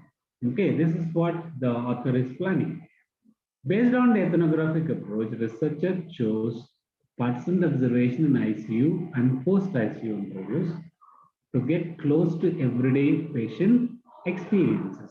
Okay, because only through ethnographic research, only you can understand the patient's experiences. Okay, because you're observing them whole night, maybe for a week, maybe for 10 days, right? Kind of the whether they're panicked or whether they have fear. For example, the patient next to the patient whom we are observing, if the patient is going into critical stage and if he passes away, passed away, that what way it impacts the patient next. Okay, so all that is understanding for the nurse practitioners, okay, or nurse researchers, right? That is what the ethnographic mind or understanding, the approach or perspective is important for every health researchers. Okay, so that gives extra idea about how to approach the patient in future. Okay, that is what this particular study published in 2017 are trying to explain. See the partisan observation, right? Partisan observation means what? Where you're almost among the patient, the researcher is, okay, and trying to observe the other patients how they are reacting. Even if the moment if other patients comes to know that they are under observation, then they may show the different kind of emotions, so that you fail to understand their the basic behaviors of them or real behaviors of them. That's what this ethnography is becoming very important, right? Next study is by Carroll in 2017. Are nurse-led chemotherapy clinics really nurse-led and ethnographic study? Okay, this is also published in International Journal of Nursing Studies. This study focused ethnographic study of nurses' role in nurse-led chemotherapy clinics, right, using semi-structured interview. Participants were 13 nurses working within nurse-led chemotherapy in UK, different locations in UK. See, non-partisan observation of nurse-led chemotherapy clinics adapted, semi-structured interviews with nurse participants, review of clinical protocols and associated documents. That is also part of ethnographic research. Okay, you go for deeper into clinical protocols because there are set protocols there, you know better. Okay, and as well as associated documents. If you put all this data together, you said that you get a complete idea, right? What actually you wanted to study. This method has advantage for nurse researchers aims to focus on nursing as a profession. Got me wrong? Because sometimes self-assessment is very, very important as a health professionals. Because maybe out of some reasons you might have come to this profession, right? But still, sometimes we need to evaluate, am I in the right place? Right. So this particular ethnographic research sometimes may help the nurse researcher who aims to focus on nursing as a profession, planning to take nursing as a profession. So interprofessional relationships, how effectively I can interact with other professionals, the experience and issues within their workplace setting. So when you go deeper and understand, trying to understand through non-partisan observation, nurses can decide whether to go as in the same profession or need to make any modifications in their activities, in their practices, in their interactional process. Okay, all that they can understand. So for that, this method may help. Next is by Christina in 2018, but it's an interesting study, Immigration and Changing Identities. Okay, this is what the study published in Journal of the Social Sciences, very reputed journal, published in 2018. It says that the study focuses on how do schools teach American identity, okay, in light of immigration-driven diversity. Okay, that means what? For example, there are two groups of people. One is the people who are American, Native Americans. Those who are people who are immigrated from other state to here, other countries to America. And later they may also call themselves as Americans. But actually they are immigration-driven diversity. Still they might have lived almost for 2 generations, but still, Asians are identified as Asians, not as Americans. That's what this author wants to study. That this ethnographic study focuses on everyday nation making of Castro Middle School. Okay, located in that city transformed by immigration. There are many immigrant people. People are there. Building on theories of bidirectional. What does bidirectional means? Functioning in two directions, right? Already mentioned. For example, I migrated to America. I stayed there almost for 10, 15 years. So I become American, right? Then I get all kind of, rights and privileges as an American. But still, I'll be seen as Indian or Asian as a whole. So there are two identities, bidirectional assimilation. Bidirectional assimilation. This is what. That how assimilation produce new definitions of Americanness, more recognizable to immigrant communities, right? Whether Americans observe immigrants as Americans or as immigrants, that's the point. Okay, because that only will decide whether immigrants have a national identification as American. At Castro, in that particular school, bidirectional assimilation supported African American students' descriptions of Americans in multicultural terms. Because these African American students, how they are describing the Americans as well as how their own identification as Americans. Got my point? Just now I said, when I go there and study in that particular school, right? Then after how as a Indian American, okay, how our description of Americans, those who are already there, okay, as well as how I myself identify me as American. So there is a kind of, differences always there. That's what you see. Assimilation between school and the larger Latino and Asian students population still is perfectly happening in America. So what actually this study brought out is role of race as a barrier in the assimilation process. Okay, even you live there for 3 years, 4 years, sorry, three decades or three generations, but there are barriers in there, Asians, Africans, okay, and Americans. There is always kind of issue in assimilation process is there. How we can understand? Only through, in-depth ethnographic method only can understand.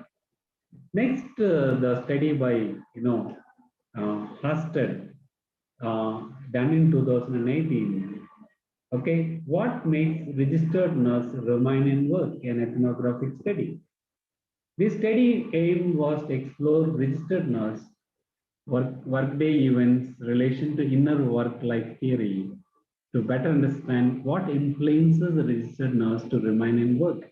Is it economic, or is it a passion they are there, or really they wanted to do a study, or they wanted to just to work somewhere, okay, or to for self-esteem, needs of self-esteem. What would be the reason? That's what this particular study. This is qualitative explorative study with an ethnographic approach was adopted. See, this is what ethnographic study. That's what I brought this study to you. Participant observation over 4 months. See the point, 4 months. In total of 56 hours with 479 events observed and 58 informal interviews during observation. All registered nurses employed at the unit, only 10 of them, right? Only 10 of them. So you see 58 informal interviews conducted, right? That is the way you bring out a lot. Working independently with colleagues from the same profession, integrated with the learning, visible progress is there. These are all the reasons why they wanted to remain in the work. As a nurse, receiving feedback from the work itself and contribute to work motivation. These are all the reasons they finally found through this participant observation. Okay, this is the reason why this nurses wants to continue as a nurses. Next study by Rachel, the impacts of family involvement on general hospital care experiences for people living with dementia in ethnographic study. Okay, objective of the study is the family involvement in impact upon experiences of hospital care. Okay, people living with dementia. Design was a qualitative ethnographic study. Ethnographic data were collected from 2 care of older people general hospital wards. Data were collected via observation, conversation, and interviews with the people living with dementia, families, and staffs. This is what, multiple respondents in ethnographic study. You cannot go just with one response. Allied people also, you need to collect the data.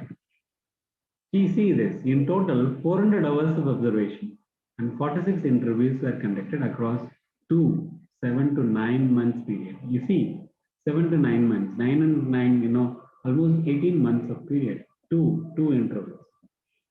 This study demonstrates the benefits of involving families and their knowledge in care. That always, benefits. Advocating for family involvement in alongside the involvement of people living with dementia. So that whether it works, if it is works, that is fine, because so they can have a, involve families into that. How you know? Only by doing such a study will bring out. Next is by, Anity Silvast. Here it is about the energy modelers, right? An ethnography of epistemic values and knowledge models, right? It is under energy research and social science. Because they are trying to bring in these particular, academic energy modeling is a scientific practice in energy social science research. You see, energy is different from social science perspective, but still they are trying to bring in these two. Here, like epistemological ethics, they say, is means the theory of knowledge, especially with regard to its methods, validity, and scope. Okay, because the distinction between justified belief and opinion. This is what epistemological ethics. They divided the values into two in the study, right? Such as epistematic values are accuracy, simplicity, and adequate representation. Non-epistematic values are such as policy, relevance, methodological limitations, and learning, built-in energy models. How they done it? The empirical part of the article draws from ethnographic fieldwork amongst 40 energy modelers in university research groups. Even that 40 also divided into two groups. Scholars preparing their PhD in modeling and scholars working in a large-scale energy modeling project. What is energy modeling? Because whatever energy area, for example, hydro energy, atomic energy, okay, like large-scale energy modeling projects. The research uses ethnographic methods to complement themes recognized earlier literatures. Lot of earlier literatures. They taken their cue from that modeling, demonstrating what models and modelers know about the energy system, how they come to know it in a particular ways. Right? This is what they are trying to understand. Right? Where this the epistematic values and non-epistematic values are integrating. That is what they are trying to understand this, because there are energy aspect system, right? It has a either directly or indirectly will have an impact on life of the people. That is what there are perfect combination of this particular study, right? They are trying to bring in, right, the social scientific backgrounds of these particular models and modules of energy system. Okay, this is what this particular study is trying to understand. Next is socialized care utility in the care of older people in hospital who call out repeatedly. Call out repeatedly in 2020. Only 2 studies after this. I'll finish it in exactly 10 minutes. People living with dementia may call out repeatedly. Okay, when they are in the care facility, they'll not sometimes just call repeatedly, sometimes call disruptive vocalization, loudly they call, or verbal agitation, right? I think no need to explain, you know better. To better understand the patients who call out repeatedly and to identify what care looks like in an acute hospital setting. Okay, right. This is out of curiosity. 30 cognitively impaired patients who are calling out repeatedly, and 15 members of hospital staff is part of this study. Okay, right. Semi-structured interview with the hospital staff. See, 150 hours of ward observations and informal conversation with staff, scrutiny of medical and nursing documents, and measures of patient health status. Why these particular patients are making call repeatedly or making a disruptive vocalization, louder noise they call, or why they are verbally they are agitated, all that. These socialized care utility risk good quality care, therefore systematic strategies to assess and manage possible needs. Because when you observe for such a longer period, okay, do a lot of observations, okay, check the nursing documents and talk to the staffs and other people. Okay, when bring in the complete idea how to handle such a people, why they are making such a noise. Okay, so any irresolvable issues also can be solved, and the cases can be taken care in an effective way, right? That is what this particular study is trying to bring out. Okay, next is by Joel in 2021. Relative experiences of providing care for individuals with suicidal behaviors, conceptualized as a moral carrier, a meta-ethnographic study. Okay, what is meta-ethnographic? Okay, like meta-ethnographic is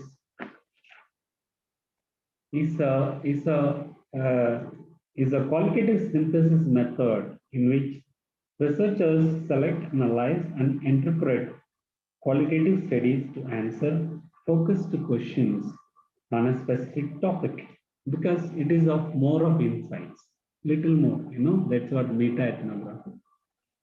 Because here they adopted, the providing care for individuals who with non-fatal suicidal behavior. Some people, they repeatedly they try to commit suicide. Those people are called as non-fatal. Okay, so they are trying to systematically review and synthesize. The design was systematic review on meta-ethnography. Literature searches were undertaken. It is not actually the empirical study, but it is of, like a review study. Literature searches were undertaken in 6 bibliographic databases. These all databases are most respected and well, received by the researchers. Okay, this is what Web of Science, PubMed, Scopus, all this. Of 7,334 publications screened, but 12 studies were eligible for inclusion. See the amount of studies they screened. One reviewer screened the titles, abstract and full text, and then collaborated with another reviewer on excluding ineligible studies. Okay, so they deleted and finally they arrived to 12 studies. Two-step strategy was used, right? What is that? Appraising study quality. Second one, classifying study findings according to degree of data interpretation. Okay, I'm not going into what would be the findings and all because of time constraint. Okay, they are adapted two-step strategy. You see the amount of publications in the screen, 7,334, where one is seeing the title, abstract, and full text. They read the full text. Finally, they arrived only to 12 studies eligible to understand why people specifically have a suicidal behavior, right? And what would be the role of relatives' experiences with that. Okay, so this synthesis conveyed relatives' different perspectives on life and felt identities because these relatives sometimes they are very tired. No, always observe. You should observe the people who are having that social tendency. Okay, and see them they are not getting stressed and see that they are get everything. So see that they are relaxed.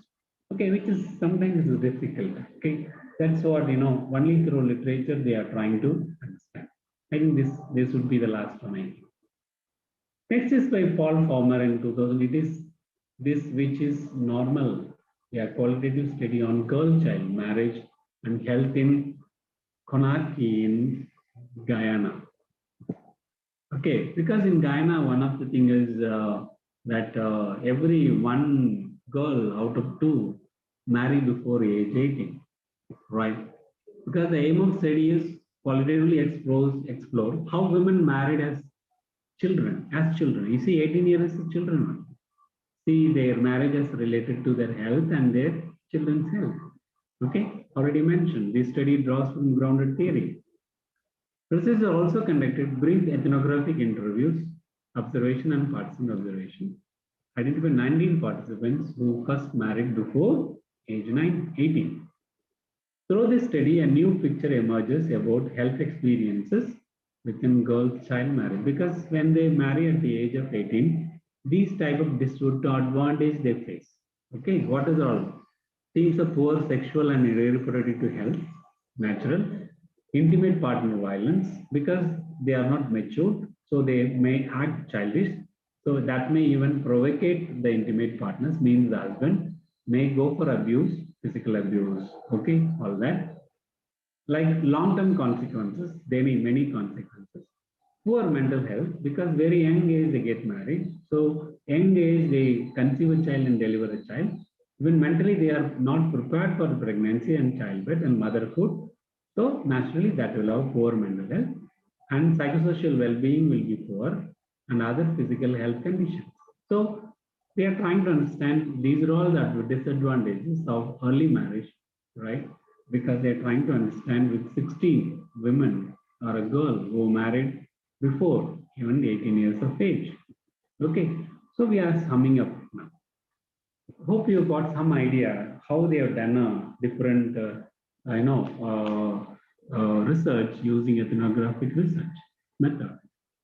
Ethnography has been around for a long time, in fact, particularly practiced by cultural anthropologists, already said. Sociologists differ sharply on both the conceptual meaning because sociologists never go as per anthropology. They have their own pattern of doing ethnographic research. Even you nurses, we have seen few studies. You nurses and health professionals and other professionals have their own way of doing it. Okay, that is what. Next is researchers frequently use the term is seemingly in different ways. For example, the way nurse researchers adopt this method and way we sociologists adopt this method is going to be totally different. Okay, our focus is more towards people and people centric and culture centric or religion centric or belief and practice centric. But you go with more of community health nurse, you go with more of understanding the background, why the health behaviors, why people are reacting to the particular condition in different ways. So different people have different ideas. Okay. Further, even Jiharni and Ziharni said that ethnographers ask virtually anyone who enters the natural setting in order to conduct field research, a concept that itself suffers from confused understanding. That is biggest setback. That's what Ziharni and Ziharni says. Anyone wants to enter into natural setting, it is not that easy to understand or get the trust of the people, okay, and get the information about people or real understanding of real opinion of the people. It's not that easy. That's what Zigarmi and Zigarmi says. Even in Elon and Stoddart, they said that they suggested that ethnography involves the end product of field research. You see, you do any method, no issue. You do hundreds of methods, but final method is ethnographic research. That's what. You with this you can complete the field research. Okay, that's what these authors says. I think this is the last slide. Even Selin Jerlomak, why I am bringing another study here, because I find it this is very important because they call it as the analytic lenses of ethnography, sociological. No, because analytical lens means it is two contrasting theoretical approach to ethnography, induction and deduction. I think you all well aware about the method. On the other hand, regardless of whether ethnographers build theory from observations, that is called induction, or use observation to test theory. Either they are going to build the theory or to test the theory. The approach, the field armed with one or more particular analytical lens is needed. Okay, because with narrow vision, you cannot do ethnographic research. This is what my point. Okay, you should have the wider vision, multiple understanding, right? Then with that only if you go, if the researcher go to the field with a fixed mind or predetermined ideas, these two certainly will be the biggest failure if they go into kind of research they do. Okay, so this will have a negative impact on any researchers, right? So what I suggest to the budding researchers or researchers or the students who are planning to come for research, so it is must that have a passion, right? Have a complete passion to do research. Okay, have a time, right? Have more time to spend for research. If you are rushing to do a research, right? Certainly, that will bring out a very substandard poor outcome of your research. That will not be most welcomed by the research world. So if you are really interested in research, I suggest try this ethnographic research method so that you'll enjoy doing research by understanding something in depth. So that if you publish papers out of that, certainly that would be the really a great material or literature for future researchers. So with this, I conclude this particular presentation. Okay, if you have any doubts, I request you to even type in the chat box, or even you can unmute your mic and ask. Thank you so much. Thank you, sir. So there is a question in chat box, sir.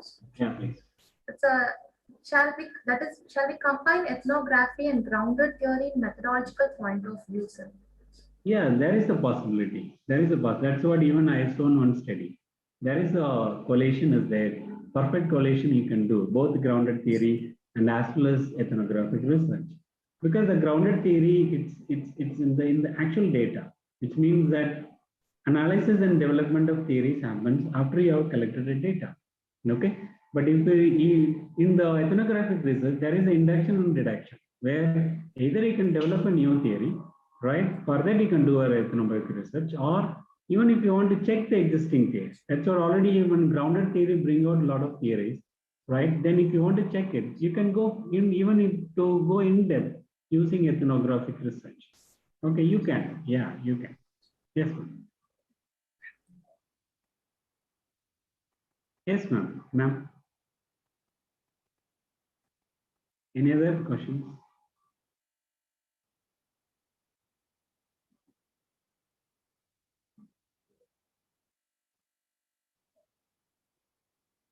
Ma'am, I think your mic is mute, ma'am. Yeah.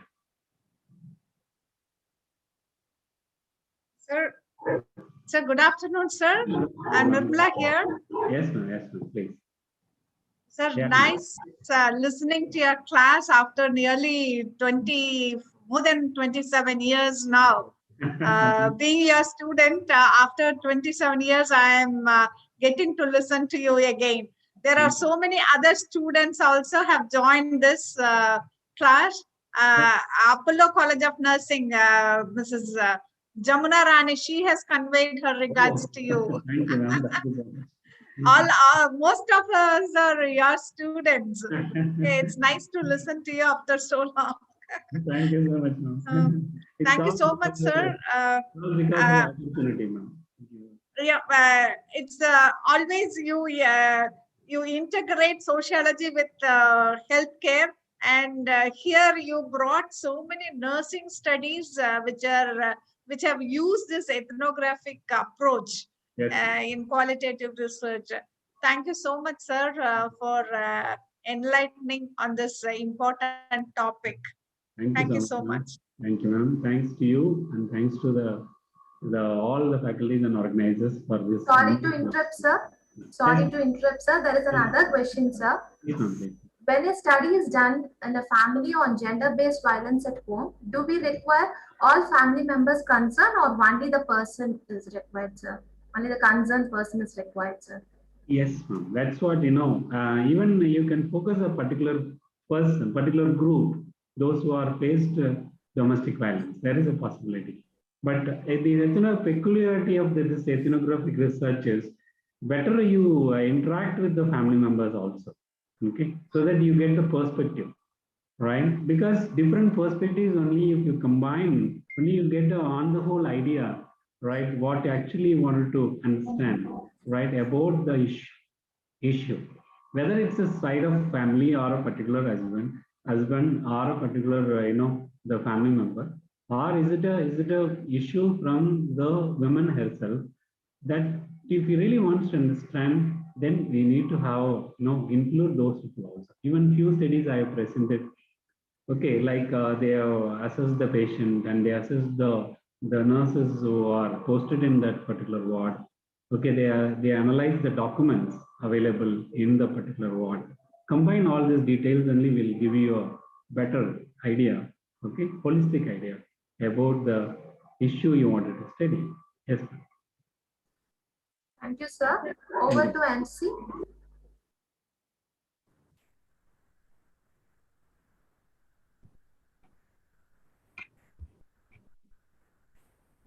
Thank you, sir, for explaining in detail about ethnographic studies.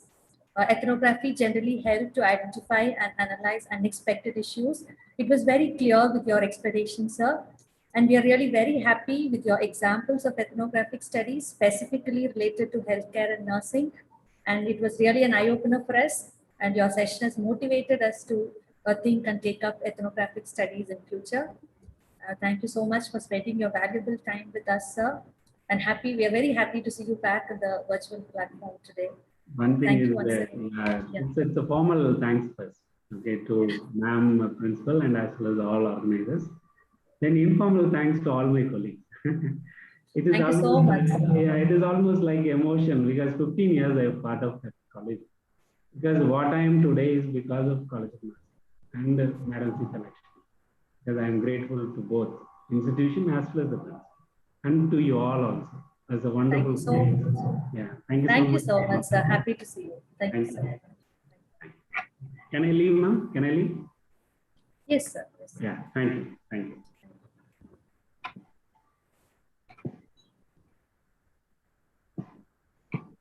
Dear participants, we are at the end of the sessions for the day 1 webinar. Thank you, participants, for staying with us till the end of the webinar. We could see the participants are very active till the end. This shows the enthusiastic participation, and we are expecting the same response tomorrow. And kindly join the tomorrow's session before 9:30 a.m. Once again, thank you all. Until then, bye from the organizers.